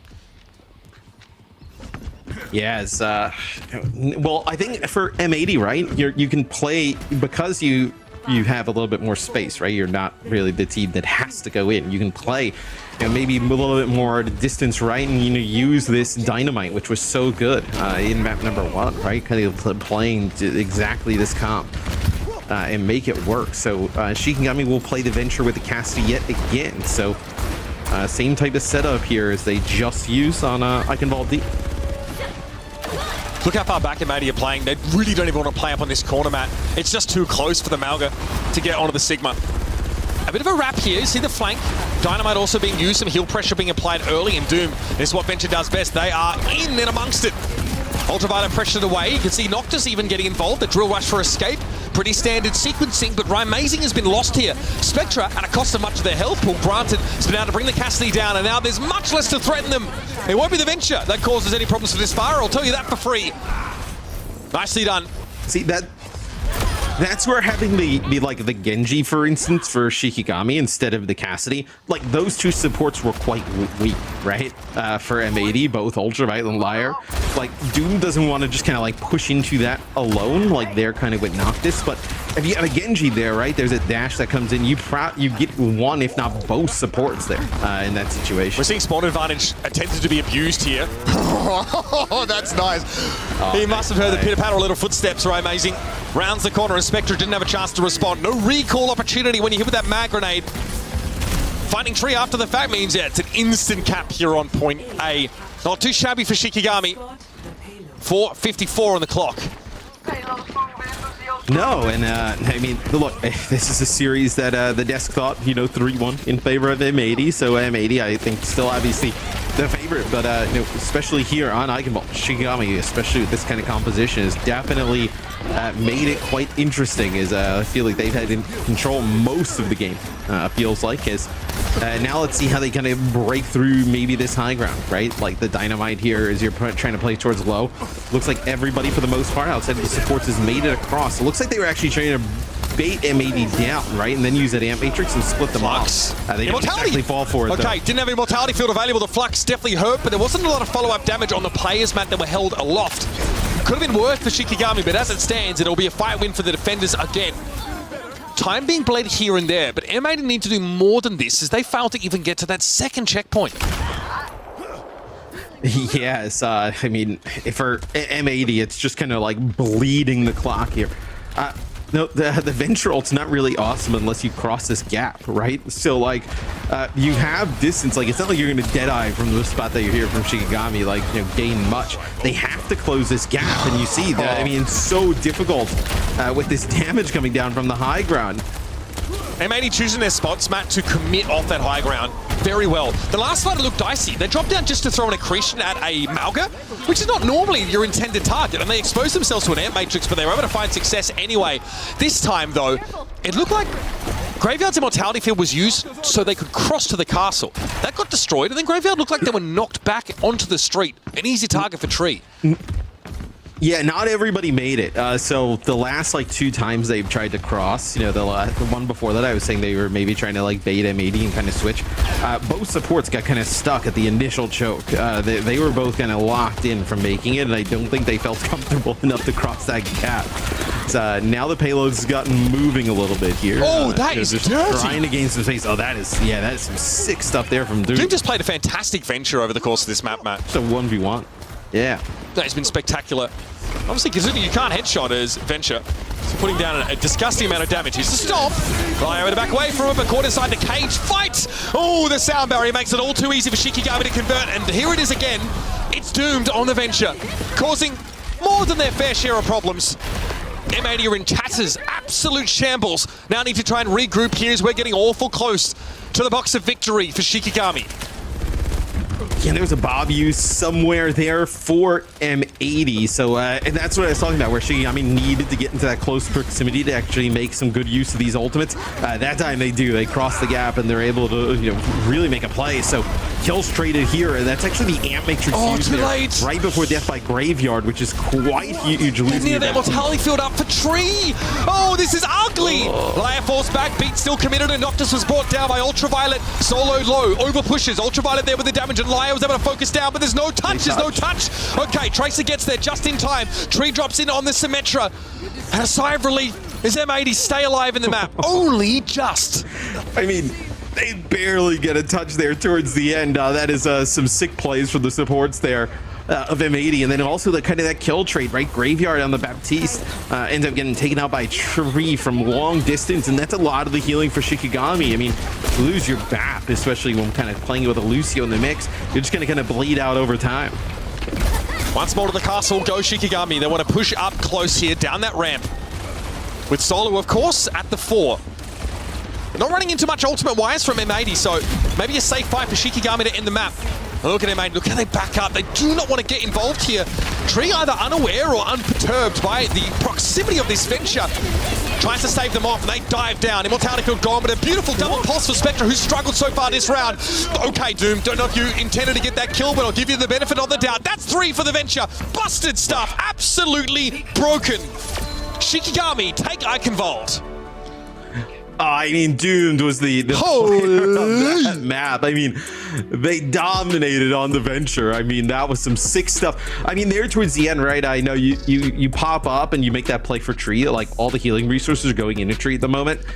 There's nothing there for Kalush, right? No, like, Immortality Field or anything to try and keep him alive. They end up losing him on the point. They end up losing Tree as well.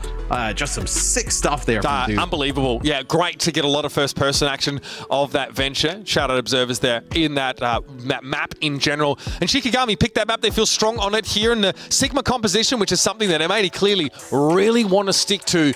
kind of falls apart. This team's identity's changed a lot, I think, with the switch up of tank play and Matt, and we're sort of seeing it here a little weak against some of these Malga comps. Yeah, this is the flank that I was talking about from Doom there before. Ends up picking up 2 is, well, I mean, it's not the typical Malga comp that we see, you know, with Venture in the mix, right? They still have the Cassidy there, but I mean, it is working. I mean, there's no answer for the Venture. They get right in and start doing loads of damage. Pretty survivable as well, pretty tanky in combination with the Malga. Just difficult. Like, I feel like the Sigma comp, you have to play so, like, beyond perfect. It feels like you need to play perfect, and then there also needs to be lots of, you know, unforced errors on the other side, and it just does not seem like you are getting many of those there at the moment, where Shikigami going in making plays is right here. This is at the end, right? So yeah, there's no, they're saving the immortality field there for Tree. They get pushed around the corner. There's no healing there for Kaluj. It's this last kill. That is yeah, I mean, that is like beautiful stuff there, of course, from the entirety of Shikigami. They're impressing us. I think they've come a long way since we first started to see them in the group stages of those OWCS, and now, of course, with the big prize on the line, the Esports World Cup attendance is what they're playing for. It's a great time to peak. Early days yet. It's one apiece in this series, and M80 have a map pick, but good looks from Shikigami. And this, you know, this M80 squad that's still coalescing in their identity, Matt. We definitely see some weaknesses, some flaws in the game plan. If there's a time to beat M80, it's probably now, right? I mean, you know, it's not the same M80 that we just saw at Dallas, right? You know, a very different looking team. I love that we characterize their strength, by the way, by having won 5 maps. That is what makes you the strongest NA team at DreamHack. That's not exactly the strongest statement you can make about a team, but it's true. They were awesome against the other NA teams. Well, they took SSG to 5 maps, right? Whereas Toronto got rolled by Ents. So, you know, you've got to hand it to them. They definitely look like they're settled into that environment a little bit better. But, you know, this region's got a little bit of work to do. That team also had Happy, Pelican, and Hawk. So you can't even, like, we can't compare the two, right? I mean, it's not the same. No, it's not. And that's what I'm saying. Like, I think their identity looks very different now, right? Where you have, like, Kaluj that comes in. Hawk's obviously been a Sigma player for the longest time, right? But I do wonder how the hero pools shape the identity and just overall play style of this team going forward. You've also changed the DPS, so we're seeing much more of this Ashe play than we would have expected to in the past. It's a completely different beast. Yes, you've maintained the backline, which was really one of the strengths of this M80 squad, right? UV, Liar both look excellent, but there's work to do here for M80. Honestly, if there was a, this is going to sound kind of bizarre, if there was a team that would benefit from a patch happening on Tuesday, would be M80. For a team that is like just kind of, okay, maybe we haven't had this kind of team play with like Malga comps and Sigma comps, whatnot. A team that would benefit from like a massive patch coming through and then playing a few days later. A team with a bunch of players who have pretty good individual skill, right? Who have like high level experience. Like that would be a team that would probably be like totally fine with, you know, kind of you know, having everything kind of in flux, right? I think like M80 might also benefit from Mercury being in retrograde because, you know, Kaluj is an Aries sun and was born like on the South Pole during a partial solar eclipse. So I think that energy is really going to, you know, lend itself to M80 finding success. Honestly, basically whenever, as long as a cloud is passing over the sun in a certain part of, you know, Albuquerque, New Mexico, this team will really sort of find their alignment, Matt. Yeah. That's a good point. That's what I thought. That's what I thought. This is what I don't think anybody understood what the hell you're just talking about. This is the analysis I'm bringing here to your Esports World Cup qualifiers. And Shikigami have evened up the series now. Remember how I said they could roll that force chair out at the desk? They don't need it anymore. After that, I think they're good. I think leave it with three. Again, I'm available for all coaching offers, fam. I will absolutely turn your turn your team into astrology nuts. It's going to be great. That coaching inbox for you has to be dry. New Queen Street coming up next year in this series. And again, are you just like logging onto other emails and sending your coaching emails to make it seem like you're? It's actually just a stick. It's a stick figure of me with a flowery shirt and gigantic guns. That's what I'm sending out to these teams. Honestly, pretty compelling case to make. I can get yelled at by Jake for hours, or I can, you know, have Mitch just say a bunch of stuff. I will leave you. You will leave that conversation feeling refreshed, feeling motivated, and very confused. And honestly, 2 out of 3 ain't bad. That's all I'm trying to say. I mean, every time I speak to you, I'm definitely confused. I'm rarely ever refreshed. Well, I mean, with the way your face is looking, man, looking so solidly moisturized, I think it's hard to top that right now. I am looking yeah, Y-U-N-G young. Here we go, New Queen Street, folks. It'll be, again, the Sigma comp run back by M80. So once more, we put them to the test against Shikigami's Mauga Venture composition. Shikigami doing the trusted strategy of the Korean teams ran this at the last event. Let's do it as well. It has proven to be extremely successful over time. And quite frankly, like I was a little bit wondering like why we didn't see kind of this variation, you know, on Iconball, right? So they decided to do it here. You would think this works out even better for them. The issue is they have to go, if they're going to commit and go in, they have to get these kills quick. This Pharah is going to put down a lot of damage on the overall team, right? So they have to kind of win these fights rather A great fast. point, Matt. I mean, this Pharah over a drawn-out fight is going to stack up damage that eventually just can't be healed through, and I think we're seeing that here. Spectre eventually able to drag down Solo. Like, when your tank is the first casualty here, that sort of says a lot about the amount of damage that is being spread in general. Just watch those health bars of Shikigami over a long fight. They had to stick to a target, and they couldn't find one to focus down. Solo was extremely weak when he decided to charge as well. I would say that. Self-preservation instincts, overrated. You can't be stunned with the Mauga charge. You're not invincible though. As it'll be, you know, aiming, starting to get. So what do the you make of the Cassidy switch here? This is what they were running on Iconball, and they were making it work. So just go back to it, right? Obviously, don't have the same range. I know that, like, let's say the Ashe has, or you know, not as long of a range, right? But you know, in New Queen Street, there's a lot of like mid fights, right? So there's Doom doing his usual thing, picking up 2. This is the Kitsune Rush still available here for Shikigami. So just trying to deter any more payload. They played around that really well, and that was pretty threatening from M80. Spectre sets up for a barrage, and somehow Ultraviolet again connects with an Immortality field to protect the Pharah. That is not easy to set up, and it was good for 2 kills. But then all those resources being committed to your Pharah meant that the rest of M80 were a little vulnerable.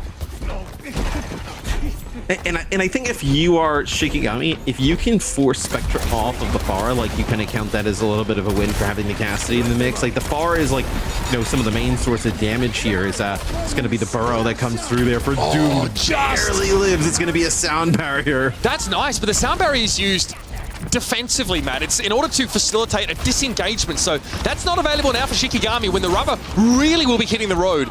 To be fair, the bot has been pushing this whole time. They're so split, yeah. They're so split, so like Solo's just kind of moving the bot, and then I think M80 just kind of like playing a little bit for that high ground, and now Solo gets kind of pushed out of the way there as Collusion Tree double back towards that bot. Messy. Very messy fight. 3 different engagements that we saw simultaneously going down. Doom gets taken down though, and if you're M80, you're fine. Solo's so weak. They know he's around this corner. They see the healing coming across. Oh. Tree is a little bit different, Matt. Now we're expecting great things from young Tree, and so far, so good. Now we have M80 back in the lead, now threatening that checkpoint here with a Gravitic Flux and a sound barrier to work with. Bob also available, which is not negligible here. He can really make an impact against this kind of composition. Another rush here as well for Shikigami. So this great accretion. Deadeye. Oh, nice accretion. Solo here trying to hold the line. Going to be that Kitsune Rush aforementioned. Doomed is in the backline somehow, but can't really stand out in the open. Fearing Tree's impact, I think, is, well, Bob did his job. Solo goes down. Spectre's able to be there with the extra damage, and another beautiful accretion there. Knocked us prone. And it's an easy shot for Spectre. Now waiting for Doomed to emerge. It'll be into a hellscape in which M80 are the Monarchs. And they'll be moving up to take this checkpoint. Yeah, and I believe it was in the last map, right, where Solo ends up blocking a accretion there, allowing Rai to get a really nice Deadeye. That time, not the case. Kaluge lands a long-range accretion there onto the Cassidy of Shikigami, you know, and at that time, you know, the Bob is doing lots of damage. There's a sound barrier in the mix, and M80 has a great advantage. 2 great rocks from Kaluge in that fight, Matt. Both are setting up so much. Doom gets brought down there. And no one is challenging the Ashe through this air matrix. Forget about it. So, TS1 continues his inexorable march up the hill here. Kalush holding the front line now, will fold away from this, and okay, caught inside the cage fight. Spectre going to go for the barrage. Again, backed up by the immortality field here. It does get rid of the cage at the very least, but Rymazing is going to be there, always going to be favoured up against the Pharah, especially at ranges like that. So M80 they spend pretty heavily outside of the gravitic flux, but they really got what they came for. 76 meters, the checkpoint, they've got it all. Shikigami had to dig deep to push him back. Yeah, I mean, they put themselves in a really good spot here, M80, right? Checkpoint, half of the game is gone. No, you're going to have to gain, 40 or something so meters, a little bit more than 40 meters here for Shikigami to take the lead. And I mean, we see this in push all the time. It's so difficult, like once you get behind a good amount to kind of bounce on back. Is you also now have Shikigami playing a Sigma of their own here. So Sigma head-to-head, another accretion there from Kalush. Very nice. Sedimentary, my dear Watson. Oh, but then I think Kalush actually got the accretion out of the gravitic flux. That may have happened there. Kalush's flux there doesn't appear to have gone off, and Rymazing gets picked off. Bob got thrown in there by Tree, who's now going to be switching over to the Genji. Doesn't fancy the Ashe anymore. Too much space getting taken away. The Sigma comp giving M80 a reason to make some changes now. Instead, it'll be Sojourn. That long-range damage, that shield pressure. Disrupt the shield, also very good at chewing through that barrier. Shikigami have to back off, and they weren't able to take a checkpoint here. Not able to take a checkpoint, but getting very close, right? You win another fight here, towards the middle of the map, you're probably going to get checkpoint, and then you have another fight there. So they give themselves an opportunity here with 3:30. They have to win this fight, though. Nice Am Matrix use. Most of Shikigami can avoid it, though, playing through the tube and under it, but they're not in a position to help Solo or to really further their aim here objectively. Graveyard in trouble. Lovely stuff from Tree. Love when we hype a player and they deliver instantly. Solo will be taken down here, and 3 minutes 30 on the clock as M80 are back on the front foot. Yeah, and it's really difficult losing that fight because now this bot is going to go deeper back into Shikigami territory. And you're going to be at, 230 with having to win like 2-3 fights, right? So it's going to give you a very difficult, and that's providing you win the next fight. So it gives you a very difficult path to victory here for Shikigami. All right. They have been forced to respect the Sigma. Tamara it. Gravitic flux up here for Solo. Something M80 are going to be keenly aware of, but look at the damage they take before the fact. Here's Doomed once more. Pops up. Well, most of the damage already done before they hit the ground. The mortality field for Ultraviolet there just really only prolongs this fight. Doomed is getting some kills here on the Venture, where it's just like 360, whether it be with the ults or just kind of shots coming out as Rymazing will switch over to the Sojourn. So this also, like we saw in Eichenwald, the Venture also provides like a really odd situation for M80 in the backline. Like, do you end up, using the immortality field or whatnot to save trees? Are you going to give up Kalush? Like, how do you decide to do that? That time, it's actually a stun that happens there, onto Solo. It's an accretion. Then they just burn it down. Immortality field to Pharah while they're ulting Matt. That's been the game plan for M80. Get Spectre in, find a flank angle, and throw the drone straight at them. Ultraviolet has been on point with those so far. Real accurate with those deployables. It also works. Anyway, we'll get to it. Spectre here. Okay, did get an immortality field, so good for one. Now this gets awkward. Gravitic flux thrown out. Going to be a sound barrier here for M80 to try and respond to it, but Solo's going to be able to find Tree anyway. Kalush, a later flux. No one caught in that or interrupted. It's unclear. Either way, it's unsuccessful. Ultraviolet, nowhere to go from here, really. Just going to try and drag the fight out if they can. M80, spend a bit here. Spectre's off the Pharah. He's done. Yeah, Doomed actually goes on a flank with the Venture ultimate. I think just kind of throws them completely, catches them completely off guard, right? They end up getting one with that barrage. It's a little bit of a trade there, and then they have to use the sound barrier. It's that, Venture ult coming from behind is Doomed. Look at this, just playing so sneaky. Just catches one, doesn't catch the next one there. Is a nice deflect, Spectre. Doom backs away though. Okay, so all of Shikigami, maybe an audible call here to try and regroup, and Spectre got brought down there. Maybe an accretion from Solo. Either way, it's Shikigami on the front foot now, threatening a cap of this objective. Doom low, very, very low, and Tree's able to turn around and find them. The overclock also getting rid of the opposite number. Sojourn off the field, and Tree is dominant. That is filth. Graveyard, yes, finds them, shuts them down, but the damage well and truly already done. Under a minute left, M80 with a big lead, checkpoint in hand. Once again, off to the races. And the bot going the opposite direction that Shikigami would like to see it going in, right? This is all great here for M80. The bot going deeper into Shikigami territory. They have no ultimates to work with. Your Sojourn has been clicking on all cylinders. I mean, things looking really good here for M80 on New Queen Street. Last fight territory for Shikigami. And no ultimates to lean on. Nothing to build their strategy around, but raw ability. Okay, Immortality Field thrown deep there, likely to keep that stalling of Doomed safe, and it works out. We have overtime now. Kalush very reluctant to give up this position, can fold away from a lot of the poke damage behind the tram itself. Liar's gonna beat, they're gonna use it, they're gonna go forward now. Finally, we see this Sigma comp get aggressive. They've got wheels, folks, but the ultimate from Doom there, some serious damage being done on the periphery. Solo is down, but Tree also been removed now. You've traded a Sigma for a Sojourn, and Liar always seems to be getting involved at these crucial moments, getting a Baptiste no less, and that Immortality Field would have been online in a couple of seconds. Flux is good, it's gonna catch the Lucio. Noctis has to beat to keep themselves alive, and eventually they'll still be brought down as Spectra's Genji doesn't miss the mark. Now it's up to Dooms, burrowing, stalling, popping up now, right in front of Spectra. It's an easy pickoff. As M80 secure the map, it's hard fought. But again, their Sigma comp prevails, forcing the switch off the Malga into the Sigma mirror. Spectra going to the Genji, coming up clutch on those final moments. Yeah, and they get a really big lead early on. There does M80, and it's very difficult, especially on push, to battle back from that. So they end up, switching their comp a few times. Same with Shikigami, like you mentioned, kind of forced to respect the Sigma and mirror it there on New Queen Street. And I think once we saw the mirror, I actually think that's where like M80 actually like kind of pulled away. I think.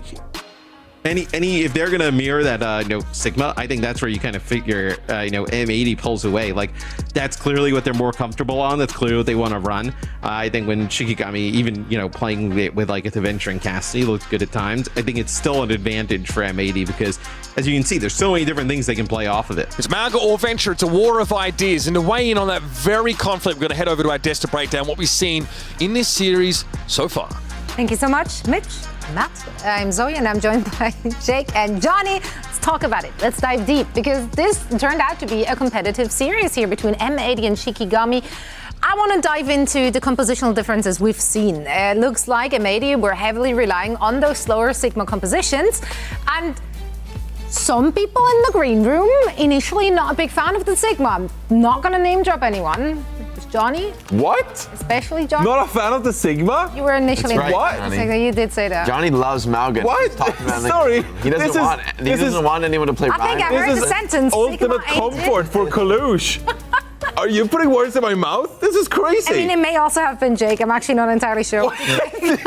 I do think the Sig is a little bit forced on some of these maps, like on Ike in the attack. I mean, M80 is really forcing a very, very slow, patient style, but on hybrid attack, I'm just not kidding, especially on a map like Ikenwall where it's so easy to be initiated on by defenders on high ground. I think this is a little bit forced, but they're just so good at what they do. I think they're maybe adopting a strategy of just relying on that comfort rather than playing to the meta. I think in the end, Shikigami is playing them very close with this aggressive Malga and Venture. Venture has been putting up huge highlights because this is a hero that really has no natural predator in the Sigma comp. I reinforce, I do want to give you a stage to actually something that you have in fact said, and that's of course that Tree is popping up. Love to see someone being hyped up and then actually deliver on the promise. Yeah, Tree has been popping up, of course, and this composition kind of like lends itself towards that. I mean, Kalush is obviously really comfortable with the Sigma, so I'm actually not opposed to the Sigma, but it does, playing these slow compositions that allows Tree to sit back on these hit scan heroes and get a lot of value. And we saw especially on New Queen Street how the Sojourn was really effective with some of these overclocks, right? But even Spectre to some degree, like if you're playing pretty far back and you're trying to disengage, you're trying to play the momentum game and get a lot of poke damage in, I think that this M80 roster, I mean, they're designed to do that. You still have Liar playing the Lucio, which is his comfort hero, Ultraviolet, really good Baptiste player as well. So M80, they feel really comfortable with what they're playing. I think the problem is that you're going to encounter some maps. Eichenwalde was one of those where like you actually have a chance to get on top of that composition and make life difficult for M80. And I think over the course of these 2 weekends, that is going to be one of the things we have to look out for with this M80 team. If they're playing this composition, like those brawl maps, they are very dangerous from M80. They're not going to be clean. They're not going to be dominant. I think a lot of their matches will come down to these brawly, kind of deathmatchy compositions. Yeah, so if we're reading between the lines of what you just said is you don't want to see Sigma. That's what I'm getting out of this. Well, I don't think they have a lot of option. I don't think Kalush is going to flex his hero pool here in these matchups and be like, we're going to win that way. I actually do think this is one of their best looks, and I actually think they kind of have to stick with their guns in this one to some extent. Yeah, we've seen the next map coming up, of course, is a new Junk City. This is just about the worst Sigma map I can think of. Yeah, I was just about to say. For me. Do you reckon they stick with it, though? I mean, maybe. They played it on Eichenwalde attack, so anything's possible. This could be the map I can't see them flex around. I can see them changing things up here. Even just a swap to like, I mean, I would say Ramatra, but Ramatra has a tough matchman to Mauga. Honestly, this is, I think Kalush might have to play some Mauga. This is New Junk City. This is Mauga's home turf. Maybe he brings out the Queen or something. I don't know, but I don't think it'll work that well. The Queen! The Queen. Well, let's see what they have in store for us as we're heading over to our casters, Matt and Nick. New Junk City, the peak for M80. This is where they wanted to go with other options. So we almost forgot you and you were in the room. No, she'd never forget me. Not happening. Nah, that was definitely a long, like, and Mitch, kind of like questioning, like. You know what, Matt? That's fine, buddy. Yeah. That's fine, mate. You tell yourself that. I'm Matt. You're correct. So they don't swap off the Sigma. I didn't expect them to swap off the Sigma, and I also agree with Jake. I'm like, I don't really like how far can you go doing this? So. We'll see now the Sigma on, we're doing it, buddy. We are on the grind set. Doesn't matter what map it is. Kalush is out here with them shoulder pads. Looking like a human paladin. He's going to make it happen here. Again, Farah play on this map, but these teams really want to go in this direction. Something M80 also was doing long before this roster change, right? Something that, Pelican was trying to push constantly. And man, it's working out. This Malka comp just got torn to shreds. Yeah, I mean, that was extremely fast there. As they're just kind of, it just seems they're just kiting, and then eventually you just can't catch them. With the Sigma and the damage of the dynamite, damage from Ash, Sigma poking, and the Farah just eventually wins out. It's not like with Karika Lucio, you pump out like tons of healing, right? Karika can do a good amount of healing, not like to the same level in like an area you'd say like a Baptiste could do, right? With the survivability like an immortality. So Doom goes in, so telegraphed. I tell it out, speed away. Hello, I'm intending to engage upon you. Do you accept? And then everybody's weak, yeah. Beautiful stuff, and this is it. The Sigma comp does its thing. They back up and give Tree the space to rain those shots in, one after another. It's not the most subtle approach for Shikigami, if we're going to be honest. And it's one that is seen straight through by this poke composition. M80 playing to their strengths, Matt. So it feels like going in with the burrow is like a dead giveaway, like, hey, let's speed away. That time they go in with the burrow, and then when they speed away for M80, Shikigami tries to like stabilize a little bit and then go back with like solo using the charge. But they end up losing like a player or two. They lose Noctis and another player before they even have an opportunity. So do you lead with the stomp, right? It's obviously not as telegraphed as the burrow. Feels like that might be the better of the options. Might well be, man. Can they be a little more subtle this time? It doesn't matter. The Hyperspheres catch Graveyard on the way in. That was the Kitsune Rush, by the way. Kind of... They were going to use... It looked like they were going to use it as well. Kind of pivotal to their chances of winning that fight. M80 gets let off the hook there, and they've been able to build up 5 ultimates to Shikigami's 1. Yep. Jake is going to be so mad if this is like just a 3-0 Flashpoint Sigma stomp. Quite frankly, it would be quite impressive that they may be able to make it work. Where a lot of other teams, I do feel like eventually you're going to get forced off of this by somebody, right? It would be kind of wild to think that they could just kind of run it forever, but at least for now they don't have to. Kitsune Rush on both sides, solo just explodes. Oh my god. They literally Kitsune rushed headfirst into the mulcher, into the wood chipper, man. That is... Oh. Man, I've not seen that. Like waves upon rock. Shikigami get absolutely... Sorry, just the level of brutality I just witnessed is a little bit staggering, honestly. Just used his head to soak up the bullets there on Maga. I mean, his body, like the ragdoll, it sent him to like the moon. I mean, he's still playing on Horizon Lunar Colony as we speak. Yeah, here's the flag. Okay, Doom backs away with ultimate, by the way. Tree does get hit with that shoulder charge, so big opener now. But Spectre's able to trade out and get rid of the Malga. So Doom, what can they do? They need to contest to start with. They need to do that above ground level. Kalush brought down, though. This is it. Shikigami have that opening they were looking for. Liar, little low. M80 might want to contest this now, but amazing. Could be an issue. A couple kunais, though, would deal with him adequately. I think Shikigami happy with what they can get. They're going to send the Bob in M80. They want to fight instantly here. The pressure keeps mounting, Matt. So the Bob's dealt with rather quickly, though. It's a Dynamite as well. They just kind of keep some of the pressure on here. And you saw the last fight, they were able to win because that Stomp comes down and lands right on Tree. You get at least one player out of the fight. Definitely seems to be like, if you're going to play this and this is how it's going to go, you kind of have to like lead with the Stomp. Yeah, no Venture, Collusion, a lot of trouble. They are not helping Collusion. Good luck, buddy. Say the rest of M80. Kalush eventually gets brought down. It takes a lot, though, I will say that. M80 now kind of torn. Do they bother contesting this, or do they regroup for a big Kitsune Rush fight? They are hanging around, Matt. This could go either way.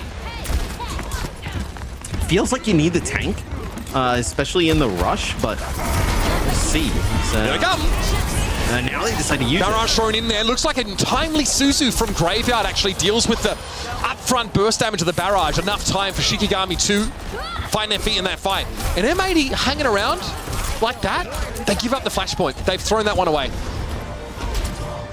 Well, this is where you shouldn't be able to kind of like push in and be the aggressive team with like the Sigma base composition. Like that's where you should have the advantage if you're the Malga base comp, right? Taking the fights early, right? Not just kind of getting stuck out in the point. Like, we kind of laugh, when we saw Solo just kind of like his body just like explode. But like that's kind of how they have to play this, right? They kind of have to get behind enemy lines and make plays, or else like they're just eventually going to die to the poke. All right, Doom backs away. Sees all he needed to, apparently. M80 now with that Sigma comp have to be the aggressors. What a good start. Amazing's down, and still a sound barrier will be committed by Shikigami. Oh man, these lamps don't miss, my goodness. Kalush kept alive there, but the Flux doesn't really find the mark. There's no follow-up on it as Kalush had to play safe. Kinetic Grasp gives him 1 billion health. God, imagine if he hadn't used that ability. He would have been long dead. His ancestors would have passed away by that point. M80 though, get it done. Timely cooldown usage. Man, these defensive cooldowns have been perfect. Yeah, the supports have played really well today for M80, and right there, like you mentioned with Kalush's Kinetic Grasp, but the guy saw his health go up to like 1,780 or something like that. Yeah, like just about 1,800. I mean, just a lot of damage soaked up there with that Kinetic Grasp. Let's see if Doom can get like a flank angle. Been constantly doing this on the Venture. Been able to pick up a few kills every single time. Nothing in terms of support ults on the other side.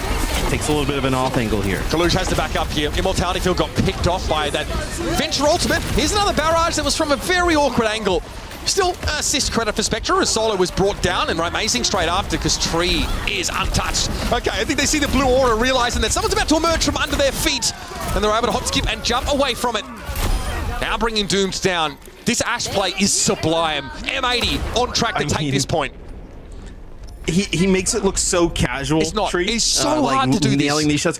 I mean, the game, like when we're watching it, is obviously it looks like way slower than it's actually kind of like happening, so to speak. That is an insane amount of pressure he is under there, and just kind of flicking from head to head. Crazy stuff there. So M80 puts themselves one flashpoint away from taking the series here against Shikigami, and looks like they end up making it there first. Already M80 set up for this. H5 available here for Solo. Might be enough just to catch Kalush. That's actually what gave Shikigami their first flashpoint. A catch on Kalush, and then they just held off as M80 stayed as 4 for 2 consecutive fights. Spectre living dangerously here on the causeway above Vents. Tree getting the happy little ticks. to give away. There's plenty of people grouped up ready to take this push. Good cage fight. That really is what was Solid needed to keep himself alive. And there's no way Kaluja's getting out of that. It's an instant fight loss, and the flux, well, it never fluxed. Yeah, no, I mean, there's nothing really you can do, right? The cage fight with the blade in the mix, I mean, they have no support ultimates, nothing to kind of save them. So Kaluj, I'm sure he's a warm welcome back to Overwatch. They're getting just cage fight bladed. So now tries to work their way back in. You'll have a Bob here. The Maga does, like, in the last time we saw them use a Bob, I mean, she gets rid of it really fast as Tree takes some damage. Maybe just try and get the Bob there up towards that high ground, you know, force them down low. That's actually Spectre with some damage taken out of the Graveyard. That's just random.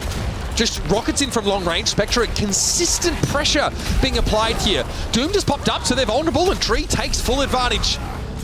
Has to give up his life for it here, but it's a numbers advantage for M80. They want to finish the map in series here. This is how they do it. Yeah, it's almost a little bit kind of, oh, nice, direct there towards the end.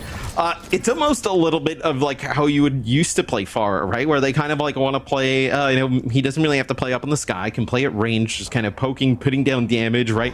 Trees putting down some damage, you know, with shots and dynamite. And just, you know, really just making them use all of their resources and then just kind of like drain them out over time. Kitsune Rush here on the high ground available for Shikigami. Could be just walking into like Ant Matrix, you shoot rockets on through it, but I mean, Doom just takes a liar. I hope you like ultimates, folks, because we've got all of them here. Liar died with Beat, though, so that's one that's going to be conspicuously absent from this fight, and it shows. Bob, though, able to find Noctis here. M80 might have some step to this fight. Doom's forced down. Yeah, the Bob was they haven't capped yet. The Bob was in position to shoot through the Ant Matrix there. They haven't capped yet. So picks up Graveyard in trouble. Can't get away. No one a swift step to it. Didn't have the cooldown available. M80 still in control of the point. This could be it. This could be the series here. Doom trying to stay alive. Got beat. Stall out if they can. Sound barrier now coming out for M80. This is massive. Shikigami got nothing left to do. Noctis, the last hope for them to be brought down. Amazing gets there in time and throws a blade in, but it's far too little. And you better believe it's awfully late. M80 get the job down. New Junk City secured. Yeah, as M80 takes care of business, I think we all thought coming in they were the you know, clear favorite in this matchup, a completely different roster than Dallas.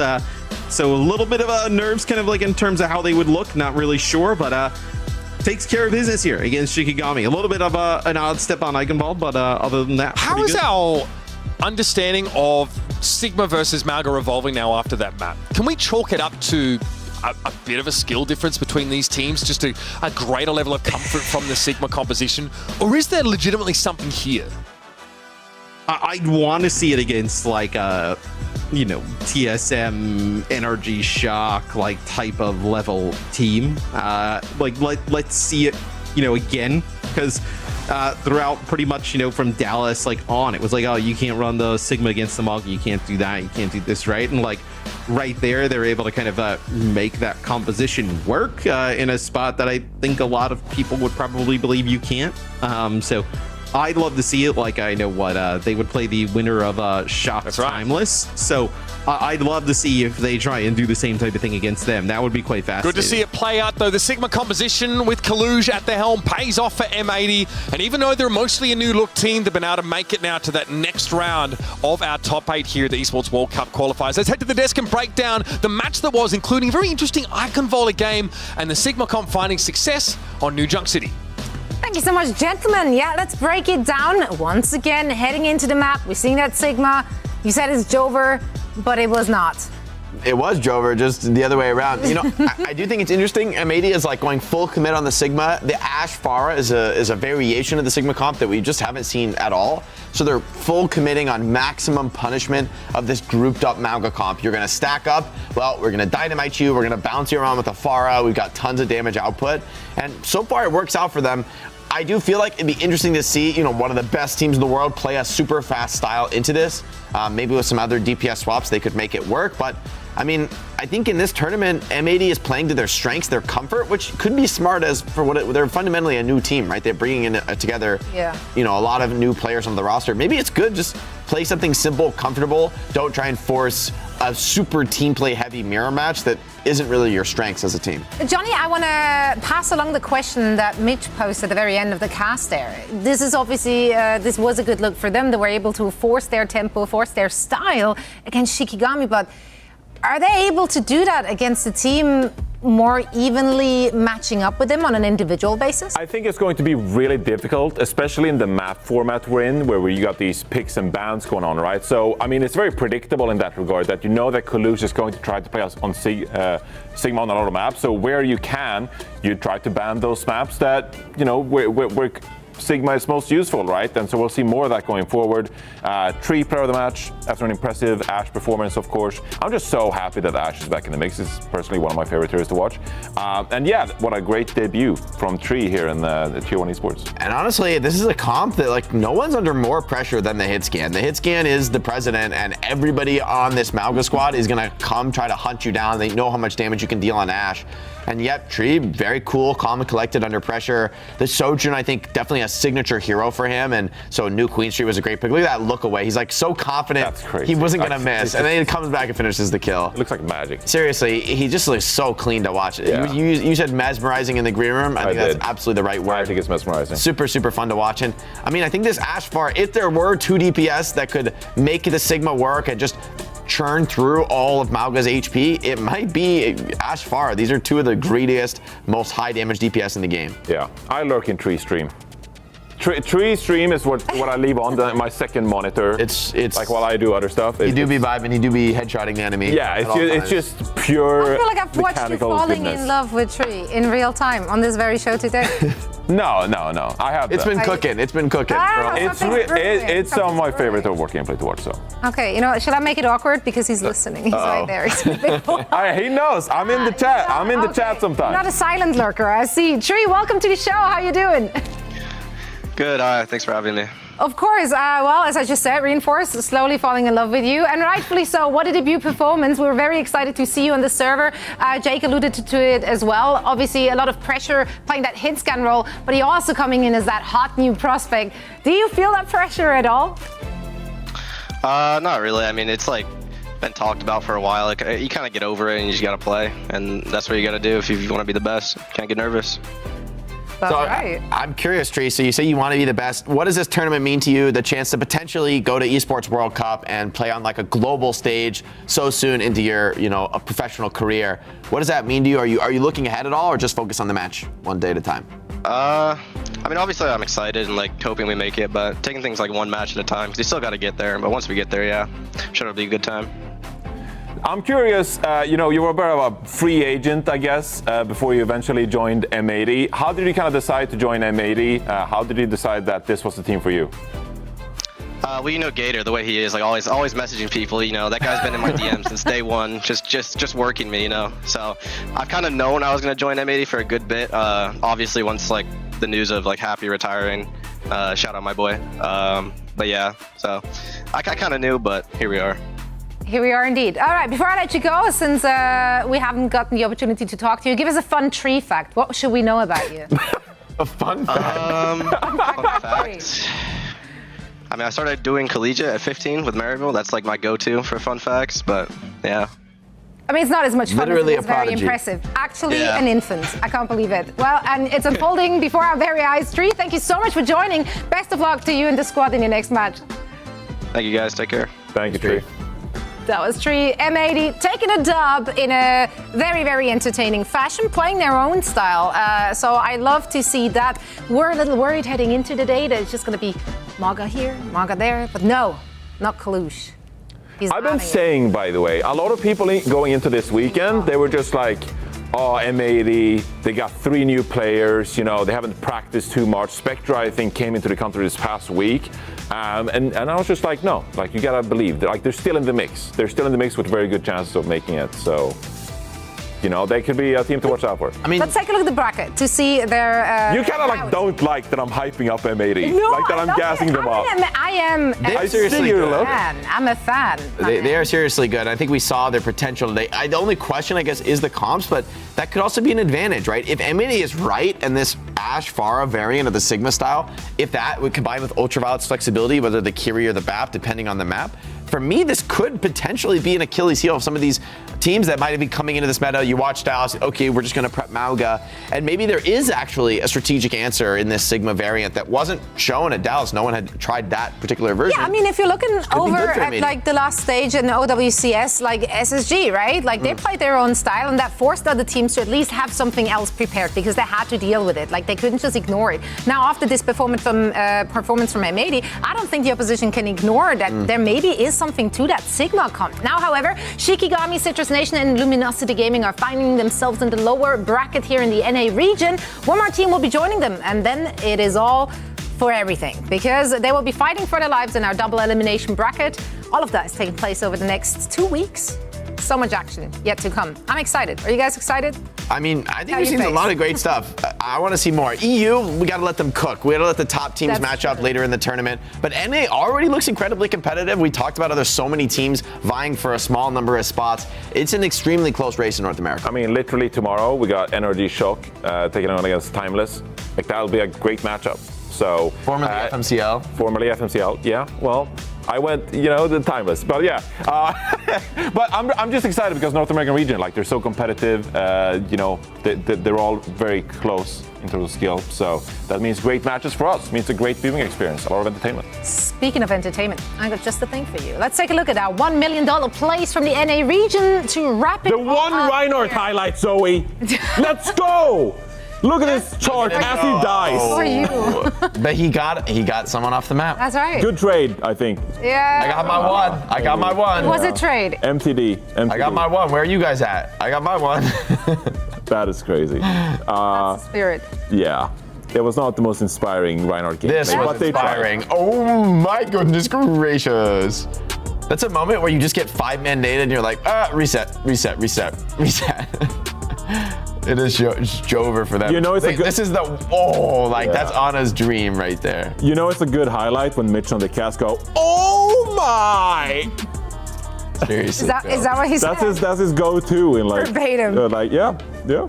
And he ends I don't know if right my impression was any good, but yeah. Rocket with vintage Tracer gameplay here on 66. Fun to see him on the Tracer. He does so much, man. I saw some dives where like maybe the Genji dive got booped and botched, and Rocket's just in there basically solo killing on the Tracers. Honestly though, also so impressive. Like having talked to him after their match, hearing that he's only just recently picked up that Pharah. Like such a good understanding of the positioning and the angles to take, and quite frankly, that is not easy. Love also the quick discussion we had about the recent Pharah buffs and how well she fits into the meta. Makes for very exciting, dynamic gameplay, very explosive indeed, and to have players like Rocket showcasing it for us, what a treat. Speaking of treats, we have a schedule for you to take a look at our upcoming matches. Tomorrow, it's going to be Saturday, and it's full. It's slam-packed with all the action you can possibly imagine. And so much action. So much action. Love action. Yeah. How about you?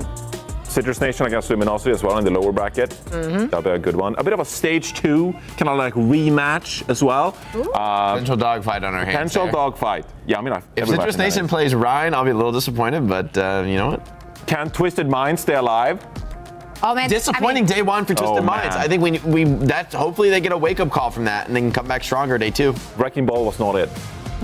I recommend if you are not Junbin, do not play Wrecking Ball. I suggest. Especially on Iconvalde. Especially on Kellen was rather committed. I don't know if we can uncommit him overnight, but let's see what they need to get done in order to get the dub and stay alive in the lower bracket. Of course, Twisted Mind, they want to play in front of that home crowd. Like, what an opportunity that will be for them. Alas, they are currently on the back foot. Final thoughts of day 1. How are we feeling about it? I'm excited. The meta continues to develop. Love that. Not done yet. Not solved. What about you, Johnny? He stole my thoughts. I'm really excited too. No, but I mean, I think we pretty much covered it all. Like, we're really excited to see how North America develops from here, and also excited to see if Virtus.Pro can continue challenging the top teams in EMEA. Virtus.Pro, I'm looking out for them. same. All of that and more in the EWC qualifiers. Make sure to tune in again, same place, same time tomorrow. We can't wait to see you once more for all the action. Just to say action about 100 times a day. Bye. Action. So much action. Station. It will be Psycho, but here comes the rally. It's a good hook, but it's an even better bash from Funny Astro, stopping the insta-kill from the Honk. That nade is absolutely ginormous, and there will be Sovereigns bleeding out unless Fire with his nano boost can find anything. And unfortunately, it runs out at the most unopportune moment possible. That's a good defense for Twisted Oh no, the Minds. C9! I actually No, Naga got it! Naga got Oh my, Naga got it. Oh. Can you make him show it? Just No, it's getting me mad. No. You're sitting over there. You think that's a great idea? Oh, it's cool. Show it now. Oh, come on, guys. Just put it on top of it. It's fine. It's coming. It likes me though. It's fine. You can sit here. There we go. Well, clearly this is It not didn't work. It just crawled out last time. What are we doing? Should we? Jack is just angering it, and he's gonna. What are you doing? Get out! Just nation standing. This is a stinker. Absolute booty. Renaissance. Well, you know what they say about what goes up, Matt. Eventually it'll come down, just not where you want it to. What on earth am I watching? What is this? The largest earth shatter of all time. Curve blade.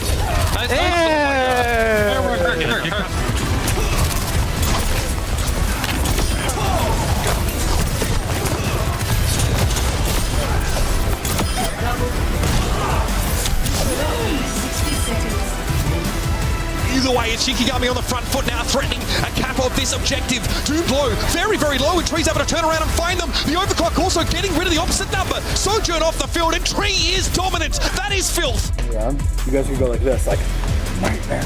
Oh, okay, yeah, okay, I like that. Instead of touching him, like Yeah, it's just hard. We'll do that, yeah. It's hard with peripheral vision. Like I can't. Yeah, we'll just there you go. Because we're gonna be like, can't find each other. Do it. No, we'll be fine. It'll be fine. You're saying that, but it'll be fine.